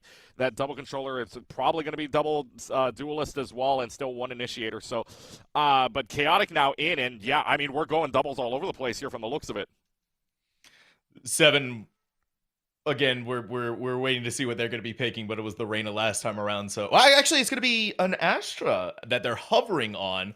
Okay. No, yeah. All right, they were fooling me for a second. Okay. Yeah. Now, here's the reason why we're seeing, I think, this double duelist, especially with the Reynas. Bind is kind of like that smaller map, and also Reyna has a good potential to be able to lurk around, especially if she catches the TPs. So we're really going to be wanting to look at Sacred and 7 and how they're fragging out. Reyna is that agent where you need to be getting the kills. You need to be getting the picks. Otherwise, her abilities are going to be flat out useless. And her Leers, worst flashes in the game, bar none. You just shoot them, you're done. That's pretty much it. And so we are really wanting to see how these players are going to engage on the sites. And that's also why we're having Raze here, because as self-sustainable and as great Reyna can be, she really does need to be fragging out. And so if you don't have a duelist like Raze to be able to engage on site, to be able to clear it out, and to be able to quickly find those locations, you're going to be struggling later on to actually make those site executions work for yourself and work for your team. Yeah, and there's a lot of utility on either side, really. I mean, it's pretty much a mirror matchup, but again, the only difference you're going to have is that Viper versus the Harbor as we go into buy. And I will keep saying I'm very surprised at not seeing KJ, because you can see that B site right there. Lots of potential for the KJ setups to take over, and maybe making sure that you're down to one site. Either that or you're going to have to invest a lot of utility to get rid of the Killjoy setups, but maybe these players aren't liking KJ here. So I like the double controller. I like the double duelist. Makes things a lot more interesting than seeing the Sentinel just sit there on B site. So as we head into this, like you were saying, Cappers is pretty interesting as well with that Viper. So Viper versus Harbor, I'm interested to see how this one works out for either side, because otherwise it's a mirror battle on either end. Yeah, it really comes down to which team is able to take advantage of that opposing controller well. It was like I was saying, though, I think for Cappers, especially starting off in the attack, right? They're the ones attacking. They're going to be able to use foe on that Viper so much more effectively. And we're actually already seeing them leaning towards that A site. They're going to set up the wall. They've already got it there, cutting its way in through towards Lamps and towards U-Haul. That's going to allow them to walk on this site and win folks. But here we are starting off Cappers on attack. Yeah, they're just going to go ahead and put up the wall already and just try to split down the middle here. So you like what they're doing right now if you're the Viper, just rushing on in and just taking care of Lamps already. You know Chaotix's in there, so Chaotix's got to come up big. He gets at least one, but that's a trade out already. Quick as that, but the spikes still need to be planted. You see over towards there. It's going to be a full rotate. Clear's going to be able to pick up the audio cues on that, but none of the shots are going to be hitting. That is disastrous. Thankfully, Spoof is going to be the one again to find the trades and equalize the numbers back out for them. Getting the heck out of dodge before Lance is overrun, and they're taken down, but right as the Lear comes up, Spoof is going to find 4. Are we already going to see the ace right off the bat? No. Zero Cap comes in, but Spoof with a 4K is already going to set the pace and the tone of how this bind is going to be playing out. You know, Spoof is probably in comps right now yelling, what the heck, man? What the heck? Why'd you steal that? He had the angle, he had the health still to pull that off, but Spoof getting 4, and that, I mean, that's what the double controllers can do for you, right? I mean, obviously to start that off for them, they had the Viper wall kind of push in and allow them to move right on into U-Haul, and yeah, Clear doesn't get a kill all over, but they know that they're rotating from that flank area, so Brim's able to focus down with the smokes a little bit easier, and now Spoof just able to pop off knowing that they're all coming from U-Haul at the very least. So big plays for them, and now they can just rush right in. So they're just going to pull out the boom bot to start here just to see if there's anybody, and now you know that they're there. So question is, where do you want to rotate? Do you want to go back to long, maybe push up on Hookah? But call here, I mean, they're playing this a little bit slower, but now they're trying to trick them with that Viper wall to start. You don't want to be overzealous, especially on these anti-eco rounds. Chaotic going to be pushed away by the dog. Falling back more so, seeing if being able to buy some time on that pain shell as well. But you gotta, 2 different directions they need to keep their eyes on, either on top of the box or them coming up main through lane. No way this is happening! They did not see foe!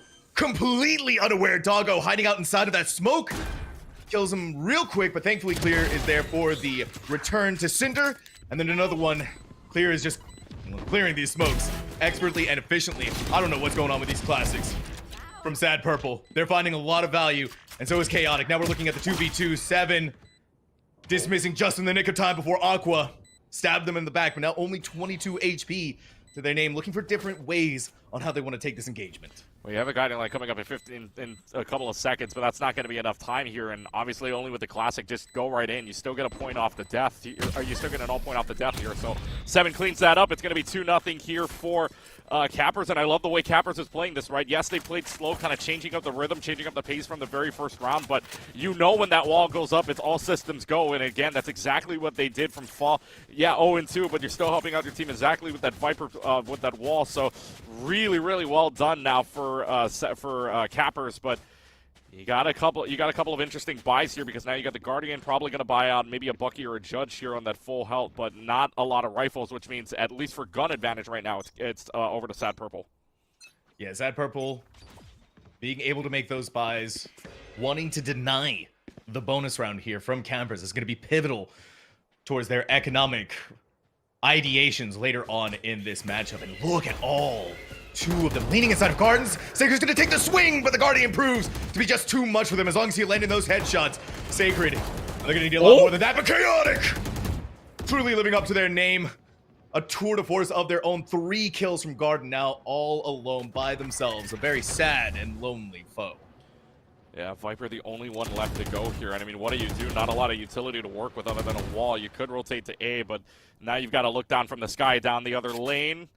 And ball crossing, and it's going to be Aqua cleaning that up. Nearly flawless round as Sad Purple gets it, and that's what you get with the gun advantage. Even if Cappers had that bonus round, Sad Purple gets that gun advantage with all the rifles that they have. Only Sacred going down. Their big round for them, and now they can just save up here in this next round up to only down by 1 now. Exactly. That was not what Cappers wanted, right? They wanted to get more kills, they wanted to get more picks, but they weren't just able to let that happen. Their approach through Gardens was completely shut down, mostly by Chaotic as well. Yeah. Thinking about what they were able to do, it was a perfect swing, it was a perfect flash that just kept going and going from there. Still though, Cappers are able to make buys of their own, and now is the attack through showers, but Chaotic already getting first blood on the fall on their lurk. Yeah, that was nowhere near it. Oh my goodness, that's 3 kills already. So here comes Cappers, 3v2 now situation. It's here comes the full-on rotate out.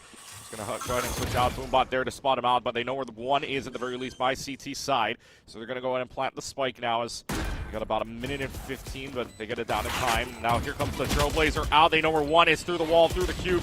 Goes 0 cap, 7 cleans up house, and Cappers wins the round back, 3-1. They keep the lead back at 2. It started off so well for Sad Purple, especially once again Chaotic, who's sitting at that 7-3. But they got the 1 kill, then they go through the TP with their Showstopper, thinking they're going to be able to catch more, but Cappers had already pushed on towards that A site. And so you saw when they actually made that shot, 2 went down on A, and that was basically everyone who was over there. Perhaps a slight bit of overzealousness, maybe Chaotic thinking they were going to get more value out of that Showstopper. Now they're going to be in kind of like this rough buy that if Cappers can take advantage of, Sad Purple are going to fall on the back foot. You know what? I feel like there's a playbook to this because right now what Cappers has done, right, look at where the Viper Wall is right now. That Viper Wall is kind of more vertical, if anything. That's signaling that they want to push up towards U-Haul or give some space towards showers right now. It looks like they want to push A. But the last time when they pushed B, that wall was more horizontal, if anything. So that's kind of this is kind of a signal. If they know where if they can figure this out, they know where the push is going to come from, and maybe they got a shot at this. But Seeker's already coming out, and now they're just going to use the Empress. There's going to be some ultimates being pulled off. 3 on the side of Cappers already. All right, let's see. Clear goes up the air. I'm sure they saw someone down below them, but already things are exploding wide open. That's what you need your Raze to be able to do. Doggo, thankfully, on the side of Sad Purple, gonna be able to trade that out here. Spike still not being able to plant. The 7 with this Empress. The crown is heavy on the head that wears it, but not for them. One after another falls by their hands, and now Aqua, again, the lone wolf that needs to win out in this 1v4, is just not going to be able to do this. Cappers, 4-1.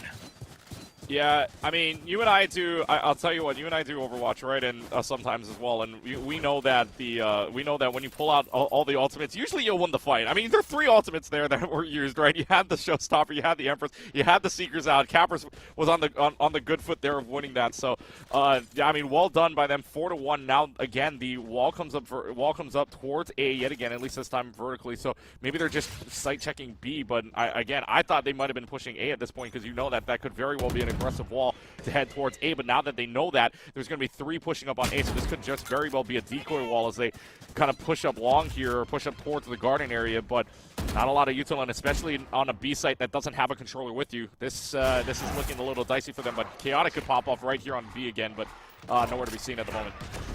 Yeah, maybe on the we flank, haven't seen the B approach very often. Like you said, though, that flank could be juicy.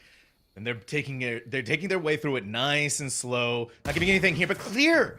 Not looking towards the right way for long enough. Thinking that someone might jump out towards CT, but instead that's gonna be their head ripped off by the Sheriff.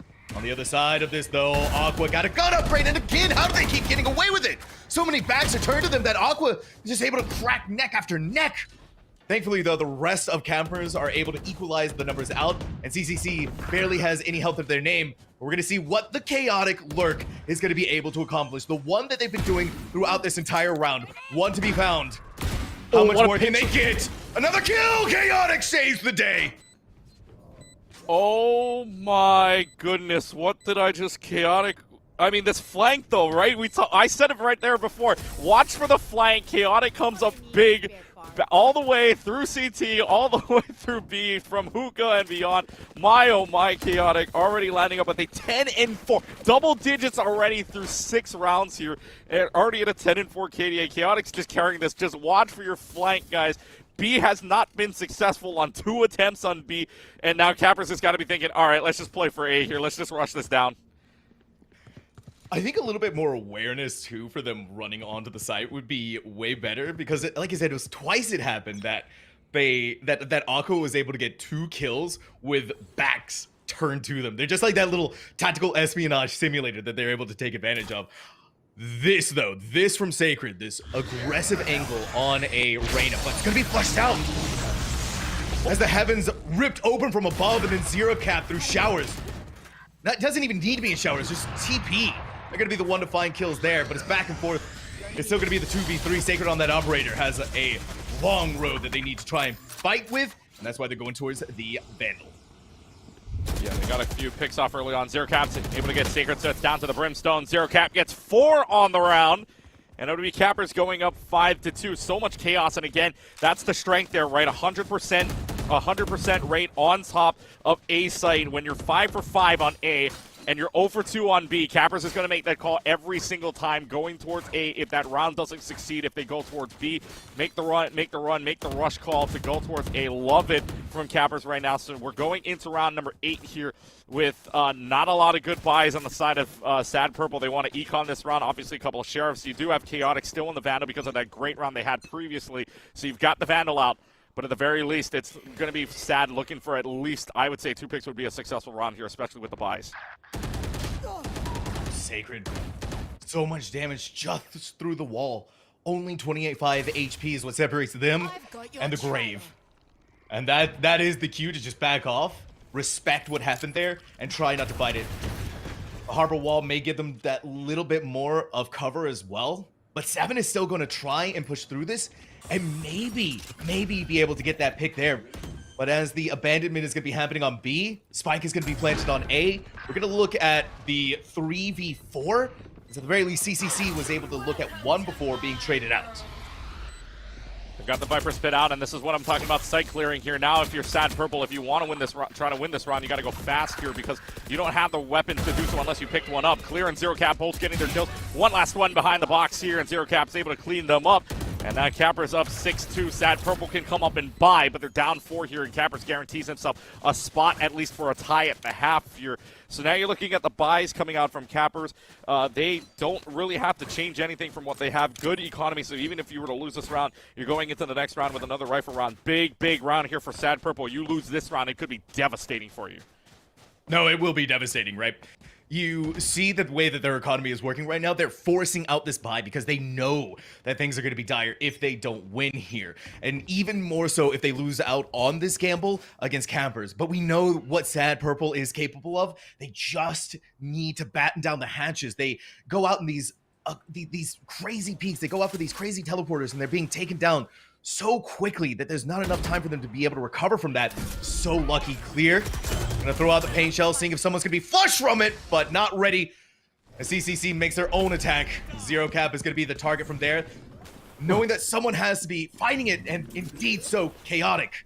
Guys, we're gonna win up in the mirror matchup. Guys, we're playing a different game here. Look at the positioning here. They're playing the different sides. We're not even half. They're playing to defend the spike, and meanwhile, one team's playing from the defensive side to attack for the spike. I mean, this is insane. Sacred gets a kill on the fall, so now it's a 4v2 in favor of Sad Purple, needing to win this one out. But look at where this Brimstone is. Watch your back for this. Brimstone's probably going to go all the way around just to get the spike out. We know that they love doing this.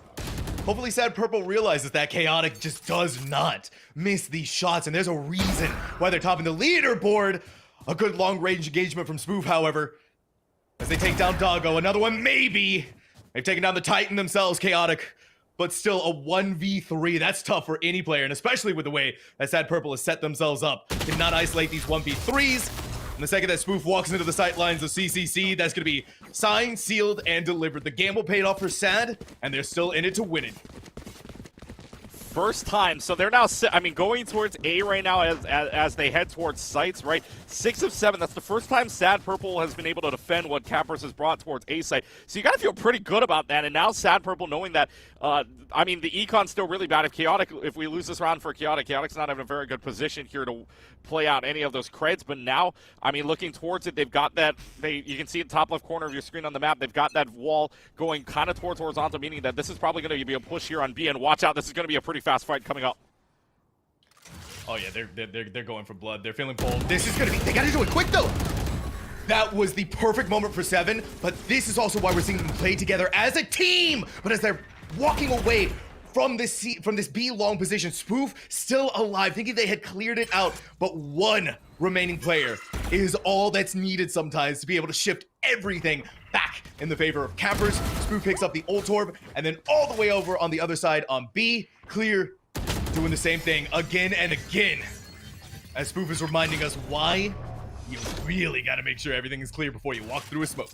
Yeah, that was kind of an awkward fight, don't you think? Like, it was just like one smoke down there and then everybody just popping off forward. So everybody was just all over the place, just aiming, trying to find out where the heck did everybody go. And you're right about Spoof just cleaning things up there. Got to make sure you clear out everything, folks. I mean, I know the saying is check your corners, but check your smokes too, guys. You want to make sure that you're able to clear out everything. So 7-3, Cappers guaranteeing themselves a good half here, and especially when Sad Purple losing that round is big for you, because now the only one with a Vandal coming up is Sacred. It's going to be a Stinger, it's going to be a Bucky here. So another round where Sad Purple's got to figure this out if they want to get another round. But Clear getting Sacred already down. Clear's got 3 straight up with the Vandal. Oh my goodness.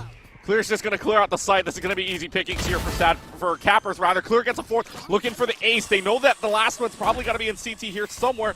I think they saw it, and they're going to get the ace down here in the back line. The ace for Clear. Way. Clearing out the entire way in such quick motions. Cappers goes up 8-3. No way. It was pure mechanical work through from Clear. Clear was tired. Okay, here's what happened, Clutch Key. Clear was tired of us giving all the praise to Chaotic. And so they want to get ahead of them in kills, and then they want to do it by getting an ace. They were 8-7, and now they're 13-7. They have, by the way, for Cappers, 3 massive ultimates to be able to secure their way onto whichever site they decide to go on. If you are Sad Purple, you know that it's kind of one of those rounds where you still don't have a lot in the bank, but that has to hurt to let one player be able to grab that ace. Yeah, I mean, it wasn't a great buy round. You're right. I mean, not a great morality to help you out here if you give them the ace. But Sad Purple probably saying, hey, look, attacker side of map, surely, right? So you're hoping that they can get the round here. And Foss starting this off on the Sacred, not very good, but it traded that out right away. Showstopper available to you. Showstopper goes too high. Misses, but Aqua still goes down. Doggo is able to get that, though, so trades out 3v3. And now, what's the call here from Cappers? It looks like they want to just maybe play for the teleporter here, which they will. It's too bad you still got a raise on the other end as well, waiting for them. We are going to see the Ultimate Orbs picking up all of these Seekers. That's going to let them figure out who is where. Not who is where, but where is where. They know that Chaotic relatively close. That Guiding Light could be even more so. Spoof speeding on in like a Ferrari. Really good picks happening here. And even though Cappers was down in the numbers, they're able to, at the very least, equalize things back out. They did have the numbers advantage, but you still had to be careful of CCC. This is the 1v1 for the ages. On the other side of a wall, CCC's destiny. Zero Cap, waiting patiently, thinking that it's going to have to be through Lance, but no, towards CT. CCC giving up so much time that they're gonna have to try and fight for here. The wall goes down and Zero Cap having the perfect read of where everything was going to be and just how it needed to be done. A 9-3 first half in favor of Cappers. Yeah, really good half from Cappers there. You know where the rush was. A side was their most successful one. Especially with Clear getting an ace. Only missed out on one round where they went towards A and or planted a spike towards A. Only missed out on one round. So a total of 8 of 9. That's a pretty damn good percentage if you're Cappers to know that A site is your go ahead. But now for Sad Purple, they got to figure this out. I mean, I don't want to say anything about a 9-3 here, but the way that this is going right now, you got to get rid of Chaotic, because Chaotic is absolutely, or for Cappers at the very least, Chaotic can still pop off. 13-10, still good numbers for them, but the rest of the team from Cappers right now, 13, 12, 11 for Clear, Zero Cap, and Spoof popping off, and it's not just one person carrying, it's the entire team just using their utility well. And Man, this is going to be a really tough half for SAD, because you think for this team, if they know how to get into A, they know how to clear out A. But for SAD Purple, they're pretty much going to use the same strategy as Cappers, except this time they're using that wall, but they're going to fade out. Zero Cap peeking in, out, all over the place, waiting to see if someone's going to be crazy enough to try and go up that long. And that's going to be the realization, kind of the alarm bells ringing again here for Sacred. Sacred's not been having the best of times on this Reyna. Shut down pretty consistently. And usually one of the first bloods as well. Not getting us the impact that we want to see out of that Reyna. And that's what we're saying. If you can't get the impact with Reyna, it's going to be so difficult. 7, though, stuck in a really bad position. You're going to be looking towards them, trying to get the kill. If they can get the kill, they're going to be able to survive because they're going to dismiss. But slow walking through on the other side. They didn't clear it out. Dismisses inside of the smoke course towards the Cascade Orb. That's going to keep them safe for just a smidge longer, and now surrounding all over them. Doggo, confused, not quite knowing where to go, trying to get the information that they need in order to survive, and now the lone wolf could be the one to tell the tales, but now not even able to do that anymore, as Cappers setting a precedence once more on these pistol rounds. They take the first pistol round, or they take the second pistol round of this match.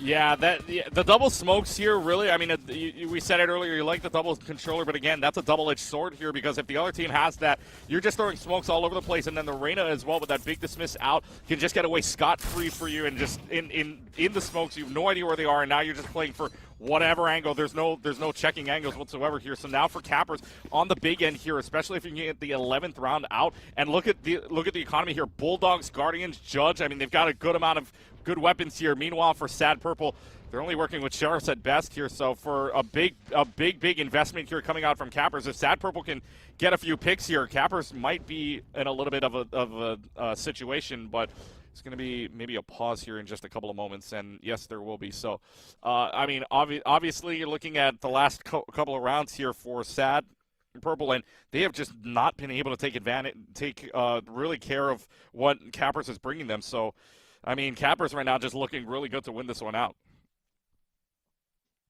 It's a dominant show of force. Absolutely. Right, Clutchkey? That's what they're proving out here. And especially when you have players that are able to pop off like Chaotic, and then you just go down the scoreline. Like you said, it's kind of like the whole team operating really well together and being able to pick up a lot of these kills. And by the way, I said Chaotic, I meant Clear. You look at Clear, Zero Cap, Spoof, 7, and Foe. Pretty much consistent across the board with each other. And then you also look at Spoof, by the way, 12, 8, and 11. You think of what Brimstone can do. That Stim Beacon does so much for helping them to engage on site. But then you also think about how it's played defensively as well. We kind of get an idea of how that's going to be working the later on we go in these rounds. But that was a really good pistol round from them. And I think it kind of all hinged on the fact that 7 did not get taken out early, right? That was really, really vital towards what happened there against SAD Purple. Because they didn't clear 7 out, they were able to stay alive. They were able to pick up 1, dismiss into the smoke, where you're still able to cause so much of that chaos, because then the rest of the team is scrambling around. Where is that Reyna? Where is that Reyna? And while you're also dealing with the front lines that are being attacked as well. So you see those little things like that, where they were so close to killing 7 as well. Had that smoke maybe not gone down the way that it did, 7 wouldn't have been able to survive. But because it was enough cover, and once they realized that bullets weren't firing towards them anymore, they were perfectly fine to continue their way forward and survive through that. Yeah, and you're looking at the scoreline right now. I mean, we talk about it. Clear and Chaotic both at the top of their respective leaderboards. Clear with 14, Chaotic at 13. But I think the big difference right now is 7 with 10, and then Sacred with 4. Your biggest point of emphasis here for at least these two teams with that double smoke, double duelist situation is that you want your duelists to be able to enter. You want your duelists to be able to get right up in their faces and kind of get the picks. Clear and Chaotic have been clearly doing that the best that they can, but with 7 being able to get 10 kills, and you were saying in that last round, being able to stay up, being able to get themselves in a very good position to kind of get these opening picks off, and Sacred not being able to do so far at a 4 and 12.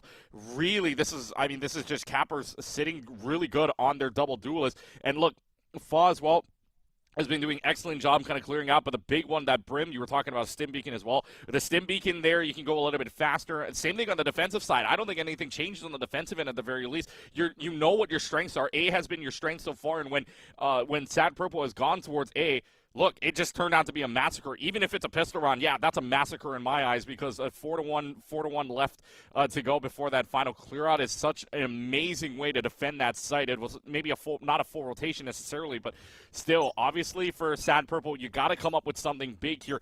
And another round where it's just Sheriffs, it's just pistols. The pause is now over. And Chaotic starting off on clear is a very, very big shot. That means that you've got an opening here, at least onto B.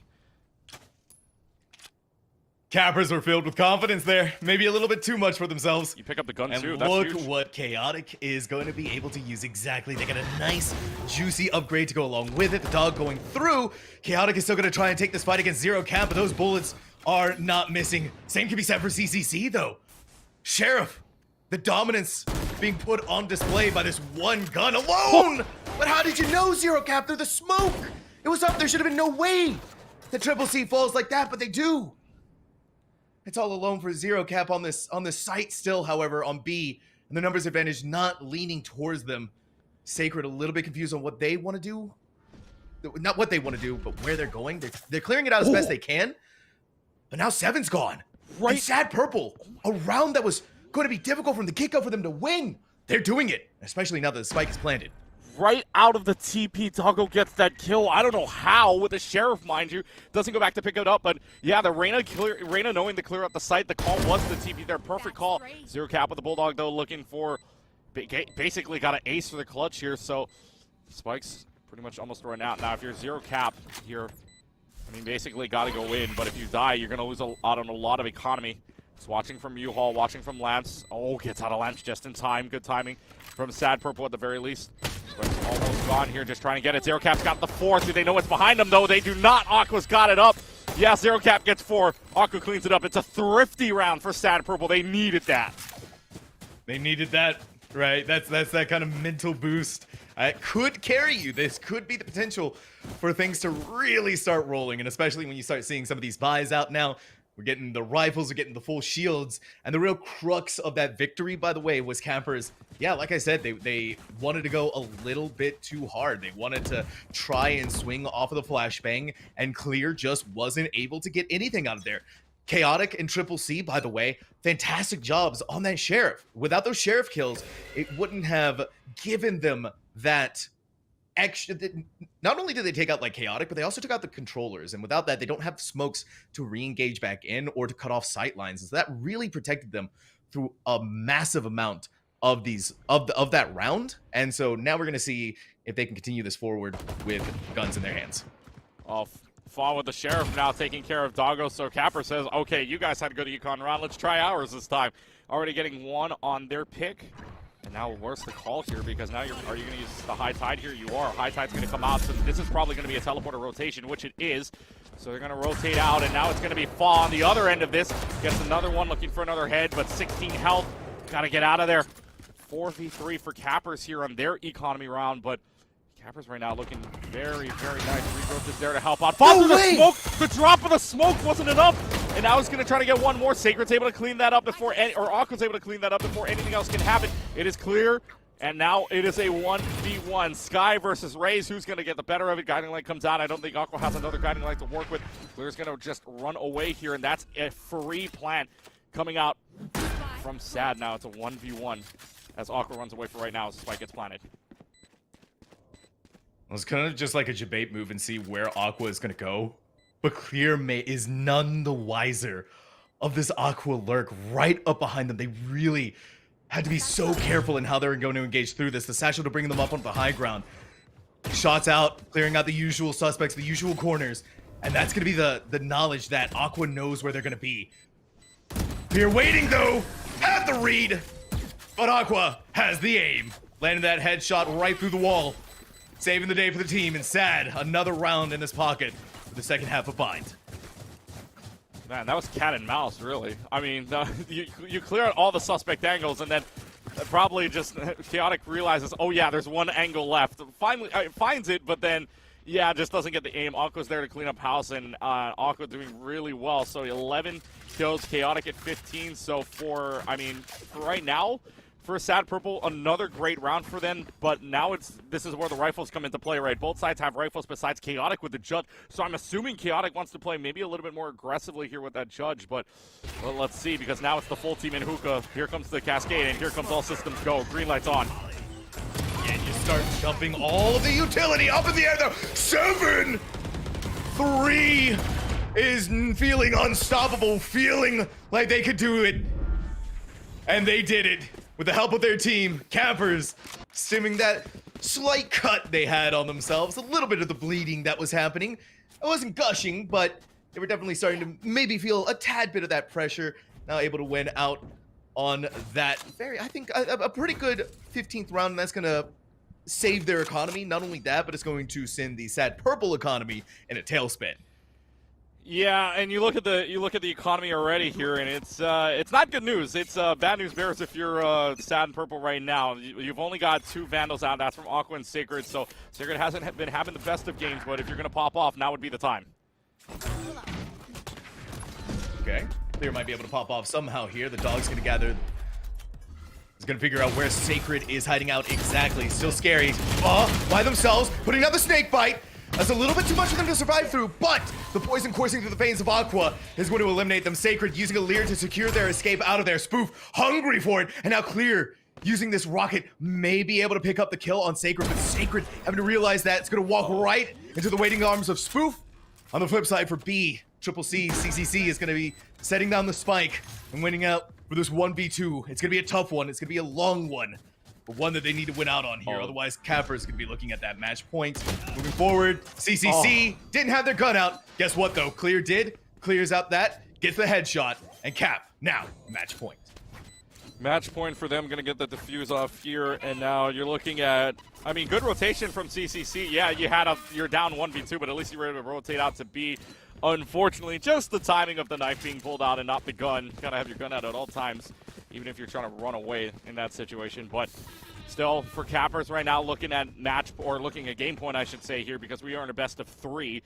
So for right now, I mean, Sad Purple's got to pull out all that they can, but the economy abysmal, like, to say the very least. And that might be an understatement, because now you're pulling out Guardians, you're pulling out Bulldogs, you're pulling out Judges. But the big one here, Seven's got the Operator, and well, the Operator can do some big things knowing if there's all systems go. And where 7 is sitting right now, it looks like there's going to be all systems go towards A. Just watch out for the Operator, guys.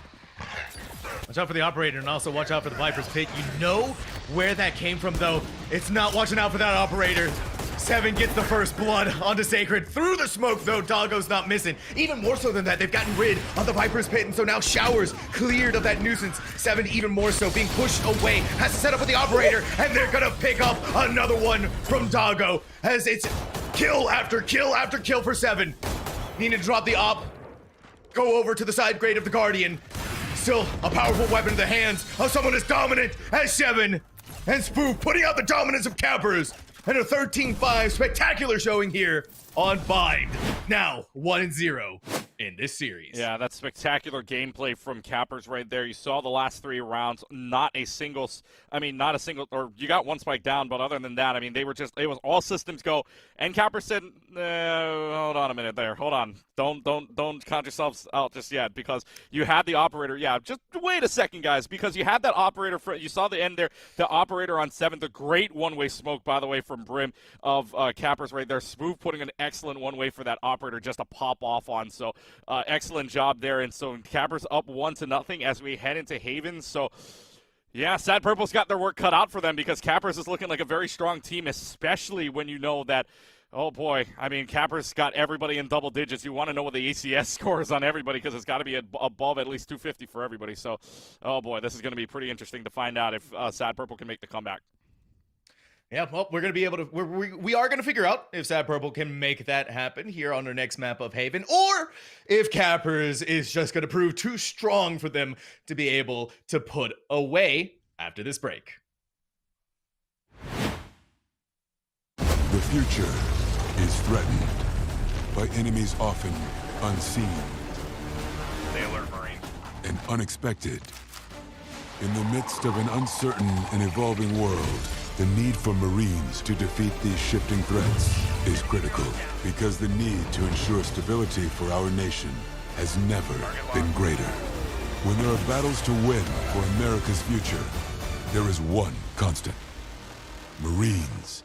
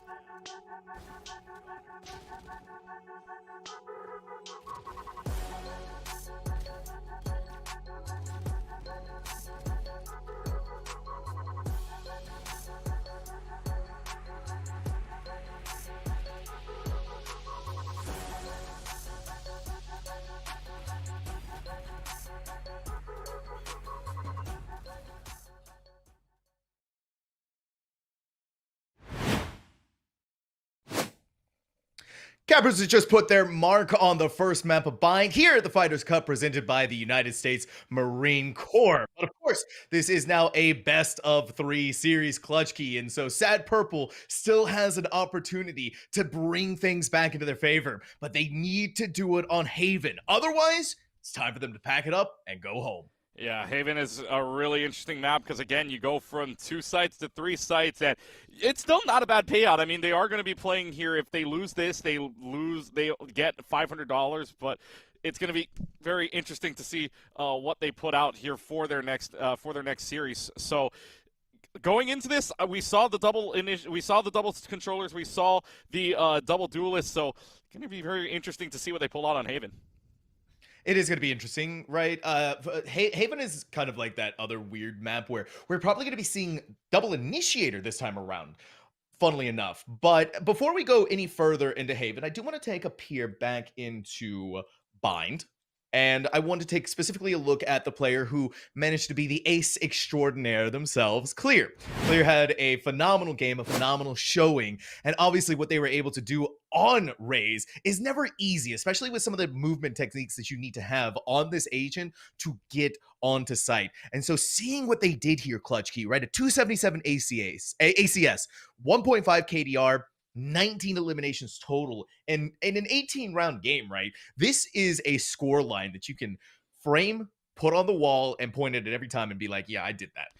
Yeah, 277 is really good. 19 and 12 overall with 3 first bloods. Obviously, for the duelist area, we look at what they did do earlier. 3 first bloods for both Clear and 7. That's when you know that the duelists were popping off, especially with Sacred and Chaotic only getting 4 total. You're looking at a very, very, very good round there from Bind on Clear. So now we go into Haven. We'll see if they can do the exact same thing, what they want to pull out here for a triple site area. I'm expecting pretty much something similar where they're going to go in double duelist. They're probably going to see maybe an initiator or 2. Who knows at this point? As we go into Haven, the strategy kind of changes now. How is Sad Purple going to take care of this? We know that the double duelist, double controller doesn't really work out for them, especially in a situation where you're looking to see if you can contain Clear, contain 7, contain this entire team. Because you look back at that other in the entire match, all of them had double-digit kills, and for Sad Purple, they only had 2 players in double digits, in Aqua and Chaotic. So it's going to become a really big challenge. When you're losing by 8, it's a very big turnaround to ask for when you're heading into the next map to try to turn that all the way around. So it's got to turn on its head if you're Sad Purple. Got to find a way to contain Clear at the very least. Yeah, Clear. Monster, right? A monster on the field. So make sure to keep their eyes on them. We're also going to see how they're going to adapt to whatever duelist they decide to play on Haven. And so maybe that's a potential right there for Sad Purple to find some solution to the problem that Campers has posed to them time and time again. We're probably not going to see the Raze here. More so, we're probably going to have Jet come back out. A lot smaller choke points that she is going to be able to dash on site. But not only that, to mention, the defensive Jet is going to be able to use the everyone's favorite weapon, Operator. So once you get that in the hands, we're going to keep an eye on there. But already we're looking at boom, Clear on Jet, just like I said, Chaotic over there, locking in that Jet too also. And we're seeing something interesting from Cappers right now with the choice of Viper. We don't get Viper very often. We're also actually going to get the double smokes. And so we're going to get Omen and Viper. This is something that's kind of been coming up a little new here, Clutch Key, that's been formulated, is having these double smokes. It's kind of the same thing that we're going to be seeing here that Viper was doing on Bind. It's going to be that agent that's kind of lurking around, being that sneaky little devil, cutting off all of these sight lines, and just being a massive nuisance. And now that you're adding in the 7KJ, it's going to make those sight attacks that you're going to be dealing with as Sad Purple that much more difficult. Yeah, you're looking at the setup for Haven right now for Capper's side. You have that KJ. I believe that KJ is really good util. I'm assuming that's going to probably go on A just to stop anything coming from long or short. And you're looking at, you were saying that double smoke earlier on with that Omen and Viper. That's more for Cappers at the very least. They're starting off the defender side, so they know that with these split areas, that double smoke is going to help you out and make sure that you can at least clear 2 of the sites, forcing them out, or maybe even making sure that they're slowed down to get into the points. So this is a really, really good setup here for Cappers. For the attacking side on Sad Purple, you've got that Cypher to be the Sentinel instead of the KJ, and making sure you got a sight locked down with a trap wire at the very least. So this will be a pretty interesting setup on either side, but with Sad being the first one to attack here, I'm expecting pretty much on all systems go. If you can be pretty aggressive on this double smoke area, you've got a chance. The question is where this KJ is going to set up, and instead it's looking like this KJ is going to set up C instead. So you've got the Sky and you've got the Jet setting up A, and it's looking like this is going to be a pretty quick push up here for Zero Cap. Who's going to have to find his site by themselves using that? But could be kind of difficult, but they can also set up the smoke. This B-side attack, however, from Sad Purple, you don't typically get to see that very often, and already Chaotic is going to put down the Cloud Burst, push their way in, but they can't win out against the duel with Clear. 1-2, caught out by the Paranoia. Taco's going to trade that out there, and then get 2 kills of their own. It's a 2-for-2 special between Cappers and Sad Purple, but you see what Zero Cap is able to do, and you see what Zero Cap is doing on their side. Cappers has the numbers advantage. Hiding out inside a garage. This could be the difference maker. Oh, it is. Oh, it is. Oh my goodness, Faw's able to take care of that through the garage. Waiting in the shadows, waiting right behind that door just to meet and greet him with the bullets of the Classic. Oh my goodness, what a play. And that's going to be big for them because now you go into the second round. They've won all 3 rounds of pistols so far. And you know what usually happens after the first pistol round. It might be a slaughter here, especially when you've got the Ares coming out the first time. I think we're going to see this on the defensive side. Do have to be careful of Sad Purple still, though, Clutchkey. This is a team that can make something happen out of nothing. And that is a deja vu moment from what we saw in the previous map of Bind. But already things are looking like it's not going to go that way. Clear, making that Marshall sing the beautiful tunes above. They've taken up that high ground position on C and completely denied the efforts of Sad Purple from going up that C-long approach. Yeah, this is looking a little bit dicey here for Sad Purple, especially if they want to try and play for picks at the very least here. And now you can see that dark cover kind of just making sure that they're staved off for right now. So what's the call going to be, guys? Because you've got the Viper wall up and ready to go. If you try to go towards garage, that's a dangerous situation. B's got some Mewtwo, especially with the bot out at the same time. So, oh boy, this is going to be a tough situation here. And if Sad wants to play for picks, they got to find something to go now. Trailblazer spots them out. Not a good situation here if you're Sad Purple. The other thing that's kind of strange to me is they've sent their Sky by themselves. They sent CCC. They're using some of this perfect utility, but not really gaining much out of it. Chaotic, a quick shot, but none of the bullets are going to find their targets, and so everyone's still alive. They take a smidge of damage for their effort, but they do return some of it in kind and figuring out where they are. It's going to be 7 planting their feet down with that Ares. It's just the spray and pray. Now the prayers are, well, you don't need to worry about prayers when you're the god of war on that Ares. Oh boy. Now all alone by themselves, Chaotic. All by themselves, Chaotic just tries to fight right on in, has the spike available. Everybody runs away though, so yeah, they're just playing time. They don't want to clear, they don't want to clean this out. They don't want anybody to die. It's a basically flawless round. Chaotic's just looking for a pick here, but is going to keep the Marshall in hand. So, I mean, hey, Ares cleaning up house, the god of war, smiling down upon this KJ right now, 3-1-0 on that Ares, but man, oh man, that's another big bonus round for them, and the only person that nobody really has to buy here. Clear's going to get the Vandal out of this as well, so big round for them, and now Sad Purple's coming up on a very big round. Doggo's going to get the Marshall instead, but oh boy, this is going to look very abysmal if Sad doesn't get at least, I would say, maybe even 3 picks out of this.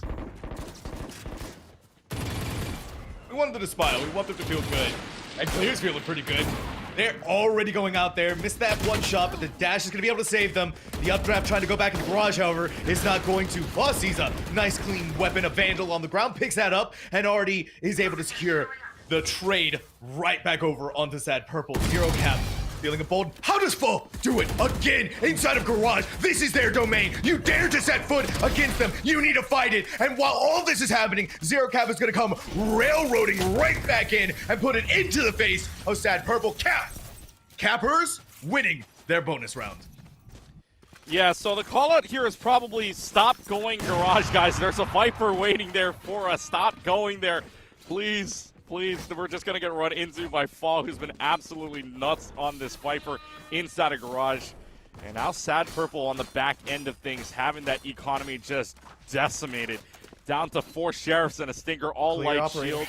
And now it's going to be the operator Clear on that op, like you were saying. So if Clear's in the right position, that operator can just pop off. You know what? I'm going to predict right now, bold prediction, gets at least 3 with this.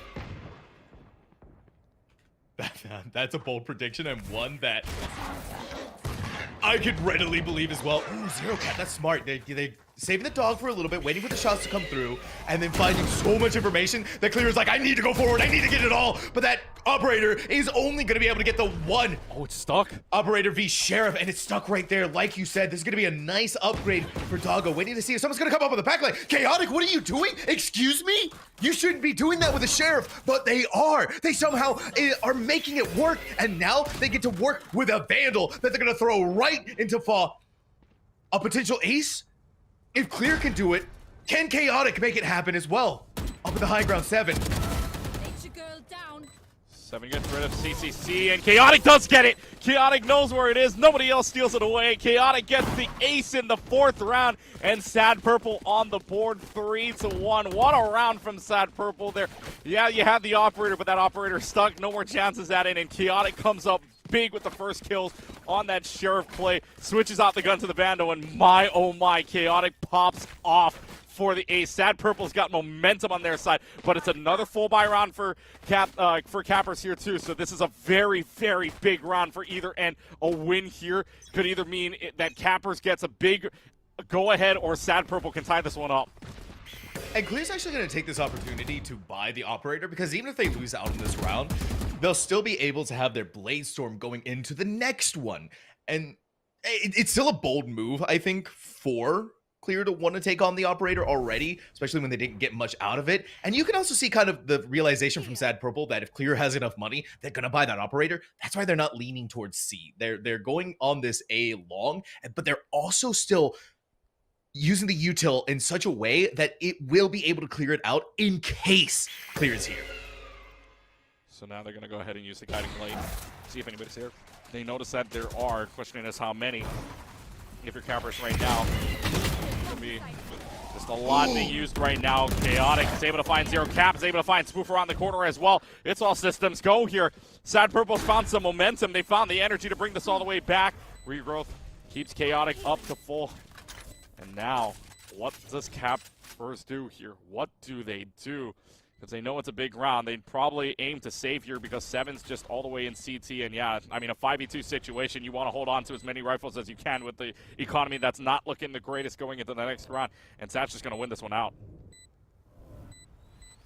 I don't blame them if you're Cappers, right? You save a Vandal, and most importantly, you save the Clear operator. You don't want to lose those two weapons, and especially Sad, nothing really happened to them. It was perfect layering of the utility, though. And that's kind of the power that you have with the double initiator, and why Sad Purple starting off on attack is working out really well for them. You go in with the breach concuss, and also, like I said, once they realized that Clear wasn't holding these angles with the operator, that was kind of like the go-ahead for Chaotic to throw down the Cloudburst and then start moving in, because they don't need to worry about that operator. And so you just layer flashbangs, you layer in the guiding lights, you're going to be perfectly fine. That's exactly what Sad Purple showed us. And for Cappers, you're kind of seeing now what the buy is going to be looking like for them. At the very least, you can... Actually, it looks like Clear... Yeah, okay, so Clear is going to give up the operator, give it to Spoof, and use the Blade Storm for themselves. Yeah, I mean, you like the situation here. Spoof can take control of mid right now as they're doing with the Omen. You can see that Omen is solely in B, but that Blade Storm isn't even going to be able to get anything here for Clear at the very least. So, or rather, Clear just doesn't get anything. So now it's for Sad. It's a great situation to be in. You don't have to worry about a duelist, but you're going to run into what is going to be a Skye. If that Guiding Light can find something, then they know that they can rush all on over, because Sad, or for Cappers, they know that if they push a site, they can probably get a flank off at the very least. And watch out for, I believe that's Fawn Viper that might be able to get the flank off on them if they decide to rotate that way. I know exactly. I don't think they will be. Oh, the neural theft, they'll stop that. Exactly, it's going to become impossible now with the neural theft. This is also going to give them the juicy information where Zero Cap is, who's wide out in the open, caught out by the concuss. No way they're going to be able to shoot off the bullets to take down Chaotic, who has kind of really come into themselves again on this map. They had a spectacular showing on Bind, and now they're translating it here onto Haven Clutch Key. Chaotic wants to win out on this map. They need to win on this map. They might be able to do it here against Fa. Bold choices. And the bullets, they're hitting. They're hitting clean. They're hitting hard. Sad Purple tying things up against Cappers 3-3. This is looking like a different team, isn't it, Sam? This is looking completely different from what it was last round. Last map that we had was all Cappers in the first half. Remember, it went 9-3, and we are now tied. In the very same round, the score was 4-2. We're now tied 3-3. This is looking like an entirely different team from Sad Purple. They have the advantage. They have the rifle advantage now because they've got all Vandals, and the economy's abysmal now for Cappers. So Sad's got the momentum. They know that they can probably rush this one down and get a few picks here. And this is what we want to see from a showing on attack. Clear, barely alive with their own life, but they weren't ready for Spoof. Tucked away in that corner. And Sacred now without a head, but you really got to get rid of this Omen. A quick paranoia goes through, but even without their sight, Aqua He doesn't need it. He's just working off of feeling, working off of emotions. And they steered them in the right direction. Doggo picking up one for themselves. But it's still kind of just like backing away. No reason to fight it out on this site. And yeah, that's going to be kind of like the go-ahead to push towards C, set up the spike there. And they also kind of don't even need to worry about the KJ util because of how far away the KJ is. Yeah, you don't need to worry about that. So there's no, actually, I don't think there's any utility down on C anyway. So you've got a good chance here to go ahead and plant on C, which they will. So CCC will get that down. 7's going to come from CC side and going to go ahead and get flashed out by the guiding light, so they know where 1 is. But here comes the flank from Clear behind. Do they know? Just hiding in cubby for right now, but CCC's looking in that direction. Got to find out where they're coming from. Probably cross-firing, if anything. They're going to peek at the same time. Doesn't matter. Clear gets the first one. So now it's Aqua. There is the defuse out. It's just going to be out from the breach. Too little, too late. 7's got the headshot onto Aqua. And Cappers takes the lead on a very, very big round. A thrifty round, mind you, as well, because they picked up all of those guns to win this round. Cappers comes out big with the round, and now Sad Purple on the back foot this time. These are the rounds, right? Especially for a team like Cappers, who had been kind of struggling in the previous 3, to have a thrifty like this is everything. It's kind of like one of those moments where you're starting to get the strategies working on Haven. And the way that Haven kind of works, especially Clutch Key, is that you gotta take some of these aggressive positions and deny the space. Because the more space that can be taken by the attackers, the harder it's going to be able to defend it. And so now we're going to see an attacking operator, I believe, go up against Clear's defending operator. No, it's not. It's just going to be a Vandal, but Clear's Vandal is still going to be the operator that Chaotic had set themselves up with. The Aftershock to flush Clear out of that angle, but it's going to be fine because it can tailwind. Still, though, a really interesting choice for them to push forward. The flashbang is going to keep them there. But now with Zero Cap having set themselves up, Clear's kind of the distracting bait that when Zero Cap is out of the flashbang, can get kills of their own, and they can do this. So can Sacred, however, on B side, throwing it right back into the face of 7. The Seek is really just to make sure that things are going to be safe up on this crate. Zero Cap ain't missing, and Zero Cap ain't going to let that happen. They're not going to fall apart just like that. And now, with Spike under their control, the rest of the team can reconverge and take on Sacred. Oh, Cypher, buddy, what are you going to do here? Sacred, what are you going to do? You're in a lot of trouble here. But now, gets rid of Zero Cap, so now that Spike is kind of free here to take back. Yes, you have the cage up, but now nobody's near that Spike, so where is this call? But watch out for the flank here coming out from Viper. This is Fa just on the flank. They realize it. Does Sacred realize that they're behind them? And that's Omen waiting for them in the shadows right now. This is Sacred just playing oh so carefully. Waiting for this up. Tries the shots off. Sacred gets it. Sacred got spoofed. It's down to 1v1. And now Spike's going to get planted here just in time. Under 10 seconds left to go. And so from the back end, here comes the Viper of Fa. The Neural Theft there is going to be clutch because now they know exactly where this is so they can take the fight here. No utility. But now they know the Neural Theft is just staying up here. Could very well be big. Takes the corner, gets the shot, and Sacred clutches up. Ties the game at 4. What a round from Sacred to bring it all the way back down 1v3 to a round win for Sad Purple. They had so much on their shoulders for Sacred, but the clear thing that helped them win it was that Cappers were just giving them the 1v1s. If they had regrouped together, played together as a team, they could have made the trade happen there. But no, Sacred one after another. And whether or not Cappers, I felt like, maybe thought they could take on Sacred, who had kind of been underperforming, right? They were at 2-5 before that round. That really puts it into picture what Cappers needs to realize. And they do need to give the team of Sad Purple the respect that they deserve when it comes to these engagements. Yeah, it's just amazing how some of these players just come out with their utility. I mean, the big skill point there for that Cypher as well. I mean, it's not an initiator, not a duelist whatsoever. But Sacred getting clear now just proves can't judge anything here. Sacred heard what I said from last round, saying not the greatest game last round. All right, let me have a better game this round, I guess you could say. And now they just take care of Heaven, so they have full control of this Heaven spot. Now Zero Cap's got to come up big, but Doggo gets rid of Zero Cap, so the spike gets planted on A yet again.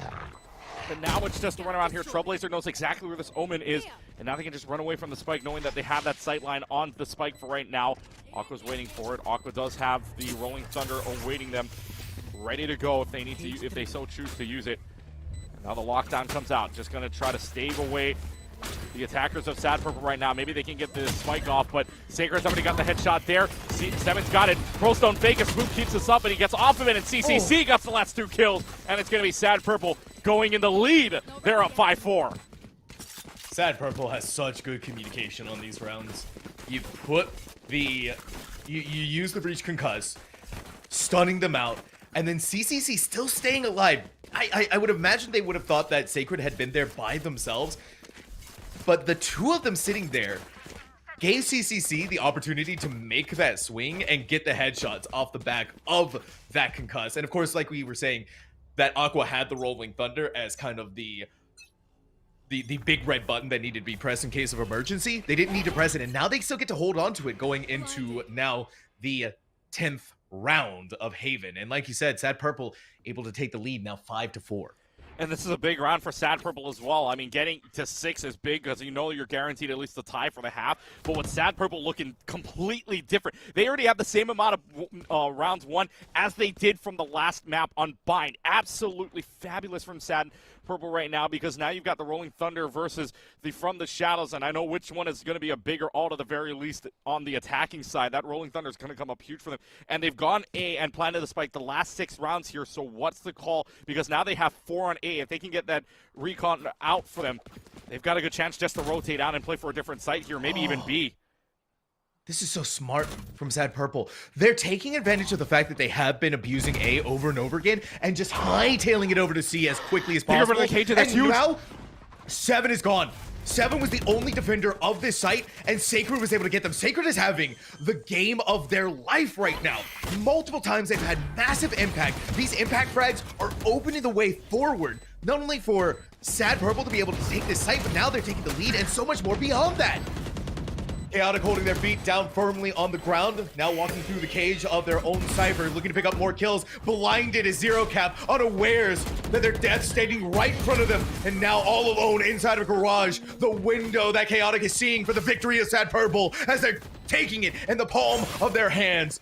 6-4, things going so much better for Sad Purple this time around on Haven, and like you've been saying so many times, Clutchkey, it feels like a completely different team that we're seeing than the one we saw on Bind. This is a 180 if I've ever seen it here. Sad Purple comes up big with that 6th round, guarantees themselves a tie for the half, but more importantly, they've scored more points than they did in the last map, folks. They only scored 5 on Bind. They're at 6 now. Looking at the half, it's 6-4.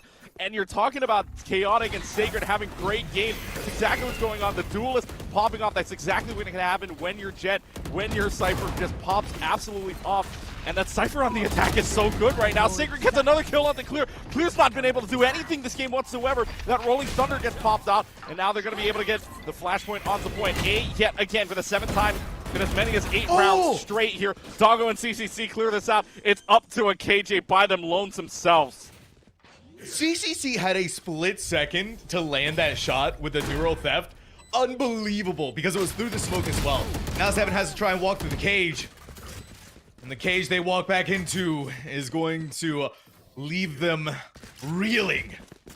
Sad Purple, another round for them, continuing to widen that lead 7-4. If they can win this right here, right now, if they can win this round, that's going to give them an 8-4 half. And when you think about Haven, Haven is kind of that attacker-sided map. That was kind of what I was saying a little bit earlier, that if Sad Purple didn't have that dominating lead on this attack, it would have been really bad for them, especially had they lost, and with the way that Cappers were looking like in the early initial 3 rounds. But they've completely righted the ship, and now it's high seas being sailed, and Chaotic is waving the flag of Sad Purple so high with not only an operator kill, but an operator headshot kill, Clutchkey. Oh my goodness. The flags are up, the ships are inbound here. Oh my goodness. Sad Purple is coming out with an aggression and with the confidence I didn't see last map at all. Now Sad Purple looking like they want to take us to Lotus for the decider map. That operator shot so impressive from Chaotic, and now it gives them an opening. Where do they want to go here? Because you know that maybe there's a KJ on C. Do you want to go A? Because now you know you've got the numbers advantage. If you want to go all systems go, it's 5v3. And now that they know where Zero Cap is, yeah, play aggressive. Let's go. We have Bladestorm. We've got ultimates to work with, including from the shadows as well. But clears on Chaotic, so Oh, back down to a 4v4. It gets a little bit dicey from here for Sad. Clear's been a little quiet, all right, but their aggressiveness finally giving them some approaches in ways. And oh yeah, Doggo, this lurk, this flank, but they know where Doggo is. They're waiting for them to make the approach. Doggo still wants to swing it, but the 2v1 is going to prove too much for them to chew through, and now it's going to be running onto the C site. And look at the way that Viper wall is set up, by the way, Clutch Key. Without that Viper there, it gives them the entire site to work with, and also kind of takes away a lot of the pressure from that KJ utility. And now we're going to see Clear on this other lurk by themselves, but the real thing is here now that they are really by themselves. And CCC is going to do what Clear did to them in an earlier round, and they are going to get their revenge here and bring Sad Purple 8-4 into the first half. Yeah, so remember, folks, Haven is a 3-site map. Sad Purple made it only a 2-site map because they really didn't go anywhere else other than A and C. A most likely, but they were able to abuse A so many times, and they were able to use their utility, and of course, Sacred having that insane round, that insane clutch. Chaotic with an ace heading towards A. All the best moments for them have happened towards A, which is an amazing half. And you said it earlier, Sad needing a dominant half in order to keep themselves up here towards the second half. That's exactly what they did. Now, getting the pistol round would be the cherry on the cake here, because if you get this pistol round, you're in a very good position to go up 10-4 after the half here. And now, if they want to play aggressively, they absolutely can. That Viper wall is going to go up towards A, and it's looking like they're going to go straight for B here for Cappers. They want to open this game up immediately. They really do. Need to be careful of the Cypher utility. It does pick up 0 cap. That, however, is going to ring the alarm bells for Sad Purple to lean back over towards B. The Cappers is not going to give that too much mind. They're going to trampling inside of Garage. Oh, wait. Look at this lane. Are they ready for it? They kind of are, just a little bit here. Sacred is still popping off in ways of their own. It's back and forth. The blows being traded. Haymaker after Haymaker. Clear couldn't get the headshot. Still able to dash away to safety. And now all alone can Sacred do the clutch again. It's one, but no. Clear finds the third. Plants the spike. And gives Cappers a way back into this Haven match. What the heck just happened? I thought this was Valorant, not a boxing match. We're trading blows left and right. I mean, what the heck just happened? But still a very good round. Cappers needing that round, especially on the pistol, trying to make the comeback here. And we said that Haven is more of an attacker side in map. Cappers needs to prove that right here, especially if they want to get back into this one, tie it up at 8 apiece, and eventually try to get the lead and the win to move on into that championship round. Meanwhile, though, for Sad Purple, they're going to take a different approach here. Instead of stacking kind of split evenly, they're going to stack all 4 on C to start, and Cypher's just all by themselves here on side of A at the very least. So now maybe a split push here from Cappers, but where do you want to go? Where do you want to go? You definitely don't want to go C. No. 4 sitting there waiting. Even with weapons like a bulldog in hand, you're gonna have to be so careful, and that's why we're seeing them stack like this. You're in these pistol rounds where you've lost the first one. You need to play together as a team, trying to once again get as many picks as you possibly can find. But now that they know that 2 are hiding out on their site, that's the go-ahead. Make your way to A. Play out on A. There's 2 on C. There's got to be someone on B, and so the most ideal spot, however. The most ideal thing that could happen is Sacred finding Clear inside of their tripwire like a wounded animal. And look at the camera setup, giving them all of that juicy information. And Sad Purple is able to throw it back in their faces. And even though we're going to have the weapon upgrade, it's just not going to be good enough. Chaotic, however, if they're able to land another headshot like that onto 7, the 1v1. Oh, picks up the Vandal, though. That's huge for them. Picks up the Vandal, tries for the defuse to start. 7 through the crates, is able to find Chaotic. But hey, if you're Sad Purple, that's a win for you. That's a moral win for you at the very least, because you get rid of 4 players on Capper's side who bought up, and now, I mean, yes, you can buy a little bit more up with those rifles and everything, but it's a rifle now side on either end, and the only person that's going to have any economy going into the next round, if you were to win this one, is Clear. So, I mean, if you're Sad Purple, that's not a bad round for you at all. No, it's not. And once again, exactly what you need to be doing on these anti-eco rounds. You need to take off the weapons as much as you can. And even throughout all of this, you can see that for both sides, the economy is struggling. And so you can see that these teams really are giving it their all and really showing us that they are confident in their skills and in their abilities. But Sad Purple cannot let this run away from them. They can't let Campers continue to get this momentum. And it is vital that they stop this bonus round in its tracks. Otherwise, the recovery is going to be difficult.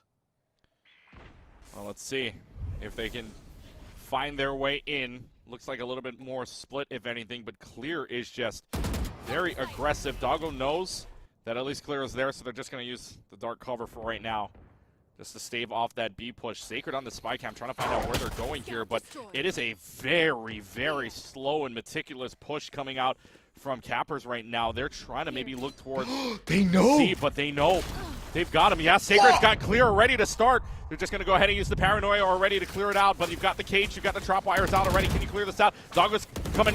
The cavalry is here, but the cavalry stopped in its tracks. Zero Cab and 7 both getting their kills. The Nanoswarm inside of that smoke do some very good damage. Aqua turning around, gets the flicks off the 2, and now it's just going to be the clear out here. Chaotic finds Fa to clear that out, and Sad Purple up 9-6 on a huge rifle round that they needed to give themselves a boost going into this next round. How Sacred lived through that, because they were pulling out their utility, or they were pulling out their gun rather, as Clear peeked on them and still got the headshot. I do not know how they were able to make that happen. The world may never know. The world may never know. The world may never know. Check him PC, right? But Sacred then uses the cage to reposition themselves and wait for the cavalry, but it's still clean and precise shots, like Clear is able to do. Clean and precise shots before CCC walks up and throws it right back into their face. Surgical precision coming from both of these teams right now. Neither one able to find it until Sacred, of course, comes on the beat. And once they start beating down onto Cappers, you're just going to see the B-site spike being planted. The Neuro Theft, however, to give out all of that juicy information where everyone is hiding. Oh no, Aqua, you're not going to give them the disrespect with this charge, are you? Rolling right in, zooming, but somehow Zero Cap with a double kill on the classic? Unreal effort here from Cappers to try and save this round. The 6-9 is going to be broken. Sad now in the double digits. Sad Purple coming out big on that rifle run, but it's a good for Cappers though. Again, another economy round, really on either side from this half alone.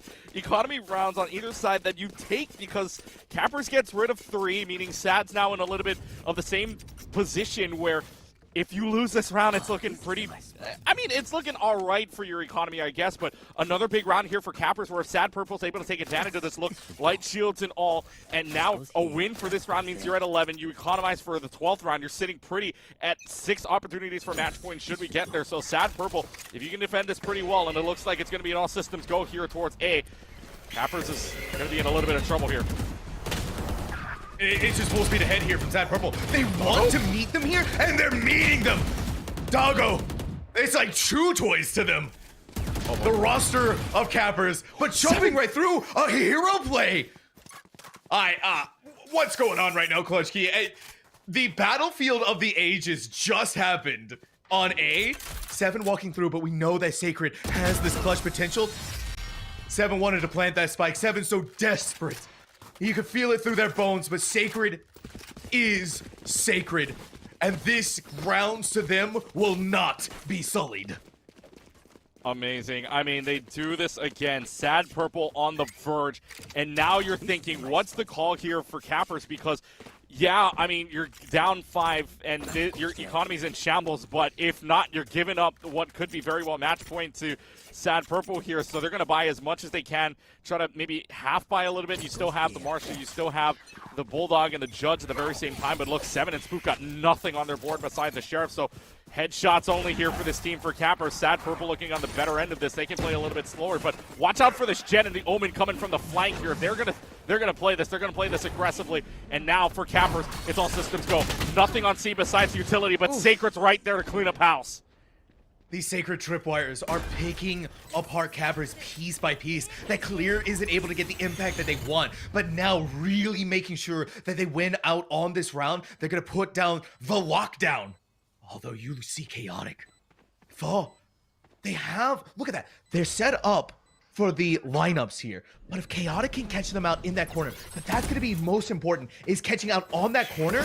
Here it is. They're going to be caught out by the alarm bot. Still looking for one kill. Another with that swing. Maybe one more that they can find. No, the 7 Sheriff is a little bit deadlier than what Chaotic had in their hands, but thankfully Doggo is there. And again, we're seeing Sad Purple showing us that this is a team that has learned, that has improved into the next map. And that clutch key is being proved here with them on match point. 4 straight rounds. An amazing, by the way, an amazing play helping out from that breach of Aftershock. Coming out here and assisting on that Viper to make sure that Chaotic gets that kill. Chaotic now, we were talking about how this is a team play. Well, look at the team play now from Chaotic. Sacred Doggo, 21, 19, 15, 4 players in the double digits. For Cappers, only 3 this time, but now Cappers on the back foot. Sad Purple with 6 straight opportunities. 6 match point opportunities to send us to Lotus on the very decider map that could make the difference between $500 and $1,000 or $3,000. And Chaotic starts off on the right foot here. Rolling Thunder used to start us off already. 7 and Fog getting their picks off. Fog's getting a second one. And 7 looking to see if they can keep this one up. Chaotic's the only one that can keep this for match point going for Sad Purple. Otherwise, Cappers can just push right on in towards A. Just looking for it. They know where Chaotic is. Just pushing right in. Zero Cap gets the headshot. And we're not done just yet here on Haven. Cappers keeps them alive, down to 5. And Cappers kind of wins out in a lot more ways than one on that round because they pulled out the Rolling Thunder from Aqua. Now they don't have to worry about that on their post plant. They don't have to worry about that when they're engaging onto a site. That's massive. That's really big for them looking forward towards the rest of the rounds that they have to go through. Still 5 rounds. It's a long road for them to travel. And even still, the economy of Sad Purple, it's taking a hit, right? So potentially Cappers could find even more out of this, but they cannot be sloppy about it. Otherwise, Sad Purple has proven that they can take advantage of that. Yeah, you say that, though, and you say they get the Rolling Thunder out, but they have an ultimate that they don't have at all. They still have the Neural Theft. They might not need it. Aqua's Spawn 2 on the end around. Neural Theft available for Sad Purple. That's the big one I wanted to point out, because if Sad Purple can get to a body there, they've got something good. Seekers is going to get pulled out here. Cappers wants to play on A. CCC, though, is able to spot that one out, and now they've got something of a pinch maneuver. The Seekers finds the CCC, and they just got to play from it right after that. There's the From the Shadows that's going to come out. There's an early push-up. You're going to go to Heaven. Good thing you've got the dark cover there for right now. Zero Cap does get the plant down, and we're playing on A for the rest of this round. We're going to see if they can just get something going here for Sad Purple in a 3v3 situation.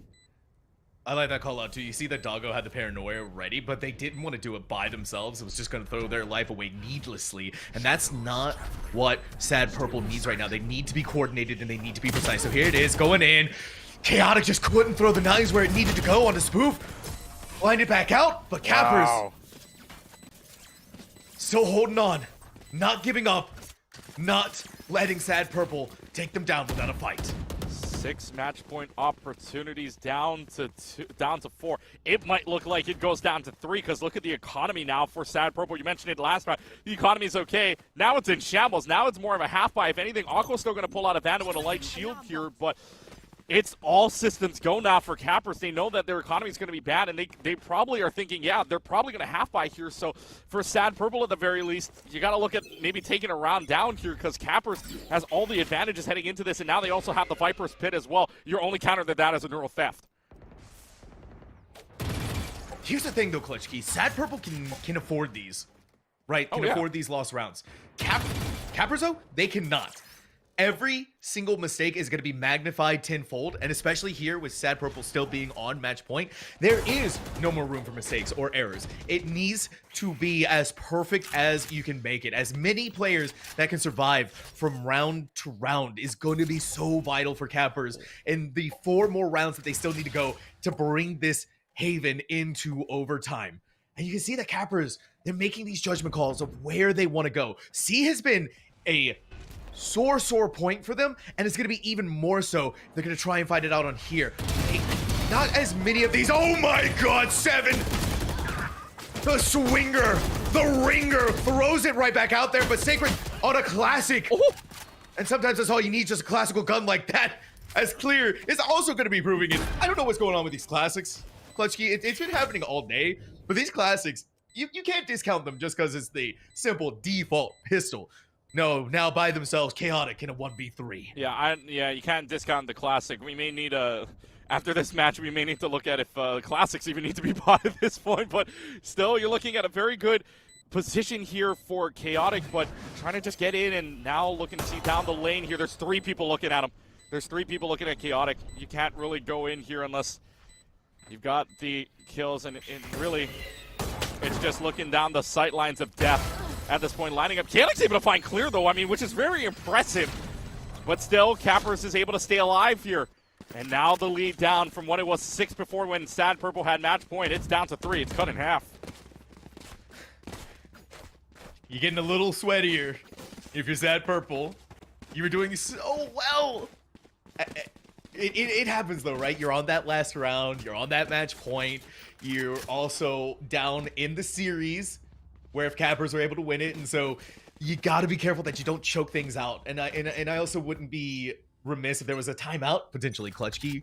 Give yourself a moment to breathe, to get the mentals right in the back place, because neither of these teams have called the timeout. And when it comes to these situations where you're so close, you cannot let it slip through your fingers. You need to use every single tool in the arsenal, and that does include the timeout. Yeah, I mean, this game is a $500 difference, and that is big money there. So you're looking at a timeout could very well change the way this game plays out, or maybe it doesn't. Who knows? As they try to fight right on in. Cage is used already. Maybe a lot of utility. Clears on top of the box, though. Sacred not looking up. You're looking in the wrong direction. Cloud's got CCC at the same time, and now they're going to plant right here on A. A very, very big round. If Cappers is able to pull this off, the economy for Sad Purple would be in shambles. And heading into what would be a final round, at least in regulation, not looking the greatest. So what is the call here for Sad Purple? I think you call the save. You're absolutely right. Yeah, call the save here. Save as much economy as you can because you're down 5-3. You want to save as much as possible going into the next round. That's still going to be brutal, though. Absolutely. Because this is a flawless round out of Cappers as well. You didn't take a single gun off of them. And so that economy just continues to get stronger and stronger, especially when you look at even, say, Clear, who's sitting at 850 credits. I don't think they took any damage. And so because they didn't take any damage, they're not going to spend the 1,000 creds on buying the heavy shield. And now for Cappers, they want to go for blood. They want to try and return the favor on the damage to the economy onto Sad Purple as much as they can. They weren't able to find anyone, but for the bright side of Cappers, now nobody went down for them either. And so with this one, right, for Sad Purple, they're still going to try and do this kind of awkward force buying where CCC is going to get that. Okay, they're going to go, they went from a Bulldog to a Judge heavy shields, and Sacred Doggo, Vandal's light shield. So this is going to be still a rough round. It's not going to be impossible. Yeah, but I still think the mountain is tall here because you're looking at light shields versus heavy shields, and now it's just a matter of who's going to get the first pick. And Cappers getting Doggo is not a very good start for you. Yeah, you're going to have the aftershock for right now, but Awkward getting the kill onto Zero Cap. That's a big kill for you because maybe that can be the start of something. But Clear's able to take care of Aqua, so it's a trade-out fight for right now. Sacred's looking in Garage, but already Clear's out of there, so it's a big, big round for either side. Clear's got Sacred, and now no more utility to find out something, and it's going to be a very, very clear sight here on C. Clear is so good at playing the patient game, Clutchkey. Knowing that someone was going to come into Garage the first time, but the second time was kind of like all right, I'm going to back away, I'm going to pop out of here, and then I'm going to see what I can get away with. And they're still holding these angles, waiting for someone to come up on the flank to try and attack them from behind. Chaotic, thankfully, was able to stem the bleeding for Sad Purple, but there is a lot of blood loss, and it may be even more so, especially with the turret picking them up there. The Swarm Grenades just to buy even more time. The Chaotic needs to be ready for someone on the other side of that. Thankfully, the Flashbang is going to be able to give them that kill, but the way that the C-long post-plant setup is, Chaotic just needs to hold here, and that Snakebite is going to burn their toes off, and then Fa, in a desperate moment, needed to win out in that. Actually, it wasn't even desperate, okay? They had enough time. Had they fallen anyways, I think they would have still won that round just based off of time alone. But Foe picking up those 3 kills at the very end of the round has now sent Sad Purple into a spiral. What happens when you have a Viper and a KJ left to go and the spike is planted? That equals both play lineups. Yeah, that and Viper with lineups. Yeah, what does that equal? Yeah, not a very good time. So you're looking at this, and Sad Purple's economy is sad. You're looking at 2 players with not essential guns for you. So this is going to have to be a first fight situation for the 3 people that do have Vandals. Clear's bringing out the Blade Storm. Blade Storm, if it finds one pick, I mean, this is Clear having to play the best round right now. The Viper's Pit from Cappers is huge. 4 ultimates for Cappers, 2 for Sad. They've already used the Rolling Thunder. Do not find a pick off of it. So now you're relying on a Neural Theft to save the day if you're able to get it. But Clear's on top. Cappers has no, or Sad Purple has no idea. And Sacred's hiding inside the Viper's Pit. They're 1 HP. A little stub of their toe is really all you need to do to get rid of them now. But they need to get the Viper. That's the big crux of the situation. They still haven't planted the spike, though. I'm surprised. Clutch Key. They're waiting. They're giving... And they're seeing if maybe they can gather a pickup before being able to take the engagement back around them. And you can see that Clear is on this high ground, waiting to see if someone's going to go and try to attack it. But now Cappers is going to answer in kind with a lockdown. They're really going to expend everything here to secure the site because there's no other round. Sacred may have been caught. That's just getting away as quickly as you possibly can. And finally now, with as much time has been expended, the spike is going to be planted. Clear looking all around them. In front of them, Chaotic with the Viper's Pit denying enough of the vision that they're able to walk their way forward onto the site. Now it's the 5v5 full retake. So 5v5 full retake here. Cappers needing this to send us to overtime. Sad Purple needs this to send us to Lotus. Fa, Clear, Zero Cap, all finding picks. It's a flawless round, and we are headed to overtime. We are going the distance here in map 2. Cappers down 6 for Sad Purple. 12-6 was your previous score. Cappers brings it back in the next 6. And Sam, oh my goodness. What a map we're seeing right now from both ends. Cappers just won 6 rounds in a row. Right, let that sink in. 6 rounds in a row. It wasn't piecemeal here and there, Clutch Key. No, they were on match point. They were down bad. Bad! There's really no other way to say it. What do you do in these situations, though? Cappers just proved it to us. You pull yourself together. You play as a team. You do everything correctly. Rotations. Protecting your flank. Flanking at the right times. And it just completely threw Sad Purple on their behinds. And now we're going to see if Sad Purple now on their attack can, at the very least, save this map that was in their hands. Well, now it's just going to be all the utility pulled out here. Sad Purple wants to do exactly what they did earlier on, pull out all the utility from Cappers or force them to get to them. And now CCC is already going to get the early spike planted here. So this is going to be an interesting situation for Sad Purple because you've already lost somebody. You've already lost the Jet, which is your duelist, and now you've lost pretty much all your smokes at this point. So it's just this guy in the Cypher here, and Boss going to come up big. Spike being planted in here for Sad Purple. CCC all alone, all by themselves. A lot of pressure on their shoulders. Not anymore, though, because they don't have a head on their shoulders. Cappers still continuing this dominating streak that they've been running through. A 7th round in a row, and now seeing themselves Clutch Key, match, and series point. A big round. You want to count from the last one. Cappers has won the last 7, and now Sad Purple. We talk about Haven being an attack-sided map. Sad Purple just lost the attack side. Not an ideal situation. So now all Cappers has to do is win out the round and play like they have been in the last 7 rounds in absolutely dominating fashion. They just got to run this down. They have that wall up, already headed on the split between A and B. So now they could probably just rush right on in. Maybe towards B area is the sight line where they want to go. They've already got the flashpoint out, or rather, they've already got the aftershock out from that breach. So this is going to be an interesting situation from Cappers, or from Sad Purple, especially for the fact that already some of your utility is down. You're relying on the Cypher to give you any information that they can. And now this KJ from 7 headed towards there, but no more trap wire. Where's the call? Oh, that's a mind going through Cappers' head right now.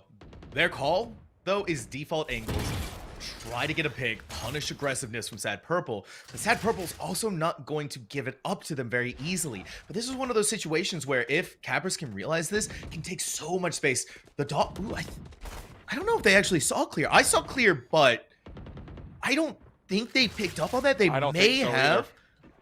Either that or it's just really, they did see them and they're just trying to gather as much information as they can. Sending forth a guiding light. That's huge. Wait a minute. Okay. CCC.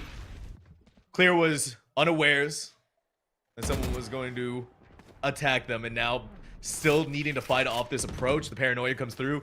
CCC waiting for the reinforcements. Sacred is now going to join them, and Aftershock to give some space. But what a swing! You couldn't have seen more than a pixel of Sacred's head. CCC is able to get that, and what was happening earlier on, that guiding light was big for them because now they got that information. They could have rotated towards A, but now it's going to be a full rotation towards C, and Fall catches out Chaotic, so it's a 3v2, and Sad Purple's on the back end of this. You can't use regrowth on yourself either, and you have, guess what, a Viper and a KJ left to go. Sam, this could be wrapped up right here. Wrapped up, tied neatly in a bow. Cappers, only 2 players standing ahead of them. They need to do this correctly. They need to do this right. Those Seekers need to gather the information. Aqua cannot miss these shots. They cannot fall, but they do. CCC in a 2v3, in a 2v1 has to clutch it out with an ace. There is no other option. But Zero Cap with the shorty has sent Cappers sailing right into the grand finals, winning out on Haven 14-12. Clutch key. Sad Purple had it. They had it. It was in their hands. But like sand through an hourglass, it slipped away. It's unreal to think about. I want folks to realize, if you're just joining us, if you just saw that last round, it was not close before this. It was 12-6 when we got to round 19. And then all of a sudden, Cappers just turned it on. 8 straight rounds, including the 2 in overtime. That is insane to think about. And I want to see the scores at the end of this round, because this was an absolute tear up from this team of Cappers. And we look back at the final scores here, and oh my god, and Chaotic and Sacred getting their kills, but 25 kills. The bloodthirsty KJ of 7. Fa and Seven doing their best, and especially coming towards the end of that half there, they came up big. Again, KJ and Viper at the end, when that spike is planted and you know they've got lineups, it is not a good time, and a good time Sad Purple did not have whatsoever. So props to Cappers for getting the last 8 rounds. I still don't know how they pulled that off. I don't know if it can ever be explained, but that's one that's obviously going to go down in the Cappers history book as a beautiful send-off to what they are potentially going to be able to do in the grand finals. And I do want to wait here for a couple of seconds, because we are going to try and get some of those stats up. And I actually, so even though that Cappers were able to win it out here, that Chaotic, I felt like, was having a really good game. But not only them, but Sacred for Sad Purple as well, right? Sacred, so many times and time again, were able to grab those clutch moments that really did save Sad Purple in many different times. But I actually would like to pull up, let's actually go ahead and see Fa, since they were the ones who topped the meters, sitting at 21 and 19. 7 is also a really good choice as well with 25 and 16. So there's like a couple of different options that we have for the side of Cappers. I mean, their controller and their Sentinel were doing phenomenal work. And even when you think about what 7 was doing on Bind when they were playing the Reyna, the fact that they translated from Reyna into a KJ so cleanly and then top fragged in kills but not in ACS was nuts. Yeah. I mean, 16-9 back on Bind, and you go up to from that, and you're more bloodthirsty on the KJ than you were the Reyna. But we look at Fa's 2 maps here: 205 ACS on the first map of Bind, 250 ACS here on Haven, and then the first eliminations 3 either way. But the total kills lining up for Fa, 21 back on Haven on this last map, and then on the other map 13 as well. But you're looking at a very, very well-rounded player from Fa, and you could say that about any player here from Cappers, because all of them well-rounded, especially when you take a look between the Reyna of Sacred going, or rather the Reina of 7, then transitioning to KJ. You could say any of these players are well-rounded, so very, very well done from Cappers here as they head into the bracket. And I'll actually give you the update right now because we might find out who their opponent is soon enough. Zero Marksman Black and Veers Kitten right now. Zero Marksman Black winning that 1-0 in the series. So we could see Zero Marksman Black heading themselves into the final should they win the next map, but we'll find out here soon. We do know one team that's heading in, Sam. That's going to be Cappers headed into the grand finals for that $3,000 prize. That they are, but you know what, Clutch Key? I think it's time for a small break. Don't go anywhere, though, because we are going to have an interview with a team extraordinaire who just won out on Haven, Cappers themselves. We'll be right back. The future is threatened by enemies often unseen. Stay alert, Marine. And unexpected. In the midst of an uncertain and evolving world, the need for Marines to defeat these shifting threats is critical because the need to ensure stability for our nation has never been greater. When there are battles to win for America's future, there is one constant: Marines.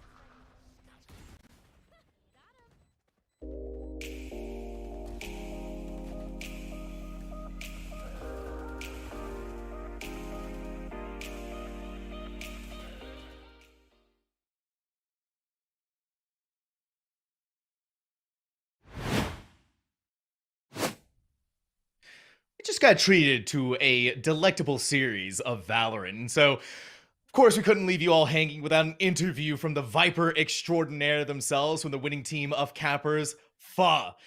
Fa, first of all, big congratulations to your team. I know that couldn't have been easy to bring everyone back when you're 12-6, but then you went on an 8-round winning streak inside of overtime to close it out 14-12. The first question to you is, how? Right? How were you? Like, how was the team able to come together to make that happen? Yeah, I mean, I think it just comes down to having a pretty decent game plan. Like, we know what we want to do. And, we just go out and kind of figured out where to work on the map pretty early on in the half for attack. So like that helped us. If we hadn't figured that on, like we had to lose I think what is it, 4 rounds or something, and then they kind of had it figured out for sort of how to work the map. And then once we had it figured out, it was just kind of business as usual. We haven't been a team for super long, but we have at least a decent set of protocols, so we're able to come up with a little bit. We also have a fill today, so it's slightly tough, but Spoof's doing really well, so. I thought so. I mean, I saw you all in the Mr. Funhaver Invitational, and phenomenal job from you out there and in that tournament. So being able to translate that here into going to the grand finals for the Fighters Cup presented by the United States Marine Corps is just insane. Yeah, I want to talk about this when we get to the next this next part here. But first, I mean, I've heard that you said you guys haven't been a team for very long, and you actually have a fill-in. But let me go back to Bind, because you guys handled that pretty well. It didn't look like a team that had a fill. Didn't look like a team that really hasn't been together for that long. It didn't really look like that at all. So what's the strategy there? Because you guys had two duelists, 2 controllers. What usually is the strategy there for you guys? Yeah, so I'll be honest, we kind of YOLO that map because we haven't even practiced it once, if I'm being honest with you. When we get it in matches, we have been playing Yoru and Raze for fun, but today, just because we have a fill and the roles are a little bit weird, we were like, all right, why don't we just throw a Reyna in and have fun? I mean, I have a decent game plan. We've played the map since the beginning of the game, right? So you have at least some kind of baseline game plan. And I think everyone's played it so much that everyone knows kind of what their job is. So I mean, it's not terrible not having too much practice on it. But yeah, I mean, we just played kind of the way we would play Bind any other day, except we just kind of dueled a lot because we have 2 duelists. Yeah, and I mean, a very, very good round for you guys back on Bind. Again, 13-5 didn't look like at all that you guys were new and haven't played that map at all. But and then we go to the next map on Haven, where you guys are down 12-6, able to pull that out 14-12 in the end. What was the kind of communication going on? You guys were down 6 points, maybe going into Lotus, the potentially last map. I mean, what were the comms like in that 12-6 deficit for the time being? We were actually at 12-6, and I asked the team, I said, all right, guys, how about we just win in overtime? And Seven responded with, yeah, I'm down to win in overtime. And that was kind of it. We just kind of went from there. The team actually has a really, really good atmosphere, and no one's ever down, no one's toxic. So there's always even if we're down 1-12, we could still win. So that's actually, that's actually probably our biggest saving grace, to be honest, because we just have a lot of individual hero plays that'll win rounds. We can't really count ourselves out when we're down. That's what makes us, I think, really good, even on such little practice. Oof. I love it. I love that attitude, and I love having fun in a video game, right? Even in these high stakes tournaments where there's a big prize pool on the line, still being able to have fun says a lot about the culture of what goes on with campers. And so now you're in the grand finals, but you're still awaiting your final opponent. That's either going to be Veers Kittens or Zero Marksman Black. Which team do Cappers want to go up against? I think we're fine with either team. I mean, it's whatever. I mean, I like playing CMM because they're my friends, so I like playing against them. It's always fun. Actually, the other team, I know it's a mix, so I don't even remember who all was on the mix. But I mean, I think we're all pretty tight with most of the people, so I think it'll be a fun series regardless. But I'll take ZMM. Well, I know. Yeah, well, I'm excited for it, and I'm excited to see what that showdown is going to end up, what the scoreline is going to end up, and just how you are going to go up against your opponent. But before we close out this interview, Fa, any shout-outs you want to give? Shout out to the team. Like I said, my guys, we just started playing together. I think we have a ton of potential. I'm super happy to play with these guys. And hopefully we can secure a win instead of having our second place curse. Yeah, second place curse. Trying to break that tonight, and we're Gonna see if that's gonna be possible. But everyone, big thank you to Fa for joining us here on the desk as they go on into the grand finals with their team Cappers. Whoever it's gonna be, either Zero Marksman Black or Veers Kittens, one of the two. Well, Cappers is gonna have to stare them down, face them down, take them on for the fight of their life. So Fa, all I can say right now is good luck to you and your team. Thank you very much. All right, Clutch Key. That is going to be it for this series, but like I've been reiterating time and time again, there's still a grand finals to go. Yeah, still a grand finals waiting on Veers Kitten or Zero Marksman Black, but the big thing there for the team from Cappers is that they made that $500 difference. They seemed calm, very collected. Like Fa was saying earlier, they knew they could win that, but 14-12 coming out as a very, very impressive scoreline, down 12-6. I still cannot believe that was the scoreline to come back from. And they come out with the win, and they come out with the spot in the grand finals, playing for that $3,000 grand prize. The $500 difference at the very least was if they get second. Well, still, the $1,000 a pretty good prize still at the end, and we're going to get to see if they can still play for the $3,000. It'll be either Veers Kittens or Zero Marksman Black after we find this out, but it'll be a very, very good series when we get to the grand finals. Oh, yes, it is. But those grand finals still need a little bit of time to cook, so we're going to let that happen. Go to a break. So, like I've been saying, maybe go get a snack, order a pizza, get some drinks, because this is gonna be an insane series. Yeah. This is gonna be a series for the ages. We're gonna find that all how that's gonna go after this break. The future is threatened by enemies often unseen. They alert Marine. And unexpected. In the midst of an uncertain and evolving world, the need for Marines to defeat these shifting threats is critical, because the need to ensure stability for our nation has never been greater. When there are battles to win for America's future, there is one constant: Marines.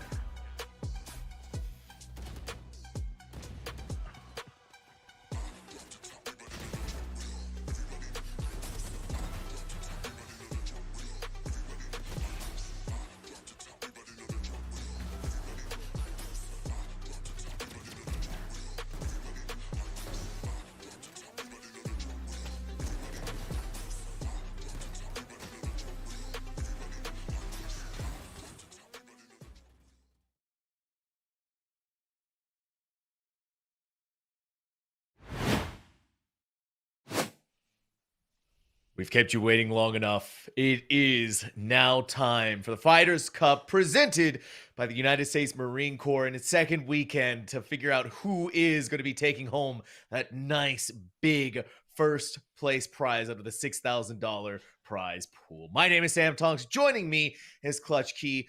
Clutch Key, before we get too much further away from the topic actually of Fighters Cup presented by the United States Marine Corps, I think we should tell everyone what's happening in future weekends. Yeah, so a lot of future weekends to look forward to. November 19th, December 3rd, December 10th, so 3 more weeks of this. But again, shout out to the United States Marine Corps here for bringing us the Valorant series known as the Fighters Cup.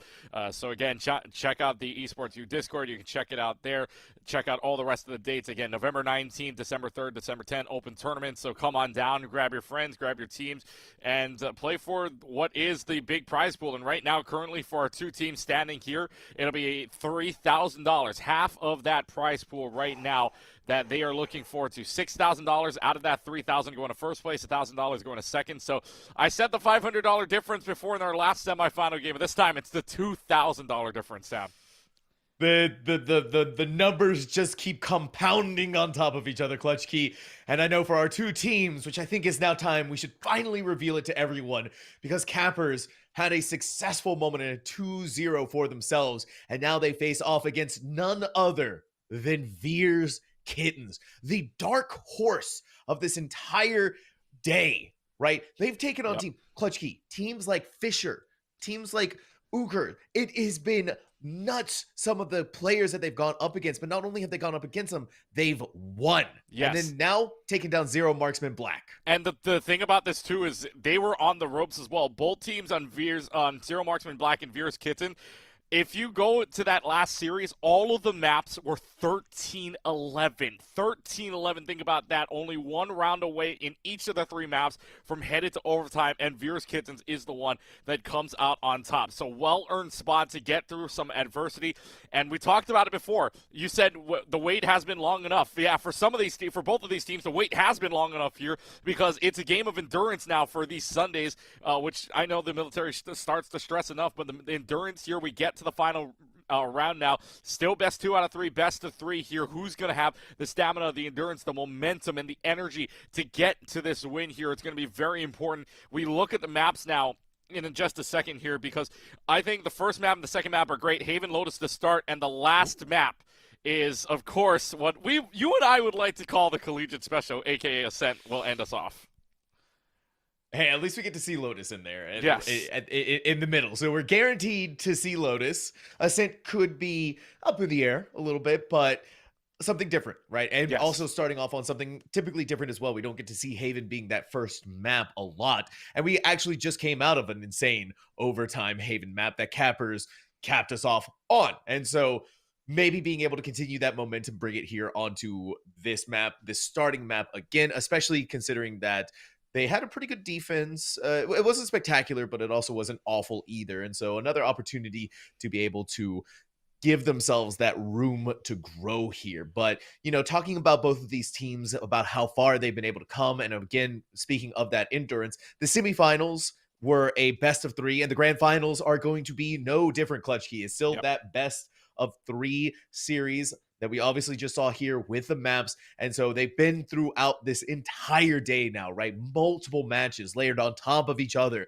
And for Veers Kittens getting out of a 3-map giga round banger, right, of a series has to lead them to being that fatigue. But you got to wipe that fatigue out of your mind. You got to dig deep into your soul and summon whatever you can. Otherwise, that first place prize pool of that $3,000 may be too far out of reach. Yeah, and you were talking about this earlier, where the words you used here and the description you used for this team right now is the dark horse, right? You used Veers Kittens as the dark horse. Well, that horse better keep galloping along the way here. We're just waiting to see what Veers Kittens has brought out. They beat a team, aka known as Ukers, had a lot of former pro players there, and you also have a lot to talk about when you talk about their pathing too, because they had to play one of the extra games as well. So, they had the first round bye. They beat out UF White. They beat out We Are Groot. They beat out No Pants No Shoes, which also had a couple of good players on there as well. And they beat it in like you said, the Giga Banger match known as Veers Kittens and Zero Marksman Black 13-11. So that horse still has some power to it. It's still galloping, but it cannot be on its last legs, especially on the grand final set, because you know that, again, I will say it, the $2,000 difference is in your hands right now. All sights and sounds are coming onto Veers Kittens because they know that they are the ones to watch out for. And the big thing about this too is Cappers did not, if you go back to the history here in that last map, we saw them, Cappers, come back 12-6 back on Haven as we talk about the first map here. 12-6, they were down. They won the last 8. So you can think about Cappers having some momentum. But the big thing about this is, for at least Veers Kittens, they just played. So maybe they're warmed up a little bit more. Cappers had to cool off. They won a map. They won one map earlier than Veers Kittens did. So, I mean, I don't know what I would say about a difference here in timing. But if you're talking about just playing right now, Veers Kitten has the warm up, I guess you could say, going into this. Yeah, they had the warm up. They were able to take a small little break for themselves as well in between the matches. Not a very long one, so I wouldn't say that it was going to impact any of their pure mechanical skills. But on the flip side for Cappers, being able to take that break, right? They can cool off for a second. They can, especially after having to win 8 rounds in a row, that gives them time to reset the mentals. It gives them also time to maybe go back and look at VOD footage of when Veers Kitten was playing earlier on stream, get an idea of how this team works and get an idea of just what is making this team beat out some of these other teams with rosters that are stacked with pedigree players, I would say. Yeah, and don't you think that's the beauty of esports, though? I mean, for everything that's going on, right? You have these former pro players, and yet you have sometimes you can have these not well-known players come from the outside and go and jump right on in, and yet they're just dominating the floor, right? You can have all these different players that come in, and yet these were the two that we came up with, right? These are the 2 grand finals. So 2 teams that, you know, some have never heard. I mean, yes, you'll have your obvious fans outside of this, but really not a big name heard of, like Derek OW or Konpeki, right? You don't have, but they're not here. They're not in the top 2. It's these 2 dark horses that are in here. Yeah, and we had the great opportunity to be able to talk with Fa from Cappers about who they were wanting to go up against. Zero Marksman Black was their choice, but now seeing Veers Kitten, this could maybe even give them a little bit of pause as well. It may throw a wrench into their plans. They know Zero Marksman Black said they were friends. And so, again, you're dealing with kind of these unknown factors. You're kind of dealing with something that might throw you out of left field. But this is also the opportunity with these best of 3 series to be able to adapt to the strategies of your enemy. It's not just that best of 1 where you may not have had a good game. It may not have been your map. You're still trying to adapt to whatever this team is throwing at you. Now you have the opportunity to throw it right back at them. And, you know, with it all starting off on that map of Haven, we had the opportunity to see kind of what Cappers likes to run on there. It was that jet with the double smoke, right? The double controller meta that they had going on with the Viper and an Omen. And so with whatever Veers Kittens is going to be running, we know that Cappers at the very least does have a good understanding and a good control of that map, quite literally, because they have the double controllers. That Viper makes a huge difference, especially when you think of it on C site. Being able to cut that bigger site in half makes it so much more manageable for the defense to keep it safe. Yeah, and Haven, of course, when we get into here, I mean, really, Haven and Lotus, both you could see are kind of more attack-sided just because, you know, you could play as an attacking side, you know where you're going defensively, kind of have to split up more a little bit, and that 2-1-2, or I mean, whatever you want to play there, but attack-sided maps are usually for the 3-site areas, but and it showed, right, for Cappers, they only got 4 rounds in the very first half back on Haven, and then got the last 8 out of the 12 rounds that we played in the second half to get that to the 12-12 tie. So really, when you look at their selections, right, for cappers, you had Zero Cap on Sky, you had Viper, Jett, KJ, Omen. Like you were saying, you had that double smoke potential there, and you had that double smoke to clear them off. More importantly, you had that Viper pit to almost kind of guarantee you a round, if you will, because from my memory of this, that Viper did not die whenever Viper's pit was up, which is huge for your gameplay, huge for whatever you had. And you saw it, you were seeing it throughout the clips that we had going earlier on during the break, where during that Viper's pit, they cleaned out House entirely. Fa had their Viper spit out, and Cappers just absolutely cleared that out flawlessly in that 24th round to take it to overtime. So you see the potential here, and then Clear, I mean, what more do we have to say about Clear being an absolute threat on the Jett, and then Clear being an absolute kind of menace as well, because they were both the duelists on the Raze, on the Jett, and they were getting kills left and right, and doing what their name intended to be, right? Clearing out everything and making sure that if they get that pick, it's all systems go, green lights on. So with Haven coming up here, I expect pretty much something similar to that Viper Omen. They could change it out, though. Like Fa was saying earlier, they know what Zero Marksman was saying, Marksman Black was saying, that they can actually, that they're friends. So maybe they've got some intel behind them. Maybe they can go ahead and counterpick them if they think they know what's going to go on here. So it's going to be very interesting to see if they go off of it. But I like that Viper Omen on a 2-site because, you know, it works both ways, defensively and offensively too.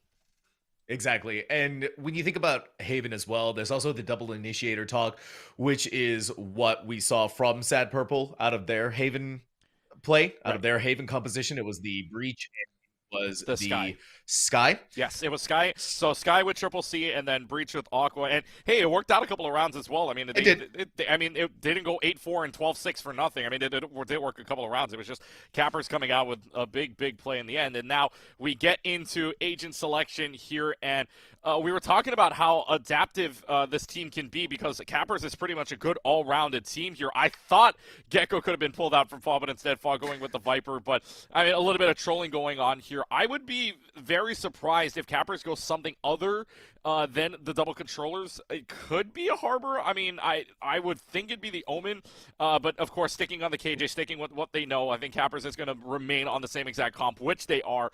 So that's the same exact comp that they had back on Haven. Now, Veer's Kitten could very well be going the same way, and in fact, I think if they lock this in, it'll be a complete mirror matchup all the way through.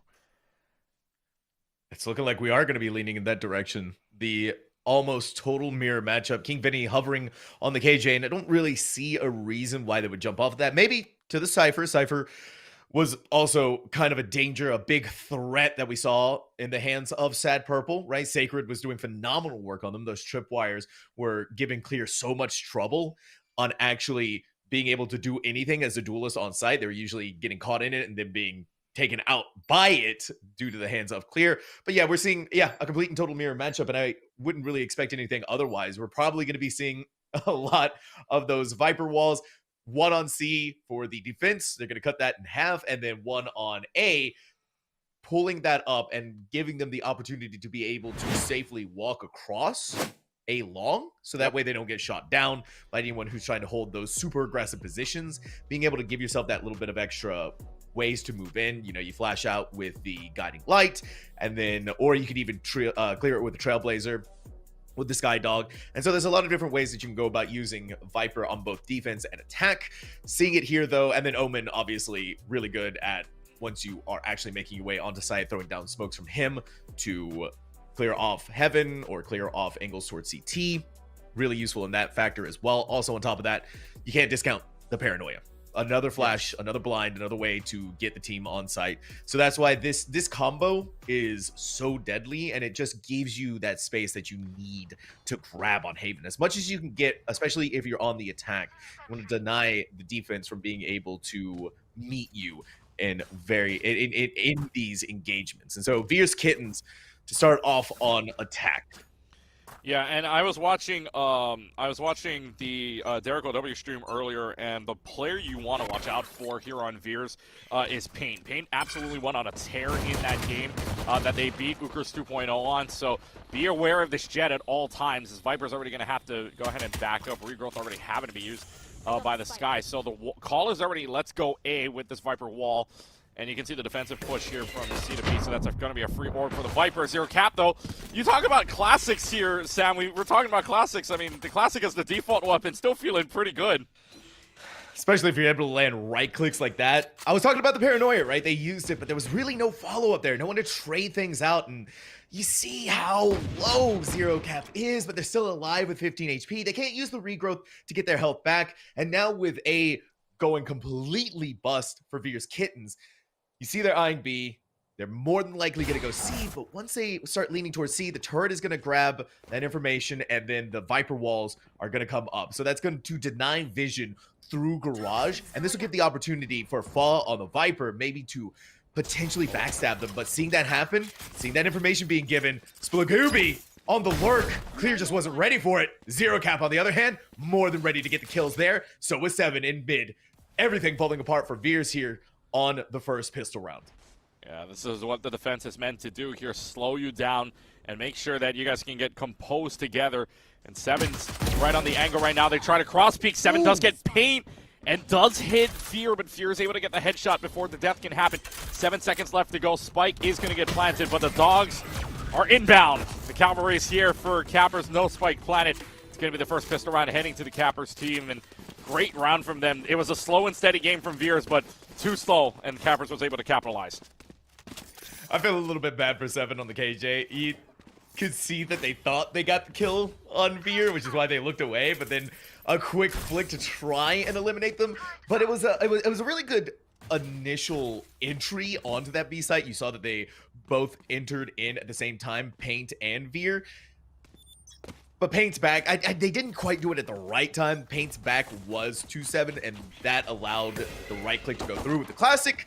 And then really you're in a 1v3 trying to plant the spike. It was just monumentally difficult no matter how you cut it. Yeah, could you imagine the Sheriff shot, though, if that lands a headshot? Oh, my goodness. That would be... Oh, that could have been a clip and a half. As they go right on in. Shrouded Step goes in. 7's able to get a Nano Swarm kill onto Paint. 7's found 2 in B and is able to even this up before Scrubble Bubble gets the kill onto 7. So we're 3 apiece. Snakebite from Foss able to take care of Scrubble Bubble, and that Spike is stuck there. So Splagooby is going to have to find a way to clutch this one out. 2v1, and it's Viper v Viper. And Foss going to win that one right around the corner. Bonus round headed to Cappers, but Veer's not too shabby. They get 3 kills in the end. Get 3 kills in the end and did a lot of damage to the final 2 remaining players from Cappers. This is being reflected in the buy, obviously. Cappers actually has enough bank in the economy, though, to try and force out something here. 7's getting a Bucky, we're getting some Stingers, and Clear has that Sheriff, obviously. But now you're going to be dealing with Veer's Kittens on a full buy round. You're going to be dealing with them on rifles. And so everything here, it's kind of trying to throw it back in the face in your bonus round for Cappers. Just get as much of the weapons off the board. Clear, out of Garage. Still shooting with the Sheriff. Another shot goes out, but it's continuously missing. And you got to give it to Clear. They want to try and be aggressive as much as they can, but Scrubble Bubble, that Vandal, is putting in the work.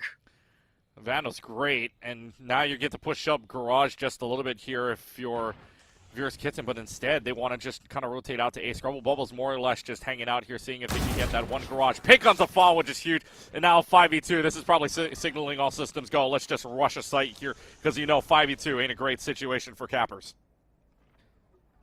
And Veers Kittens is so good at the rotation game in these mid rounds, right? They gather up the information and they walk their way towards A. And now that they got a pick, look what they're doing again. They're going towards B now, right? They don't commit to a site wholeheartedly when they think that they could get a lot. And they're still kind of respecting, even though that 7 is by themselves, they don't want to risk it, right? They want to make sure that they're going into the 4th round with as much weapons as they possibly can. But 7, poor 7, all alone, 100. They're full health, 25 HP, but it's a Bucky in their hands, and it's going to be pretty much all angles covered here by Veers Kitten. The second they walk through, they're really going to have to hope for being able to pick up at least one. A couple of the shots go out, but 7 making sure that whatever angle is going to be attacked through is going to be covered. But they're saving? Yeah, I'm surprised at the Bucky save here. I mean, yeah, okay, so I guess you could say that the economy is going to be in shambles anyway here for Cappers because they did essentially invest. So it's more or less just they don't want to give save. the ult orb. Yeah, they don't want to give the ult orb too. So yeah, that's probably the reason why. So 7 gets gets down by the spike, but hey, that's an ult That's an ult point for you either way. So good. I guess smart investment if you're there. Yeah, you lose the Bucky. Look, I'm gonna say it. Bucky's a great gun. Bucky's a great gun. You cannot tell me otherwise. Bucky enthusiast over here. Yes, I respect it. I respect it. I've had a couple of good clips with the Bucky, I will say. It is really satisfying to get all of those nice, big, fat, juicy Bucky kills that nobody expects because it's a Bucky. Here's what we are expecting, though. Clear and this operator going into sewers. They're looking to grab the one, but they need to walk through the Viper smoke. Splagooby, on the flip side, is playing it so carefully that they don't want to catch themselves out, and they're even committing the poison orb to make sure their escape is going to be safe. They have an idea that Clear is going to pick up that operator. They do not want any opportunities to be given for that operator to be put to use. Paint now jauntily walking their way in towards this C site. 7 on the other end of this. Crave, though, does make the swing. Finds Paint. King Vinny, on the flip side, has eliminated the operator off the field. And Veer's Kittens. Clutch Key, this is precision. Yeah, it's great. And you're happy by using only one poison cloud because yeah, you still have your you still have your dark cover from your Omen as well just to help you out and waste away time. And now you're just waiting to see what this team from Cappers is going to do, where they're going to come from. I think they know that they're both coming from backside, and Zero Cap's got Splagooby before Splagooby can do any more damage. Guiding Light is out, and now it's just a runaway. Zero Cap wants to save. I think they're going to chase this down. Scrubble Bubble really wants to find a way to chase this, but Zero Cap's just going to run away here as the spike just goes off. And it will most likely, yep, there it is. Spike goes off. Zero Cap runs away to, could run into a KJ if they look down on each other's side, but Zero Cap doesn't want to take the chance. Keeps the gun alive, but still, Veer is able to tie it up to a piece. I think the crazy thing, too, is that King Vinny, that entire round, was just lurking in their spawn. Right? That they caught off Clear on the rotate with that operator, and then they still stood their ground, thinking that someone might still be coming. And that's kind of the playbook here from Veer's Kittens. It's just so... It's nothing crazy, but it's just these small little plays that they make is kind of throwing Cappers into disarray right now. Oh, yeah. And I think the big thing too is that I don't think we've ever seen like gameplay against this slow before. I'm used to seeing Cappers just kind of go all systems in as soon as they get the first kill. But I mean, they're on the defensive side this time, and now they're on the back end of things, already losing 2 people to start this round. It's a bloody first couple of moments, and now the third strike has been dealt to Cap. 2 players left alive, but Cappers, they're just falling one after another. A flawless round from Veer's Kittens. I talked about surgical last time, that were precision last time. They're clinical, they're surgical. They're cutting through them cleanly. It feels like ever since the bonus round for Cappers, and now it's just, I guess what you were talking about, they're warmed up, Veer's Kittens, they're playing so optimally right now. Yeah, I mean, that's the big thing, right? I mean, you talk about a lot of these tournaments where they'll play at the same time, but if one team finishes before the other, that sometimes works at a disadvantage because if you're going right into it like Veer's Kitten is, you have that warm-up, you have that kind of just shakedown a little bit, and you know that there's potential for you to win this. So Clear's gonna just sidestep here, and right around the corner is Splagooby, and I love the way Veer's is playing. Now you see Cappers getting aggressive with it, but they got to know that against a team that plays slow aggressively doesn't always win you the game, especially if you're just seeing Veers kind of just waiting around. Veers can oscillate between fast aggression or slow gameplay like this at the turn of a head, round to round. This kind of unpredictability that doesn't scare a team. Paint, beautiful engagement again from them to be able to pick up the kill onto Spoof. Another opportunity, though, from Cappers to try and slow things down, especially with that lockdown.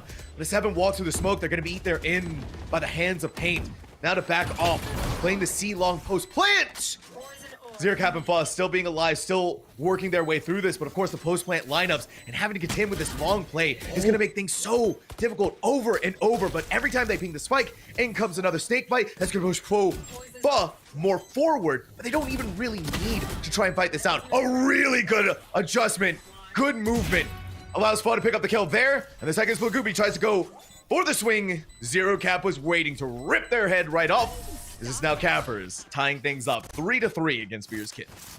Yeah, the big thing there for me was that the spike, snakebite and the poison cloud were off the mark. It was off of the spike, so that allows them to kind of just move around. If it was on the spike, that wastes so much more time, and that 9 seconds isn't really bad. But what that allows them to do is kind of just go off and on the spike still, and now Veers is kind of just panicking, just thinking, oh shoot, did we miss? And now they're forced to peek out and play the fight that Cappers wants. And they could have played time on them, but instead Cappers is able to go ahead and defuse that spike. So Veers not getting very so lucky with those lineups on the Snakebite and the Poison Cloud. So it comes down to the 6th round where it becomes also important because economies are going to be inside of the gutter for one of these teams if they lose. This is crazy too. Cappers, okay, they're finally going to have Fog come back to C, but King Vinny has the attack operator. That's always scary to see. You typically think of the operator as a defensive weapon, but these days we're starting to see it more and more on these attacking rounds, especially for the attacking team. And Scrubble Bubble's going to put a dark cover on that mid. It's all just about putting Cappers on this position where they don't really know what's going on just yet. And this also gives Scrubble Bubble the opportunity to push themselves forward even further. You're gonna have to be careful of what's happening inside that smoke, and you also gotta make sure sometimes you just look up, otherwise clear, like a hawk descending from the heavens above. But Spagooby there with the trade to even the numbers back out once more. Scrubble Bubble on the other side of the smoke, still not making their way towards B. Back over towards A. It's gonna be the attack soon. Yeah, I mean, they got to make a decision now. 30 seconds left to go. Nobody is moving, and if you're Cappers right now, you don't have to move. Because, you know, you're waiting for Veers to have to make a move here, and I think the call is to A. It's a good thing your KJ's got utility there, but the shrouded step, I mean, do they know? Yes, they do. 7 notices that Scrubble Bubble goes ahead and teleports up, and now this is a now or never situation. You got to rush in. Seekers are going to come out, see if that finds anything. It doesn't. They line up. 7's got both of them, and it's just a runaway for Veers. It's runaway for Spagooby. Can you find any exit picks? You probably can't because they're all running away to save the weapons, and it is a defense from Cappers on the hands of that double kill from 7.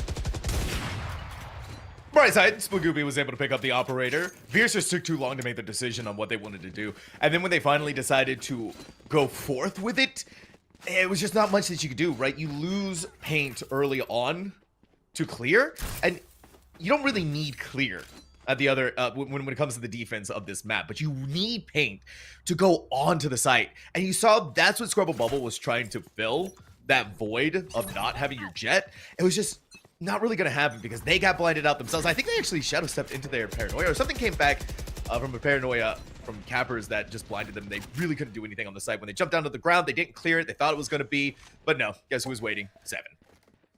Yeah, and I mean, you've got 2 options to get into a site with a body. It's either that Omen with the shrouded step, or it's going to be that Jet with that dash. So really for Cappers, needed to make a little bit more of a decision. It was a 4v4. You only had 30 seconds left to go, so you got to use some utility, or you got to find a way to fight right in. And now this KJ is on C, but where is this team going? They're just going to go right all over C. And what a snake bite too. That forces out 7 from that corner just a little bit. And maybe now around the corner here, 7's got to find a way to get a kill, but already down to 6 health. I don't know if you're finding this. No, you're not. You can see that there is kind of a desperation moment, shooting through the smoke, spraying non-stop, but the bullets just weren't able to connect into that kill. Veer, though, only 4 HP. As long as you're able to shoot them through that box, you might be able to pick up something there, but no. They're going to be able to plant the spike. It's not set up for long, though, but it doesn't really matter because now you're going to have to go through the smoke of the Viper's pits. Spagooby not missing a beat, however, with that shorty. And unfortunately for Fall, had the drop on Paint. Paint's going to throw it right back into their faces with a triple kill inside a garage. Veers, Kittens, and Cappers are going back and forth, and I wouldn't be surprised if we're going to be seeing those 13-11 score lines again here. Clutch Key. Yeah, it's 13-11 was the, for those of you just joining us that didn't hear it, it was 13-11 for all 3 maps that Veers Kitten played against the Marksman, against the Zero Marksman Black team, but now we get to see a 4-4 score line, and this gets a lot more even. And now the economy in shambles here for Cappers. Only 2 players rather, getting out Vandals and a shield, if that.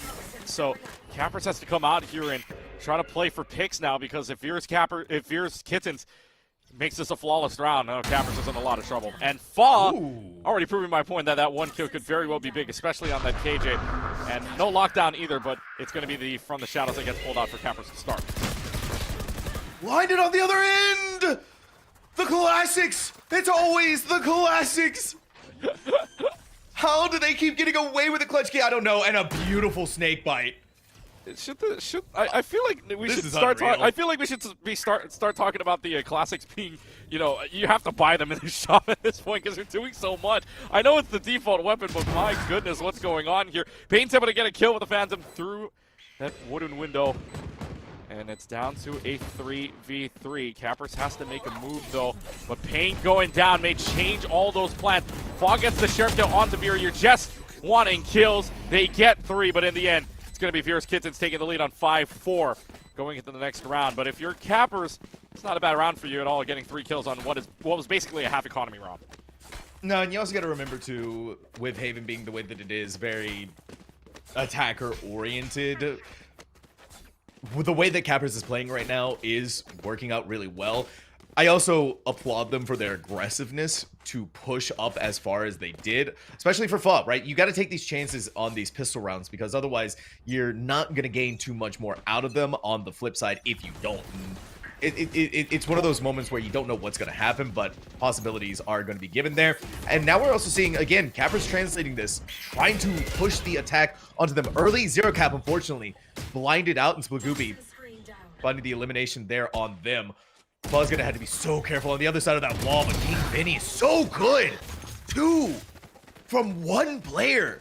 Just a natural with that Vandal. Yeah, I love seeing the bloodthirsty cages. I love seeing this. And you're gonna have Pain going on top of the wall. You're going on top of the boxes. Splagooby's able to get that. 7 ends that life, and 7 needs to basically, it's just 1 health and a dream, but that dream is dead almost immediately. Splagooby able to get that kill. 3 kills on the round. And Fierce Kittens guarantees themselves at least a tie for the half. And Cappers with no economy whatsoever, giving Fierce Kitten the advantage to try to take the lead here. Fierce Kittens had to be feeling pretty good right now, right, Klitschke? Yeah. This is... I mean, you basically secured everything in this first half. Your economy, doesn't matter if you lose here, you're going to be able to go into the next round perfectly fine. So you should, worst case scenario, right, you go into a 6-6, but more than likely we're probably going to see, I would hazard a guess as a 7-5. I think somehow they might be able to pull something back here, but it's definitely been rough going for Cappers, and especially when you look at Clear, who was a massive performer in their previous game against Sad Purple, just has not been able to do anything on this map. They're 1-10 right now, Klutchkey. And then you look at Spoof, 0-9. It feels like the team is really struggling to get online. Granted, right, this is defense. This is Haven. Probably once they get on the attack, they can do more work. Clear can do more work for themselves. But starting off like this is not the best feeling that you want to have going into the grand finals. Yeah, not ideal at all. And you were talking about the scoreline here. The only negative scoreline, I guess you could say, for the team of Fierce Kittens is Veer himself. Let's get 2-5 but 8 assists, and you can tell that Guiding Light plus the Trailblazer giving you some info as well, really showing off here. And the Seekers kind of helped. The Seekers getting that very early on was a very nice help to them to kind of push into a couple of these sites. So now you're looking at a 6-4. I say 7-5 at best, because you can see right now what they're picking up with Fa on the Fa 0 cap clearance proof, not having the economy, but 7. I would like to think that you try to maybe, if you have that amount of credits, they bought the Vandal as well as Light Shields, but I think you'd want to buy with the rest of your team, because if 7 dies, that economy is gone for you. So maybe try to light buy maybe a Spectre or something and not just play with the rest of your team on your credits, because yeah, if you find a pick with 7, great. If you don't, then that Vandal turns into a golden gun, which I don't know if the team from Fierce Kittens is going to allow. I wouldn't imagine they would want to let that happen, and they might be more cognizant of Cappers coming up on the lurk. Fierce Kittens seems like they're really good at being able to make those adjustments, and obviously they have been able to if they've made it this far. The thing that I'm looking towards, though, is that, you know, we can call back during the interview we had with Fa about Cappers. This is a team that even in these dire situations, these dire moments, they're still having fun. They're still having a good time, and they're not letting the scoreline bring them down. And I mean, there's no better proof in the pudding than what they had to go through on Haven the last time they were here, right? They were down 6 rounds, They managed an epic comeback to bring themselves into overtime and then won the 2 consecutive rounds after that. So 8 rounds in a row. That's not easy for any team, and especially not when you're on match point. And so you can't really say anything about Cappers until this match is over. There's still so much opportunities for them to be able to find themselves again, Clutch Keys. So much more opportunities to right themselves.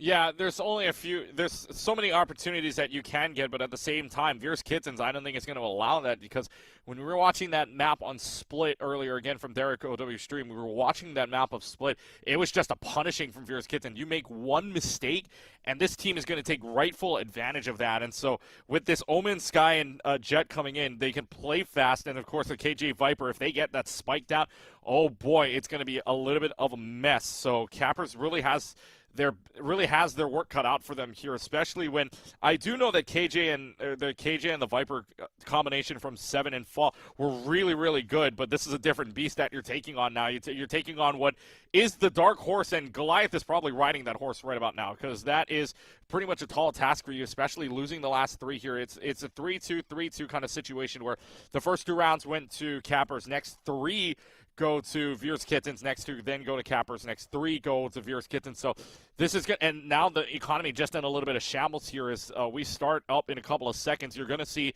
the economy come out from this team, and they're going to buy Guardians here. But Fall with only 750 left and 7 with 1,200 credits left means I don't know if they're going to have enough to buy if they lose this round here. We're going to try and see them picking up those kills at the very least. Oh my gosh. The full 5 stack leaning towards B. A quick dog, maybe to gather some information about where exactly Cappers is, and maybe even throw them off their game, that they might be coming in this direction. But no one is in B. No one is there. The lockdown's going to be expanded, everything being used. Spike is planted now as well. This is going to be them coming up on the back line. Fall in the mirror matchup. The 1v1 is going to take that there, but detained. Someone should be able to walk through and pick them up, but no, Spoof on the other hand, it's just back and forth between these two. And even though Veers Kittens had the weapons advantage, it seems like Campers is still looking for any opportunity they can get, so Veer throws it right back into their face. Oh, that's a really good turret, because now they know where Fa is, and they don't have a lot of time if they want to rotate this out. Snake Bites onto Veer, though. It's going to do a lot of damage, but King Vinny's right there to clean up alongside of Paint.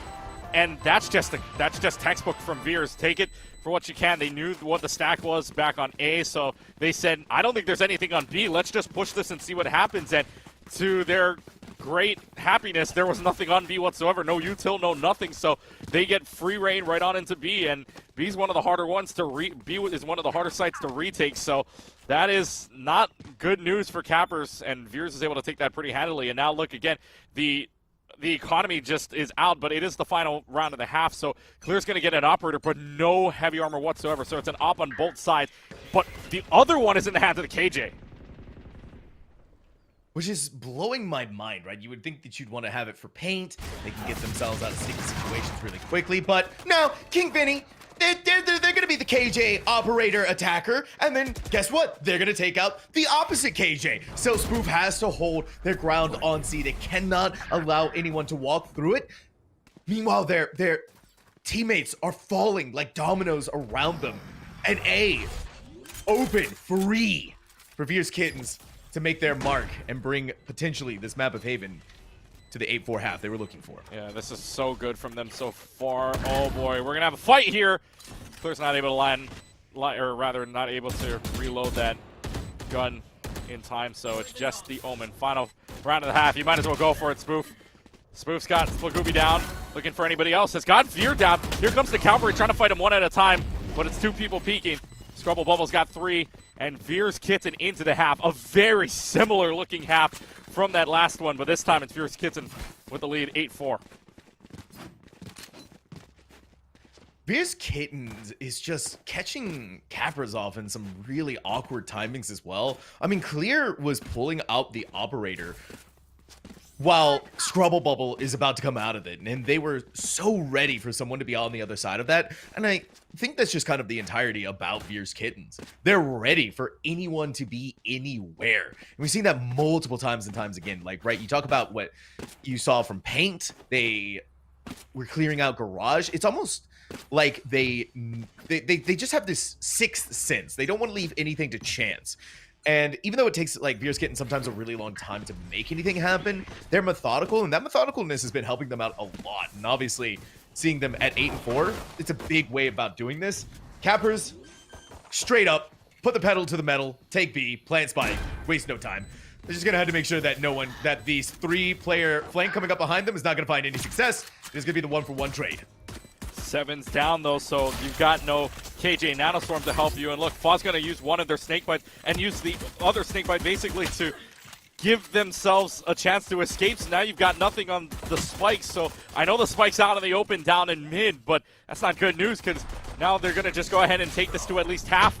And Veers Kitten, yeah, they just don't fake it at all. They just go ahead and clean up house as King Vinny diffuses while the rest of the team sweeps up the house, and only losing 1 on the pistol round is so huge as Veers Kitten goes up 9-4. Okay.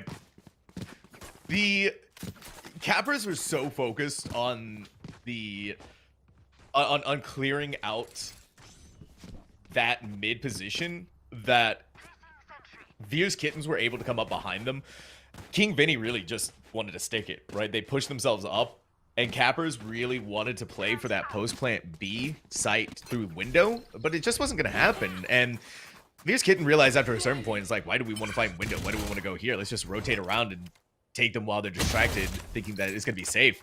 Nice long-range kill using the Spectre. Clear. Losing their head. Fortunate for them. C is going to try and be attacked. Vinny's flushed away, but not for too far. They've already got their Omen on the other side, and through the Scrubble Bubble Shadow Step. None the wiser, though. Gonna be a couple of shots going out there. Scrubble Bubble. The Ghost of C.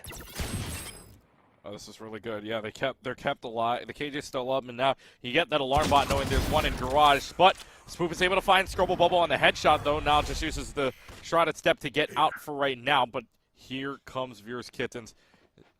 But they get the call out. They know that they're there, and Faw's got the Marshall onto paint. There might be, can they see one more coming around the corner? They do. They get the call out again. Can the Marshall land? It's on the right side, so here comes the 0 cap. Guiding light is out. Are you able to find the classic kill? You are. Veer finds somehow, someway flash through the crate, and now it's a 2v1. 0 cap does have the spike out. One more guiding light to go. Has to run through the poison cloud to get there. Is down to a single point of health. But we'll still get the spike down. The decay will go back down. And of course, 38 health in a dream. Just backing away from the spike for right now. But that spike is not out in the open. 0 cap cannot see it. Another poison cloud out just to make sure that they're kept in check. But 0 cap looking at the door. There's the turret. So they know where one is potentially. But the turret catches them out. And 0 cap taking 12 health forward. And King Vinny's just going to walk right around the corner to get the stinger kill. And that will be another round for Veers, giving it to King Vinny to get another point towards that lockdown. Closer and closer. Veers are now sitting in the double digits, 10-4 against Cappers. Veers is just feeling like an unstoppable force at this point, Clutch Key. They feel like they are in complete and total control of, at the very least, this map of Haven. And even more so, probably feeling that they are in complete and total control of this grand finals so far. Cappers having a difficult time, and 10-4. It's not the best of score lines, but now they're going to be able to work with rifles and hopefully are going to be able to find success. They cannot let Veers get this bonus round, but they also cannot lose too many players. On the other side of this, flashbang paint is perfectly executed every single time. Fall falls. No Viper. Cappers down 1 in a 4v5. Yeah, this is a really bad situation now for Veers Kittens, or rather for Cappers, because now you got to find a way to enter the site, but you don't have a wall to help you. You don't have the poison cloud or the snake bite to kind of help out the spike. Oh, 7 died. Oh, 7 just gets out, just is able to run away and gets the regrowth help as well. But 5v4 now, make it a 4v4, and it's Paint versus Clear. Who wins this battle? Cloudburst, there's the guiding light as well. Nanoswarm, it's just everything being thrown at Paint. You gotta throw everything you got at Paint, otherwise you're not gonna find that kill. But here comes the cavalry of Veers. All right, Splagooby, paranoid out! But Spoof wasn't looking at the right place. That's what you got teammates for. Seven is able to trade it out. And now with the spike being planted up in heaven above, Scrubble Bubble waiting for that smoke to dissipate and give themselves the opportunity to take the fight back on to Cappers. It's a 3v2 and not the most optimal weapons. King Vinny taking out the alarm bot. What a flick over onto the head. Another one. No way that King Vinny was just able to do this. A turret to make sure that they're protected. Anyone to come up and try to contest this spike will be caught out. But Zero Cap playing the long game, waiting for King Vinny to ping that spike. Now it's time for King Vinny to make their move, begin the defuse, waiting for a couple of shots through it. They're going to try and sink it as long as they can, but the guiding light potentially may cause some issues. No way! That King Vinny clutches it out and then gets the kill! King Vinny! An electric force that has just sent a shockwave through the Cappers! Sam, I got 3 words for you. What just happened? Just this insane KJ from King Vinny. Wear the crown, King. Vinny comes up big with the 3K pull, the 2K first, and then is able to just play the bluff game that Zero Cap was giving, calls the bluff, gets the spike and the kill. You can't ask for more out of a clutch situation. That was such a devastating defeat. King Vinny. I don't know. You gotta. I would say they probably should go see a doctor, especially after that flick on that sheriff. Still though, Clear has a lot of fight left in them, and Splugooby is gonna feel some of that fight that they're fighting with. Cappers isn't out of this game just yet, but it's gonna be monumentally difficult. Paint pushed a little too far forward, gonna trigger the alarm bot, and so an ideation that someone might be coming up behind them. They're gonna have to be careful. Clear. They're done. They want to fight. They're hungry. And they are going to try and take it. How does Paint get that shot? Ooh, I thought it was going to be another one. I thought Spoof was going to be another notch on that operator. But no, they stand toe-to-toe. They get the kill. The Trailblazer is going to catch them out. But thankfully, Spike is planted for long. They can back off. They can play with their teammate. They have the KJ up, which means the Nanoswarms can still be thrown out here. And Spike is down. You also have the Sky, though. The big thing here is the Sky guiding light versus the Paranoia if this Omen still has anything left in the kit, but it's gonna be pretty interesting to find out if there's no more Paranoias either. So yeah, this is a game of skill, a game of bluff at this point in a 2v2 situation. King Vinny, Seven both finding their kills. It'll be a big round for Cappers if they can get this, and Seven is able to take the round back. Not quite match point just yet. Cappers putting the lead down to 6 and stops the bleeding. Seven needed to have nerves of steel. Their clutch key, 30 HP. That's scary. No matter who you are, no matter how professional you are at Valorant, no matter how much you've done, that is still a scary moment. Anything could have gone wrong there. One stray bullet catching them out, that would have spelled the end for Cappers more than likely. But Seven able to come out the other side. Bloodied but unbowed, and Cappers still in this game, denying that match point for Veers. More importantly, dealing some damage to the economy, and so now we're going to see Cappers pushing their way through A. It's a was looking like a 3-2 split push, 3 through this A long. Denied a little bit of the walkthrough onto the site by that snake bite, but Clear finally. These Blaze, these kunais are landing right between eyes. Another one on the other side of that smoke. They're going to bring out the next one. Paint picking up a double before being brought down, paying for it in blood. King Vinny alone in a 1v3. Well, okay, but we say this now, and then King Vinny probably pulls out something, right? Oh, the Sheriff is back. Gotta be careful. The Sheriff is back. The Sheriff is back. Watch out, folks. Here we go. Let's see. Does King Vinny know where everybody is? The sight lines, you can see them. One around the corner, maybe one more to the right side. The flank, not this time. Clear says, not this time, sir. Clear finds 3 on the round. And Cappers trying to make the comeback. I like it. Remember back on Haven in the last round, or in the last game, I should say, that they had. They played A. A was their crutch and played that so aggressively, so now they know this. Seven's going to go ahead and put, or rather I should say, King Vinny's going to go ahead and put the util on A this time. But I like these A pushes a lot more than they have been in the previous couple of rounds, Sam. Yeah, I do too. Right, that one was a lot faster. It was also really taking advantage of the fact that Veers Kittens didn't have any major guns that they could use. Really, you're just going to be relying on Paint and that Blade Storm, which Paint did do a lot, right? They got massive impact, but it just wasn't enough because Clear was doing the same thing. Oh, that's going to hurt Clear. They dashed right into the wall. They weren't able to get onto site. Yeah, rotating over. Yeah, that's rough. That's rough when that happens. That's rough, buddy. That is rough. But you look at the scenario here for Cappers. Now they can't get onto A. They haven't been playing this aggressive line, or rather, they didn't get the aggressive line to play onto A right now. So what do you do here? Because it looks like they're trying to stack up B, but you have the alarm bot there. You have a lot of utility from that KJ. They get rid of the alarm bot, so it looks like it's clear for the moment, but the wall's just going to come up and it's going to deny them a lot more time. So you guys cannot play this slowly. This has got to be an entry in. You still have your Jet or your Omen if you want to just try to enter in. Yeah, and Cappers is just they want to make Veer's Kittens kind of do what they did to them, right? Cause that chaos, make them think what's going to be happening here. Another dark cover is going to come through, up in with a shadow step. The spike is going to be planted. We have to remember what happened the last time we were here on this B site. Thankfully, things are looking a lot better. Clear is able to kill. Clear is able to clear, but just not enough. We're going to see the countering lockdowns. Thank goodness that did not go further than what it did last time. Cappers is not taking any chances. Clutchy, they are getting kills this time. Oh, nobody gets detained. Yeah, Spoof is caught. Spoof was caught inside of it, but that's okay. You take that any day because the Jet now saving the operator. Paint does get a few, but doesn't really matter. Love the attack overall there. That's a little bit... They played slowly, but clear your MVP there because that Omen was in the back. Have the Shrouded Step available. And they're going to go for this. Oh, Paint.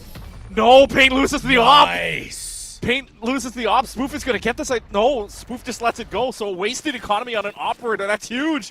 So again, while I was saying that, before I was saying that, Spoof or Clear is able to take care of that Omen in the back, and that Omen had the Shrouded Step trying to get on top of the boxes to maybe make some plays, but Clear is able to take that out, and the person in the back as well. So that backside is clear, and now Veers Kittens has to play aggressively to try to get in. Only problem, lockdown staves you away from that for a little while, and you get the picks when you're trying to go for the spike.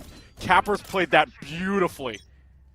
They did. And honestly, I wouldn't have been surprised, too, if Spoof getting caught inside of the detain was on purpose. Kind of just like a bait.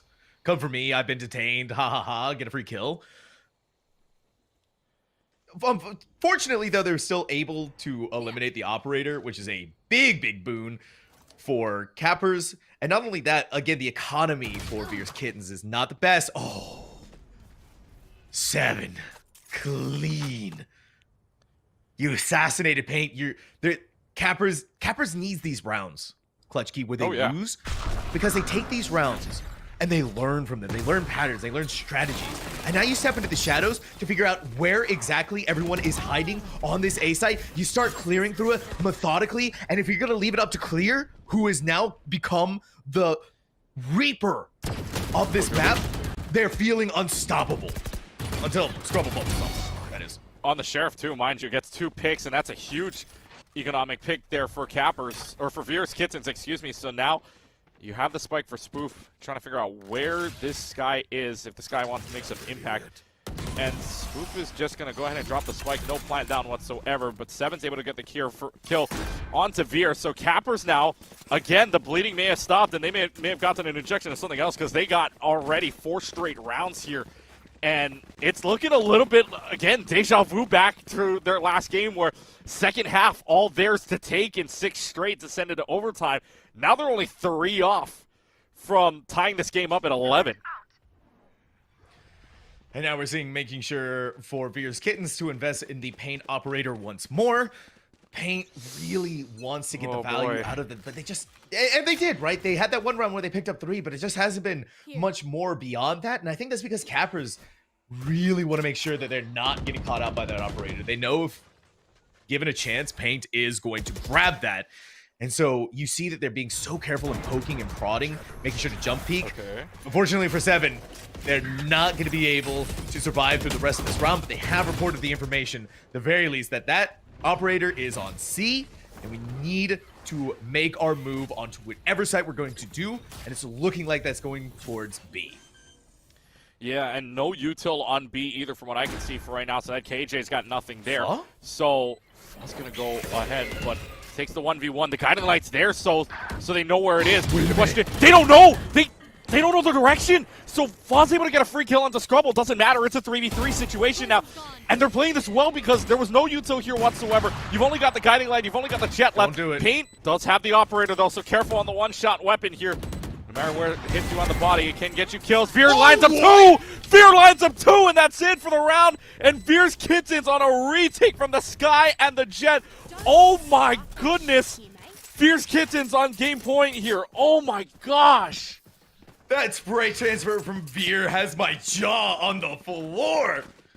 That couldn't that onto Spoof. Spoof had no HP, but still, it's kind of crazy that it happened like that. And that's what I was hoping that wouldn't happen there. I don't know, Cappers, I guess, were feeling saucy. And they kind of got lost in the sauce. They pushed too far forward. They wanted to get the kill. They thought they could take on Paint. But Paint, this investment paid off in dividends. Yep. It got so much value, right? You pick off 7 early into the round. They have no post-plan setups. There's no way to defend the spike, and so now you're also playing to get an awkward angle where you actually had to play on site rather than long. It just all fell apart for Cappers so quickly. Yeah, the big thing there too, you talk about paying off dividends. You want to know what the biggest dividend was? They kept the op. So now Paint is such a threat. They want to call C. Not a good call, my friends. Wow. Wow, they're still going to try and push forward with that. Paint's not giving it up either. They're still going to hold this angle even with the guiding light, and it feels like the shots are just... They're like laser beams right now. In a rare moment, though, that laser beam may have been refracted a little bit, but that's okay because Paint is not going to let that stop them for too much longer here. Scrubble Bubble posted up, ready for anyone coming that way. And unfortunately for Faw, they were not ready for Scrubble Bubble. Even though they only have 21 HP, Veer's Kittens looking primed and poised to take the map of Haven. This is match point here, Capper, so you got to make a call now. They're going to try to go B again, but watch out for Spagooby. No way! Spagooby a double kill. They're looking to make that 3, and they do. Veer's Kittens putting a flawless cap on this 13-8 map of Haven and taking map 1 of the grand finals here in the Fighters Cup presented by the United States Marine Corps. An unbelievable last couple of rounds. You were thinking for Veer's, for Cappers, they had 4 straight rounds. You think they could have pulled it off, and then all of a sudden, here comes Veer, here comes Paint, just crushing your hopes and dreams if you're a fan of the Cappers. That amazing clear out, and you and I feel like I still got to find my jawbone somewhere because my jaw hit the ground when that spray from that Vandal just absolutely shredded Cappers from Veer. I got to go watch that back in slow-mo somehow, some way later on because, oh my goodness. But you saw it right there. All the hopes and dreams just died in that round 20. So, yeah, Cappers now on the back foot here. Veer's Kittens getting the 13-point win, and not a 13-11. Let's put it that way. Not a 13-11. It won't go that far close, but overall, great map from Veer's Kittens as we head into Lotus coming up, Sam, and I'm excited to see if Cappers can turn this one right around. Well, let's hope that they can clutch key. Otherwise, this is going to be a 2-0 spectacular for Veer's Kittens, and I'm sure something that, well, obviously, Cappers does not want to happen, and we're gonna find out how all of that is going to transpire after a break. The future is threatened by enemies often unseen. They alert Marine. And unexpected.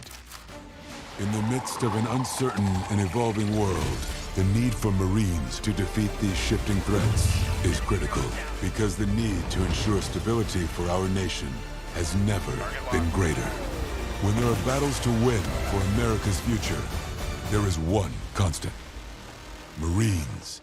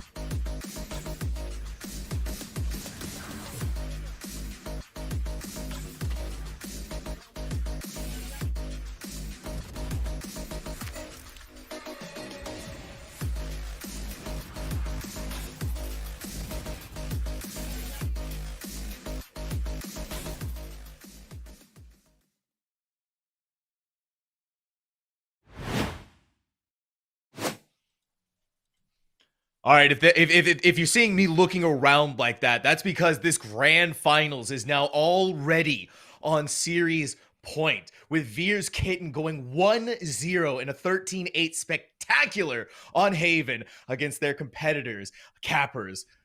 Now, Clutch Key, there's a lot riding on the line here. $3,000 for the Fighters Cup presented by the United States Marine Corps. But did you know that this is not the only weekend this is happening?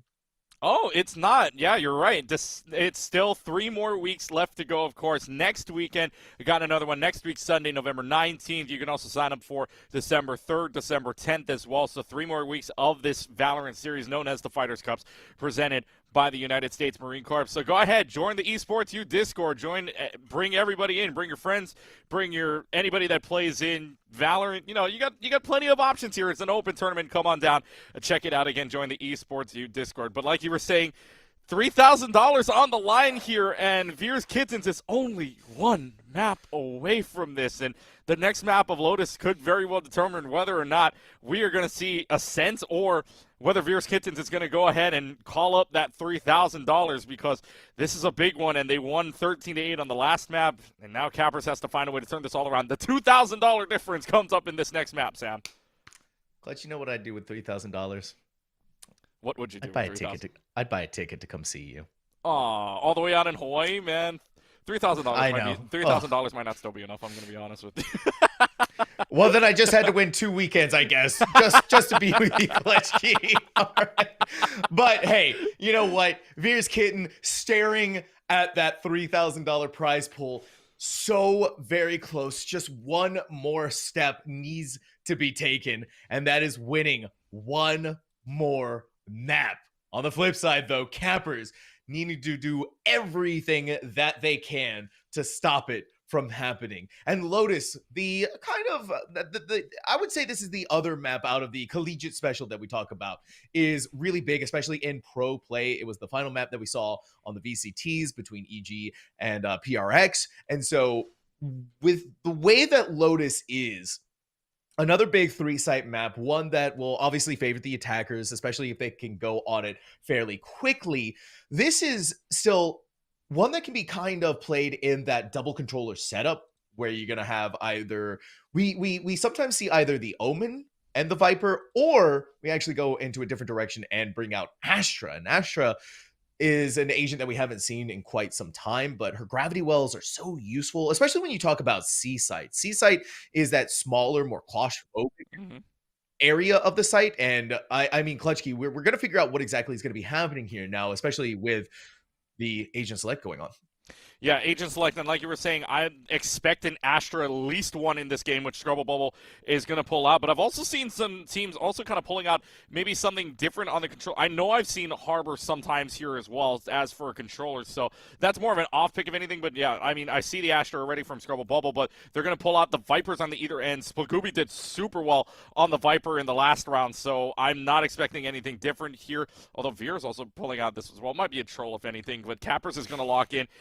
Essentially what they did back on the last map, and so the only difference now is that they're going to bring out the Raze instead on clear instead of Jet. Yeah, Raze, bar none, the best duelist on this map. You need her to cover that massive amount of ground. Even on C-Site, her satchels give her so much room that you can take. And that's why you're going to be seeing her. Not only that, but the paint shells. The paint shells are also a ginormous factor in being able to clear out certain angles where people might be hiding in. You're able to push them away. You're able to push them back. And so that's why we're also going to be getting Raze here. Now, what do we see out of Veers Kittens? What do we learn from them when they were playing on Haven, Clutch Key? This is a team that, first of all, plays really, really phenomenally together. There was rarely a moment I saw where they were by themselves, and that usually was either Paint or it was either going to be King Vinny on the KJ. But for the most part, this team and the way that they execute and the way that they scale up was always together. There was never a moment where they weren't able to trade out a kill. And so for Cappers, I think this is an opportunity for them here on Lotus to also kind of be doing the same thing. I felt like Cappers were having too much of those moments where they wanted to do hero play. Yeah, it felt like that, didn't it? And then at the same time, too, what Veers Kittens did on the attacking side, they were playing slow, but at the same time, they were looking for the first pick. So key for the Veers Kittens, at the very least, keep doing what you're doing, but also look for the first pick. Same thing for Cappers, though. You got to find a way to just enter these sites, especially how tough it's going to be. And that KJ utility all over C is a great thing for you. So you've only got A or B to enter on without worry of util, or maybe a little bit of worry of util. It's just now it's got to be Cappers finding something of a window here. Oh, and Fub pushing. Oh, no! They got caught on the corner of the wall! No. Very grave mistake, a horrendous error that's going to cost them their lives, and trying to just even get out of B-side in general. This is a massacre, a straight-up massacre for Cappers. Seven? Excuse me. Wait a minute. If they can do this flick. No! They didn't. The timing. Splagooby gets out of there just at the last second. They do eventually fall, but Paint walks in, gets the kill. Cappers, not the way they wanted that first round to go. Look, all I'm saying is that at least you got the 2 kills there. I mean, you got 2 kills out of it, so I'm pretty impressed that you still got the ghost kills. But anyways, yeah, big round again. Veers winning another pistol round, and that's going to spell trouble for Cappers, who wants to win the pistol round. And, of course, you always want to win the pistol round for the economy side. So now Cappers on the back end here, and it's only Classics, but clear on a Sheriff. I mean, we've seen the Sheriffs do some work before, and maybe Cappers can get a few picks off of this. I got to hope for something here. That was rough. Oh, that was really, really rough, and small little mistakes and errors, I think, are starting to compound. You also got to remember, too, right, Clutch Key? We've been going on all day. Well, we haven't, but they have. It's been a long, long day for both of these teams, but it doesn't seem like it's affecting Veers Kittens very much here. Scrubble Bubble is still just going to go back, even though the bullets are whizzing past their head. They still have it intact, and not a single one has landed on them, but the trigger discipline from Scrubble Bubble to not answer back is immense in the way that they're playing. Cappers still looking on deciding where they want to go. It's kind of poking on to C, and with that alarm bot, that's going to push them away, potentially to either rotate. It looks like maybe towards B or A. Neither decision has been made just yet. This Viper versus Raze matchup could very well be interesting going towards A, but I think you're right. They got going towards B now, trying to rotate that way, but they got to make a decision now. 30 seconds left to go, and it's just got to be a fast rotation here, and it looks like it's all systems go on A. Veers knows that they're all going to run there as well. And look at that connector. You're just going to start firing through the smoke. You hear the footsteps, and you kind of just throw the bullets out. Splagooby was ready. Perfect crosshair placement with 7. Still looking for another one right through the wall. Wow. This is clinical. Veers is... Clutch Key? Veers wants to win. And they are showing that with a flawless second round. Yeah, another great round, and a round that if you're Cappers right now, you want to take back because you did not get a single pick whatsoever, and you're playing slow on a pistol round. I mean, for an economy round, I think you'd want to rush that a little bit more and kind of get yourselves back into the game, maybe getting a pick or two, an unexpected kill or two, but no, that doesn't happen. So for Veers Kittens, yeah, you can bonus this out entirely. They kept the Guardians, they kept the Spectres, and now Cappers is forced to play out the Vandals, and if this round goes awry, oh boy, Cappers is in an immense amount of trouble. Pause by themselves, still able to get the kill, needs to find safety as quick as they can. They do manage to do so. The concuss was a scary moment for them, but Splagooby and this Guardian, these shots are hitting, and they are hitting like a truck. The numbers now evened out between Veers Kittens and Cappers, but Splagooby set themselves up, waiting for more targets to enter into their sight lines. Fortunately for Zero Cap, more bullets being flung at Splagooby is better than the one bullet that almost took them out. Spike is going to be planted, but in a little bit of a weirder position here, Clutch Key. They're not going to be able to play from Mound, but I don't think they want to. Yeah, I don't think they want to either. Oh, Zero Cap falls so low. Scrubble Bubble and this Guardian doing some work. Don't peek that, though. Spoof's got your corner. It's up to Veer. You have the Spectre. You can probably play a little. Picks up the Vandal, though. I don't know if they noticed that. They probably did. They get the call out, most likely, because that Vandal was right in front of Flaw, who I don't think they know. Spoof's able to get Veer, but Veer's able to get Flaw before that. Veer was below Spoof, mind you, so that flick could have gone either way. Still, though, Cappers is able to get a round back. That's a big round for them, especially when they all bought rifles. They're going to get the rifles back in a big, big round to help them out. I'm just glad Spoof survived that because I don't think my heart Clutch Key could have taken another spray transfer kill like that. Like the one we got last game. Yeah, I mean, we slowed down the footage and we realized it was a stray bullet, but sometimes Clutch Key, it's just luck. Sometimes that's all it is. Sometimes you just get lucky with one bullet going off in the right direction. Yep. And it makes the world of difference. It secures a round. It really just does come down to that sometimes. I couldn't imagine if you're Veers, or rather if you're a Cappers fan, or if you're just Cappers in general, watching that back and thinking, we had that round if not for that one bullet. I could not imagine. You gotta curse, you gotta rue the day the Valorant RNG gods frowned on you. It just directed that bullet right into your body. It's always a tough pill to swallow. Thankfully, we're starting to see something here from Cappers, an idea of how they want to take on these engagements. It's on this A site right now, but for some reason, Veers Kittens are just so good at reading where Cappers wants to go, and now we're seeing more of them back over on this A site, but they could also... They're going to rotate back. Watch this flank. Exactly. Go back to this, towards that B site, but look, like you said, that flank. This is going to be a can of worms that are going to be open wide. Oh. They go away from it. They go away from it, so they knew somebody was back there, and then they go away from that. And unfortunately, that means Splugoopy and the rest of the team can move up on them, and they've already got two.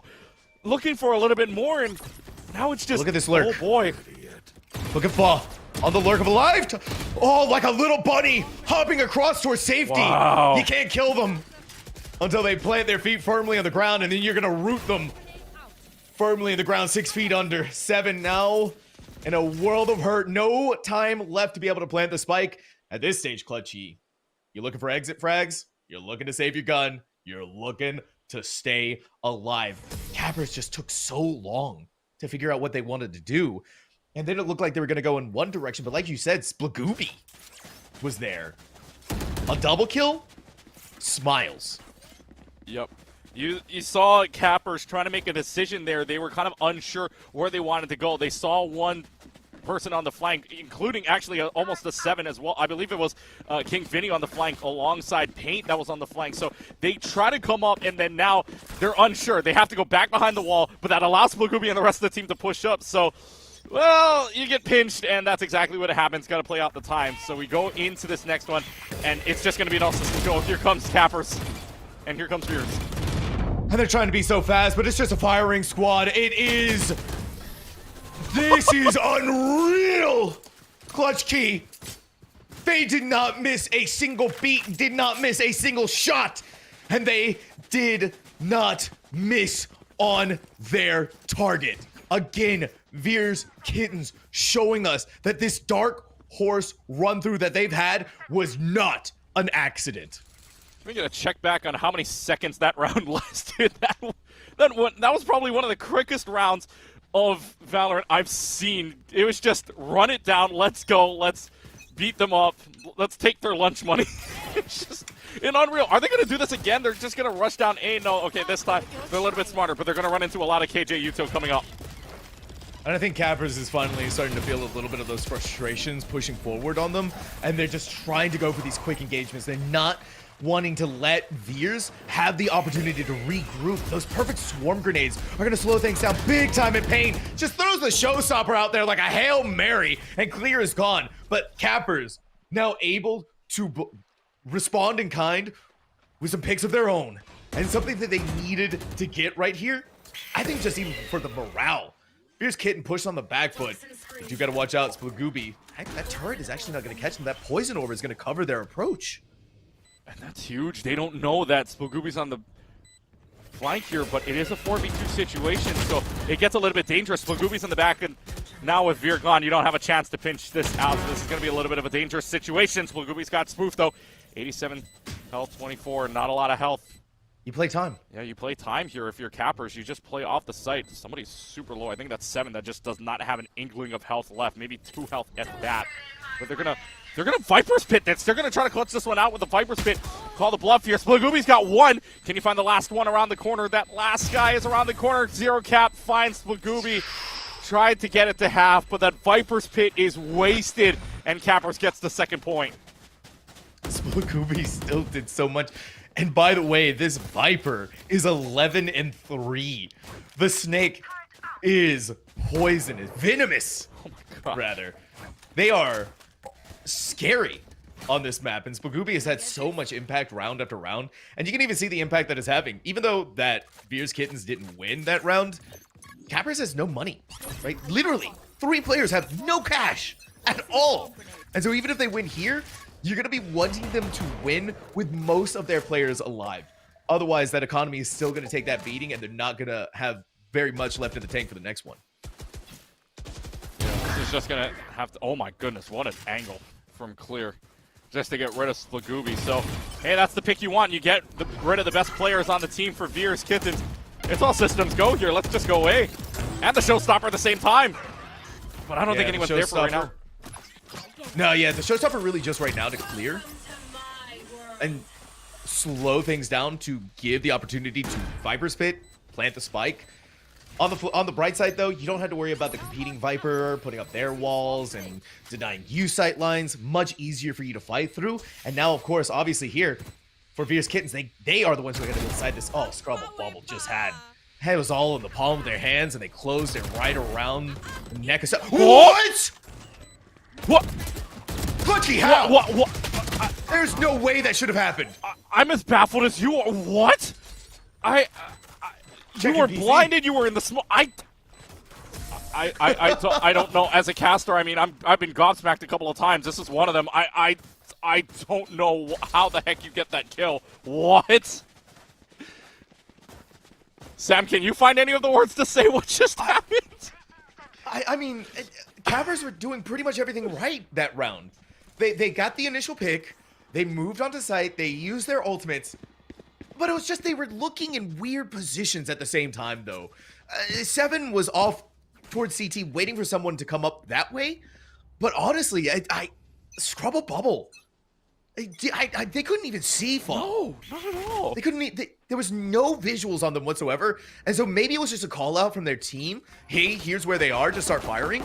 Regardless, though, if that was the call out, it was a beautiful one. And then Scrubble Bubble again. The first blood. They are out for blood. They are. No way. They're. Please, no more. Scrubble Bubble, please. Stop feeding the rock here. Stop feeding him the rock. Oh my goodness.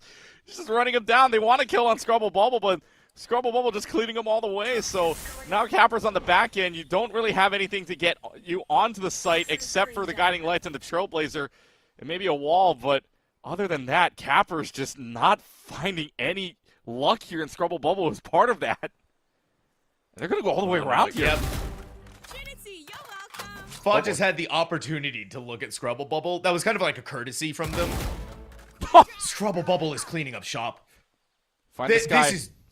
They just need to get zero cap. That's gonna be the ace. Just another second longer here. Really, it's all just about finding them. They know exactly where they are. Oh, but zero cap denies the ace. At the very least, you got that much. But it's Clutch Key. It's something. Yeah. You get 4K still. You were thinking that your teammates are going to help you out, but instead you die before the callouts can happen and before the ace can happen. You deny the ace, but you don't deny the round, and Veers Kittens at least guarantees themselves going into the half, at least at the tie. And now the economy here for Cappers is going to be very, very abysmal if they lose this round yet again. And trying to stop the bleeding, Veers Kittens knows that they just want to punch right in and make sure that bleeding keeps going. So big round here for Cappers coming up. Yeah, and also welcome to the bank of Veers Kittens. This is a loaded team right now. They could probably lose the rest of these rounds in this half and have enough money to buy full almost every single time. That's how well they're doing. The Cappers lockdown is going to push them off and finally give them the approach that they were looking for to get on the site. But look at how much damage is being done to Clear just on the swarm grenades alone. It stalled them out for a second, and now Clear is going to pick up the spike to plant, this time for the mound. And so they're going to get off there, but even trying to get off, Scrubble Bubble is going to eliminate 7 and cause so much chaos that there's not going to be a post plant anymore. And then King Vinny finds another. There's just going to be trades here left and right, but trade fights when you're down a man don't go the way of the attacking team. Instead, They're already going to try to defuse this. It's just up to Fall. It's just up to this Viper who's got nothing left in the tank. Veer gets Fall, and 7-2 comes this defensive team. We talk about 3 sites being attack sited. Veer's Kitten says, not so fast, my friend. Yeah, and again, it's happening where cappers are just kind of spread out in these awkward, isolated 1v1, like, 1 spawns where they're alone, and Veer's Kittens, guess what? They're playing together. They're playing with each other. And so, you know, it kind of reminds me of that interview where Capper said they're a newer team. They also have a sub in here. That might be where we're starting to see a little bit of those struggles come through. And I'm really starting to get the impression that Veer's Kittens especially, they feel like a really well-oiled machine, that this machine is firing on all cylinders too. Yeah, and it's just a well-oiled machine from Veer's. Like, nothing can really stop it at the moment. Veer and Pain are going to show you why. Already 3 kills as they cross. But Clear on the Guardians, able to find Veer and Pain. If you're able to pick up a Vandal or a Phantom here, that is huge for this team, and that's exactly what they're going to do. You get the picks on the Guardians, and you're able to pick up the guns. You give yourself a chance now, and look how low this raise is right now. He's able to regrowth out. Trailblazers in to give you at least some info as to where Swagooby is. Nothing on B site. So this could very well be a push to B if they really wanted to. Only problem, you got 1 person still left to cross, and that is Clear on the other end. Spikes down closer to B side. Here comes Clear around the corner. Clear is able to find Swagooby and King Vinny. What a flick from Clear. And it is a 3rd round from Cappers. They stop the bleeding. All right, Clear. Put respect on that name right there. 4 kills in that 1 round. It was also kind of an interesting, like, the final 2 players on each side were kind of suited to what needed to be done. Cappers had their Initiator and their Duelist alive. Veers had their Controller and their Sentinel alive. It was just Clear decided to turn on the aimbot, it felt like, a little bit there, and it was headshot. It was 4 headshots as well. 2 with the Guardian and then 2 with the Vandal. Check him PC. And check so his PC. you kind of needed that round if you were Cappers. Just once again stemming the bleeding, but also to finally give something, push it back onto Veer's Kittens. Yeah, you got a bandage on the wound for right now, but try not to let it open up, I guess you could say, because for Cappers right now, they need the next 2 rounds here to even get the chance, because if the thing is it's attack-sided, Veers is going to have plenty of fun time, and now they've already got the spike down here for Cappers. This is the aggressiveness we like to see. Can they capitalize on it, especially with the lockdown coming up from the defending side? There's no one that's going to really be able to stop that either. Oh, wait a minute. That's a perfect. Wow. That is a perfect Pain Shells. But now we're going to see a Showstopper being responded in kind with a Showstopper. Disastrous. Heartbreaking. The Fuss Snakebite has team killed Clear. And then Scrubble Bubble again with these headshots. Thankfully, it's going to be recovery. Fa, righting the wrongs, are at the very least going to get a kill with a Snakebite onto the enemy team this time. And then Zero Cap to find their final blow onto Veer's Kittens. Now looking at a 7-4 scoreline. That's great for them. That's great news. They get another round back and a very good push, making it a 5v5. They get rid of the lockdown, but give a round of applause to Clear, ladies and gentlemen. That Pain Shells was amazing to get rid of the lockdown. Allows them to still have a chance at this.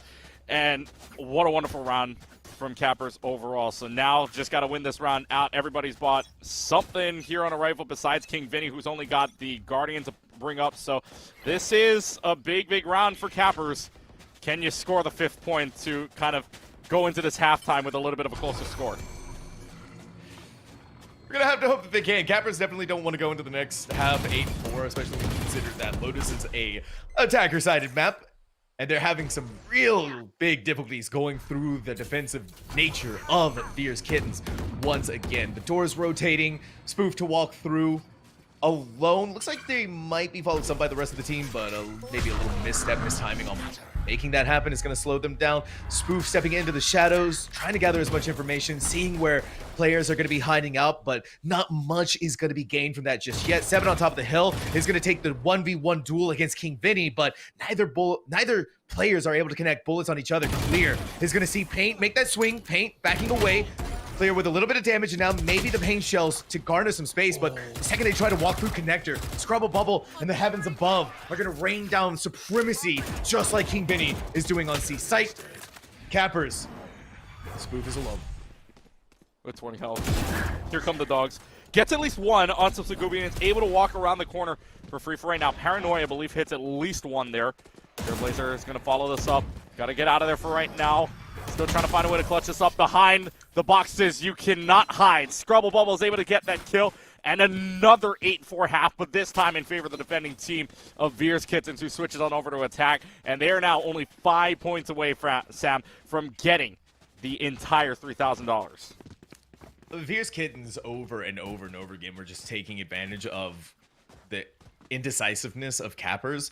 Cappers were going all across the map, it felt like, most rounds, whether it was what we just saw there, starting on C, opening the revolving doors towards B. They're making so much noise that it kind of gives that intuition that someone might be coming in this direction. That's why you saw Paint at that connector in B, waiting for someone coming. And then once Paint was able to gather the information that, hey, someone was here, Scrubble Bubble was already planted in heaven. It was super easy. And so now Fierce Kittens, 8-4 first half. This is a phenomenal showing for them, especially on defense Lotus. It's not easy to be able to accomplish that.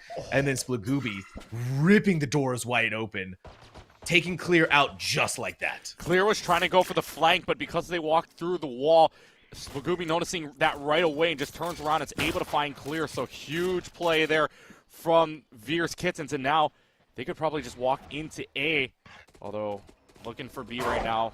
Getting that Trailblazer out, seeing what utility there is. And the call is probably go A because they notice that there's a lot of util happening B with that Trailblazer, so A is probably open.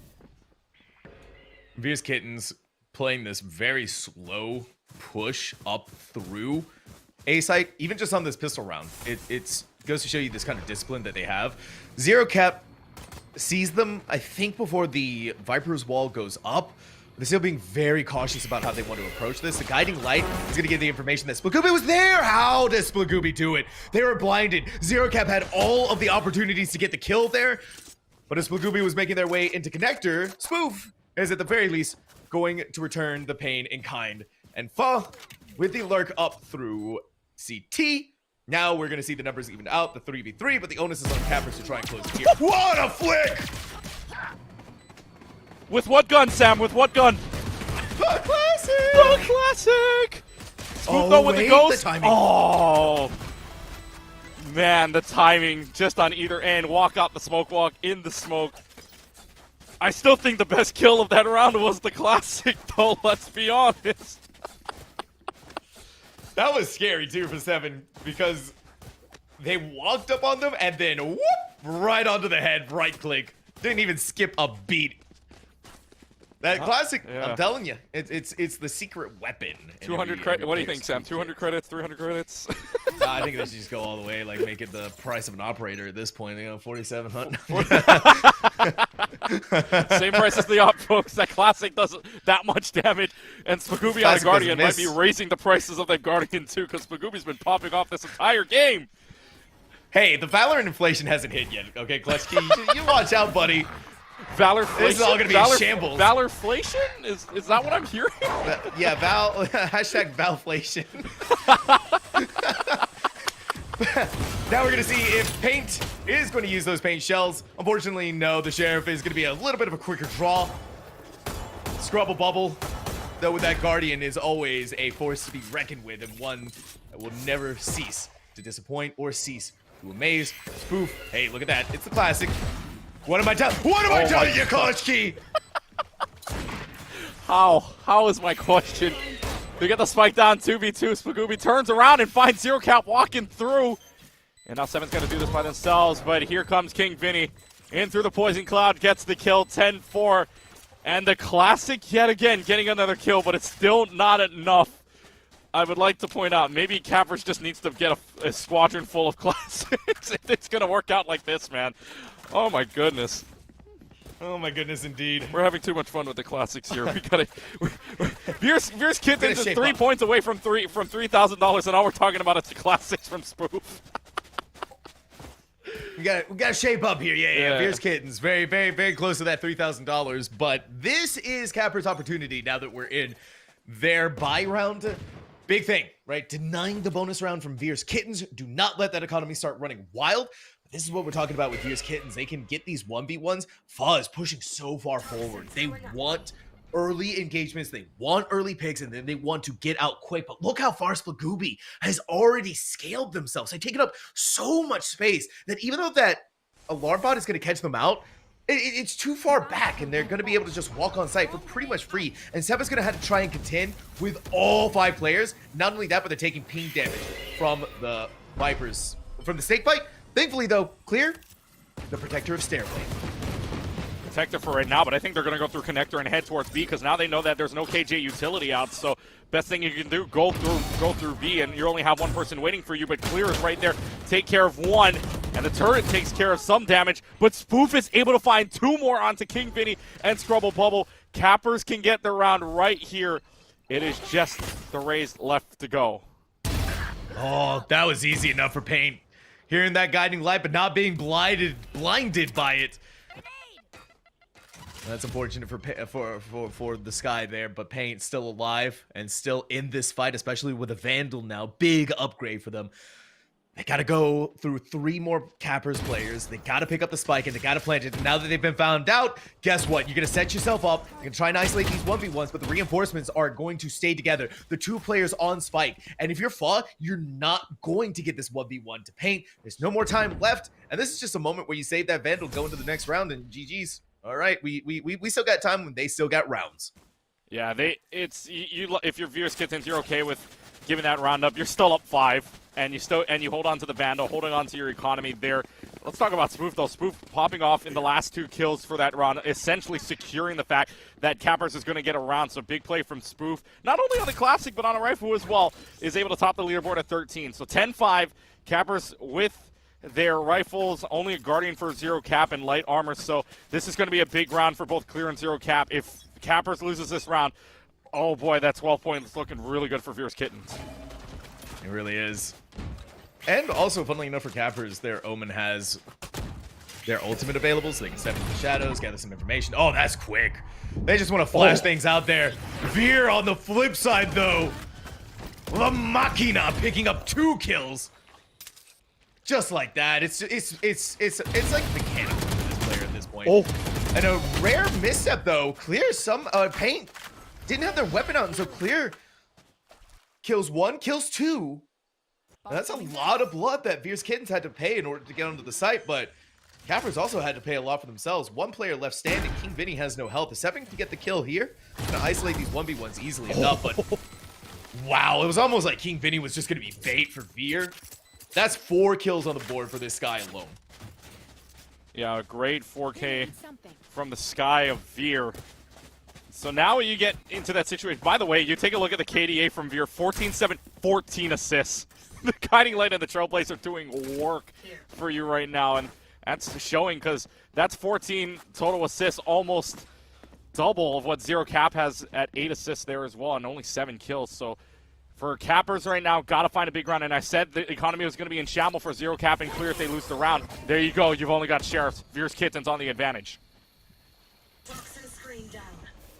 Veer's Kittens, Splagooby, topping the leaderboards in these eliminations right now. And you can see they're waiting. Paint to be that tip of the spear again. Poking their way through this dark cover that's been put on the ground. Being very careful. They don't want to get caught out on a corner. They don't want a Classic to blast their head off. Here, Clutch Key. But now they're ready to start blasting off. Oh, no! The Stonestopper went a little too far. Thankfully, be able to pull out the Vandal quick enough. The headshot down Zero Capper until they are blown up themselves.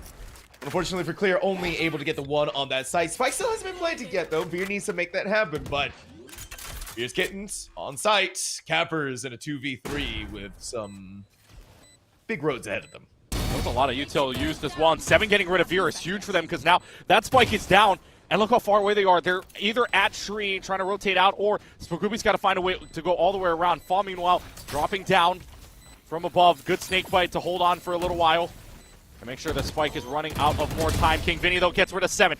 It's Viper v Viper. Who's going to get the better of this? Snakebite is on. Here comes the defuse. Did they see him? Through the wall it goes. Spagooby does see Fa. And Veers Kittens now 1 point away from 3K on this Sunday. Splagooby saw. Now Splagooby sees 3K. It's dollar signs in the eyes. Here, Clutch Key. Ever so close. And for cappers, this is going to be an economy. This is going to be a buy that would... A miracle is needed here for cappers. This has got to be a kill and a pickup if you're going to do anything here. And for cappers, they want to go aggressively here. They want to go fast. Paint. A sharp blade lopping heads clean off their shoulders. Followed up, of course, by the man himself, Splagooby. And up goes the Viper's Pit. The poison is going to course through the veins of cappers. It might be their death knell here. That might very well be game. You're right, because that Viper's Pit was part of it, but out of the Viper's Pit now, and they're going to go all the way towards B, so they've got the speed containment so well done right now, and Paint getting Fa means this game could wrap up right here. Spoof is alone, a 1v5. No rifle in hand to do anything. It's just a Spectre. And then you've got to defuse the spike. Spoof is now Atlas, crumbling under the pressure. Paint so low in the health. Spoof might be an opening, but the door has been closed. And Veers Kittens, Clutch Key, the dark horse of this weekend, has just galloped across the finish line to take home first place in the grand finals here for the Fighters Cup presented by the U.S. Marine Corps. Yeah, that horse started galloping from the very get-go, and on a very long day, the endurance of this dark horse knows no bounds. An unbelievable game from Veers Kittens. Shout out to Cappers, though, getting the 1K in the end for second place. But that $2,000 difference is what Veers Kittens pulled out. Look, the dark horse, if they're going to play next week, that ain't no dark horse anymore. That's the target on their backs the entire time. So what a round from Veers Kittens overall. And that scoreline was back 13-8 on Haven. It was 13-5 on Lotus. So, oh my goodness, Veers Kittens, you better watch out for them in the future if they keep playing like this. You absolutely should. This is a team that was operating, it felt like, on a whole different plane of existence, right? Especially when you consider everything they had to do to get here and the run they had to do to get here, Clutch Key. This was not an easy run by any means. This was not a walk in the park. This wasn't this wasn't freebies that were given to them. No, they had to go through the likes of tier 1 players, of strong collegiate players. They didn't break them. It didn't stop them. It just felt like it only fueled them to greater and greater heights. And eventually that fuel rocketed them all the way to a $3,000 prize pool. And now I think I want to take a look at the stats specifically of Splagooby. This Viper, both maps, right? Out of their minds, out of their gourd with what they were able to accomplish. You don't typically get to see this from a controller, but a 267, then a 283 ACS, then a 1.3 to a 2 KD. Yeah, the KDR is absolutely massive. That 1.30, but the big one, that 2.0. And you want to talk about the total kills. 20 kills for Splagooby back on Lotus, and then 17 on Haven. 37 total kills. Over 260 ACS both ways, over that 1.31 KDR on Haven, and that 2.0 on Lotus. Yeah, Splagooby is that fight, that match report right there. Oh my goodness. You talk about controller. Yeah, controlling the game more like it is what Splagooby just did. That they did. Veers Kittens is just such an insane team here, Clutch Key, because it wasn't even like they were doing anything super crazy, right? They weren't doing any insane strategies that are going to redefine the meta of Valorant. No, they were playing. It was mirror matchups both times. It was just a strong understanding of playing with your team, a strong understanding of utility usage, and also knowing when to scale up. Like Splagooby being able to take up so much space during their attacking rounds, and same thing, they could be thrown back. The Veers Kittens, they just know Valorant. And so, well, Clutch Key, you're going to be able to ask them some questions about Valorant, because we're going to be setting up an interview. It's going to be happening after this break. The future is threatened. by enemies often unseen Sailor Marine. and unexpected. In the midst of an uncertain and evolving world, the need for Marines to defeat these shifting threats is critical, because the need to ensure stability for our nation has never been greater. When there are battles to win for America's future, there is one constant: Marines.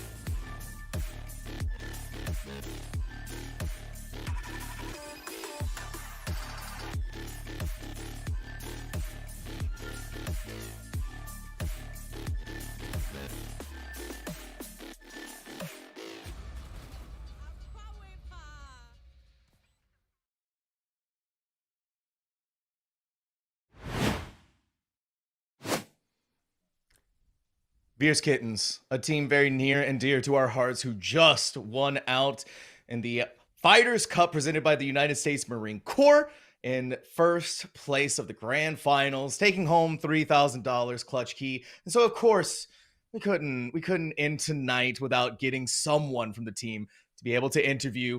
Now, they're called Splagooby on...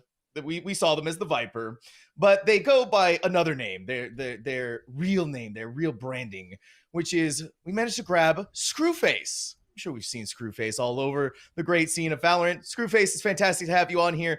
Big congratulations on you and your team's win. Yeah, thank you so much. I mean, it was a lot of fun. Got to play a little lighthearted tournament with the boys, and nothing wrong with that, bro. Always a good time.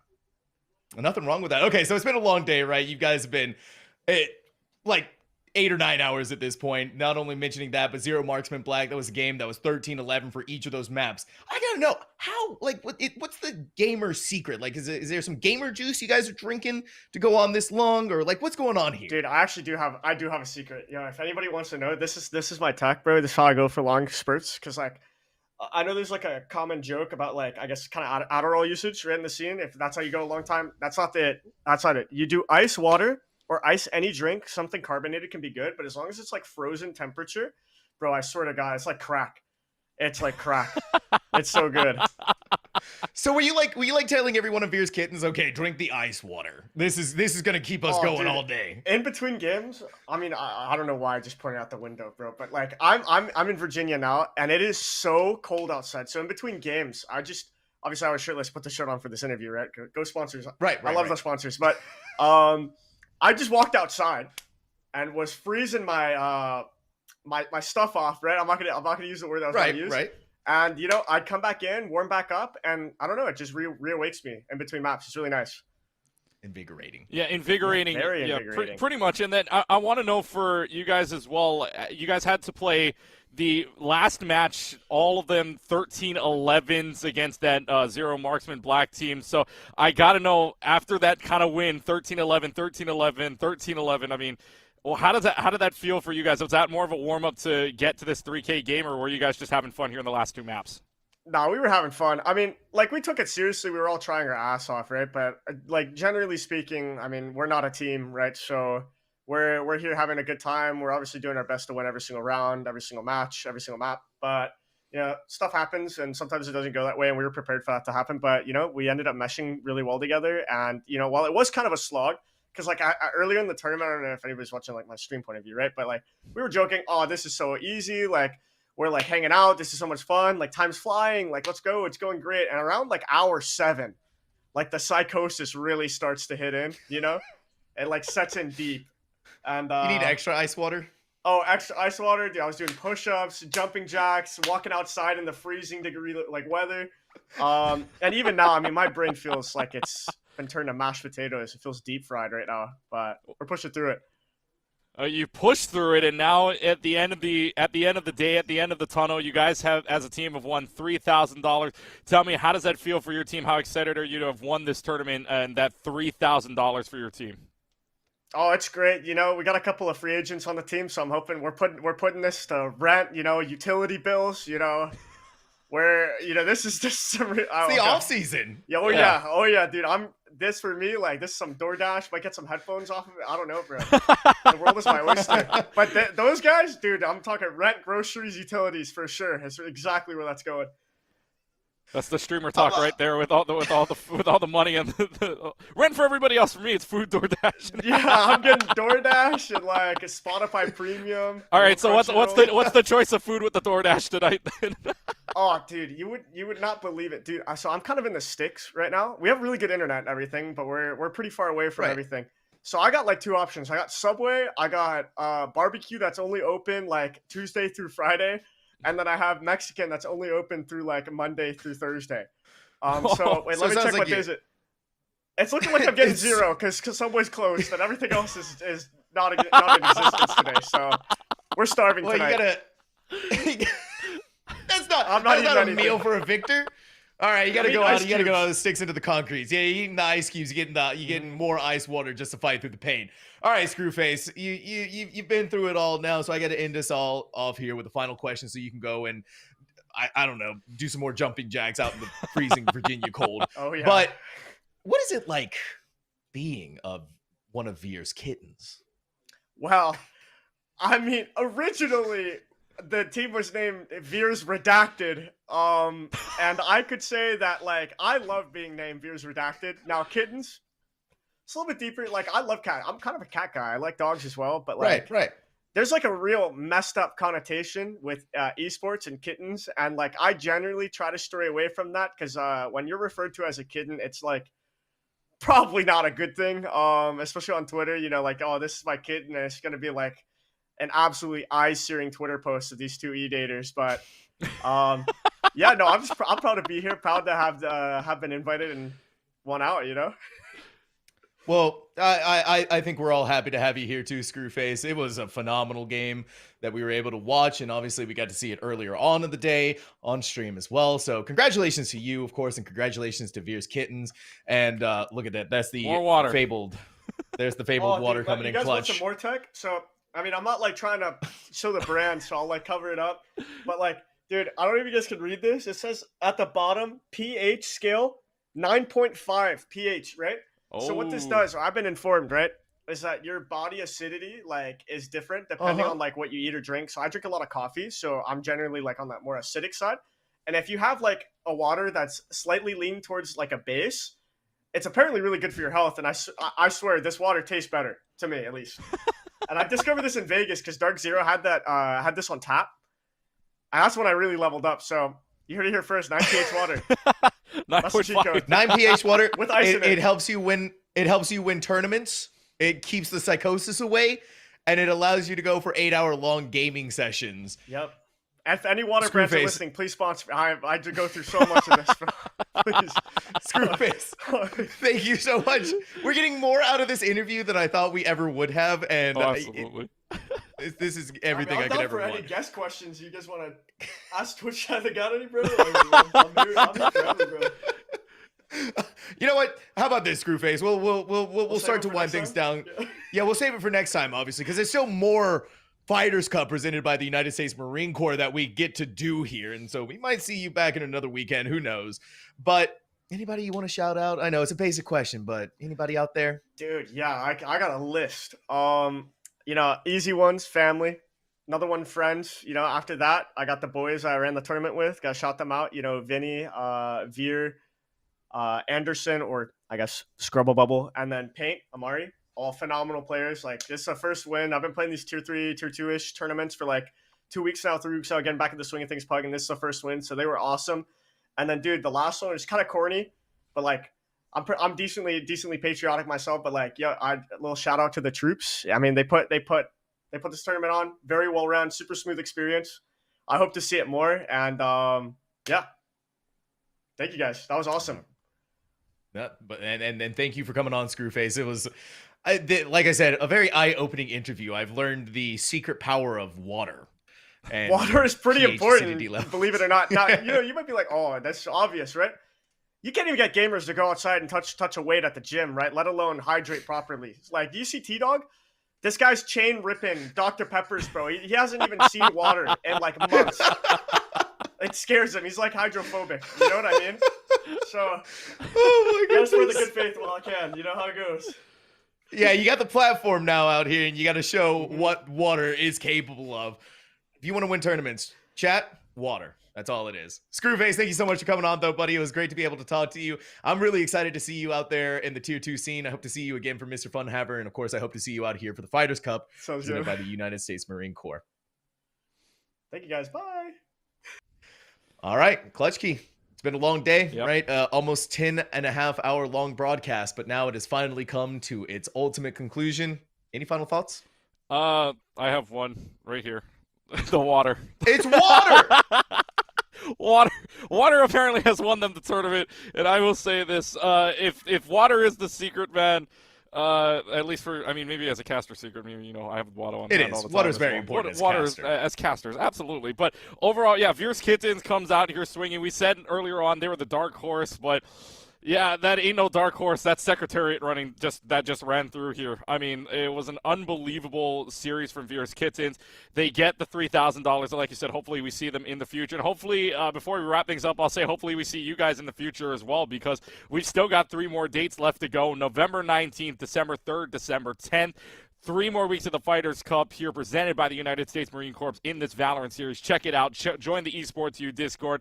Come join, because there were over 80 teams this time. Who knows how many teams are going to sign up next week? But I am so excited to see what teams sign up for the next Sunday, because, Sam, this has been a great tournament overall that you and I have seen.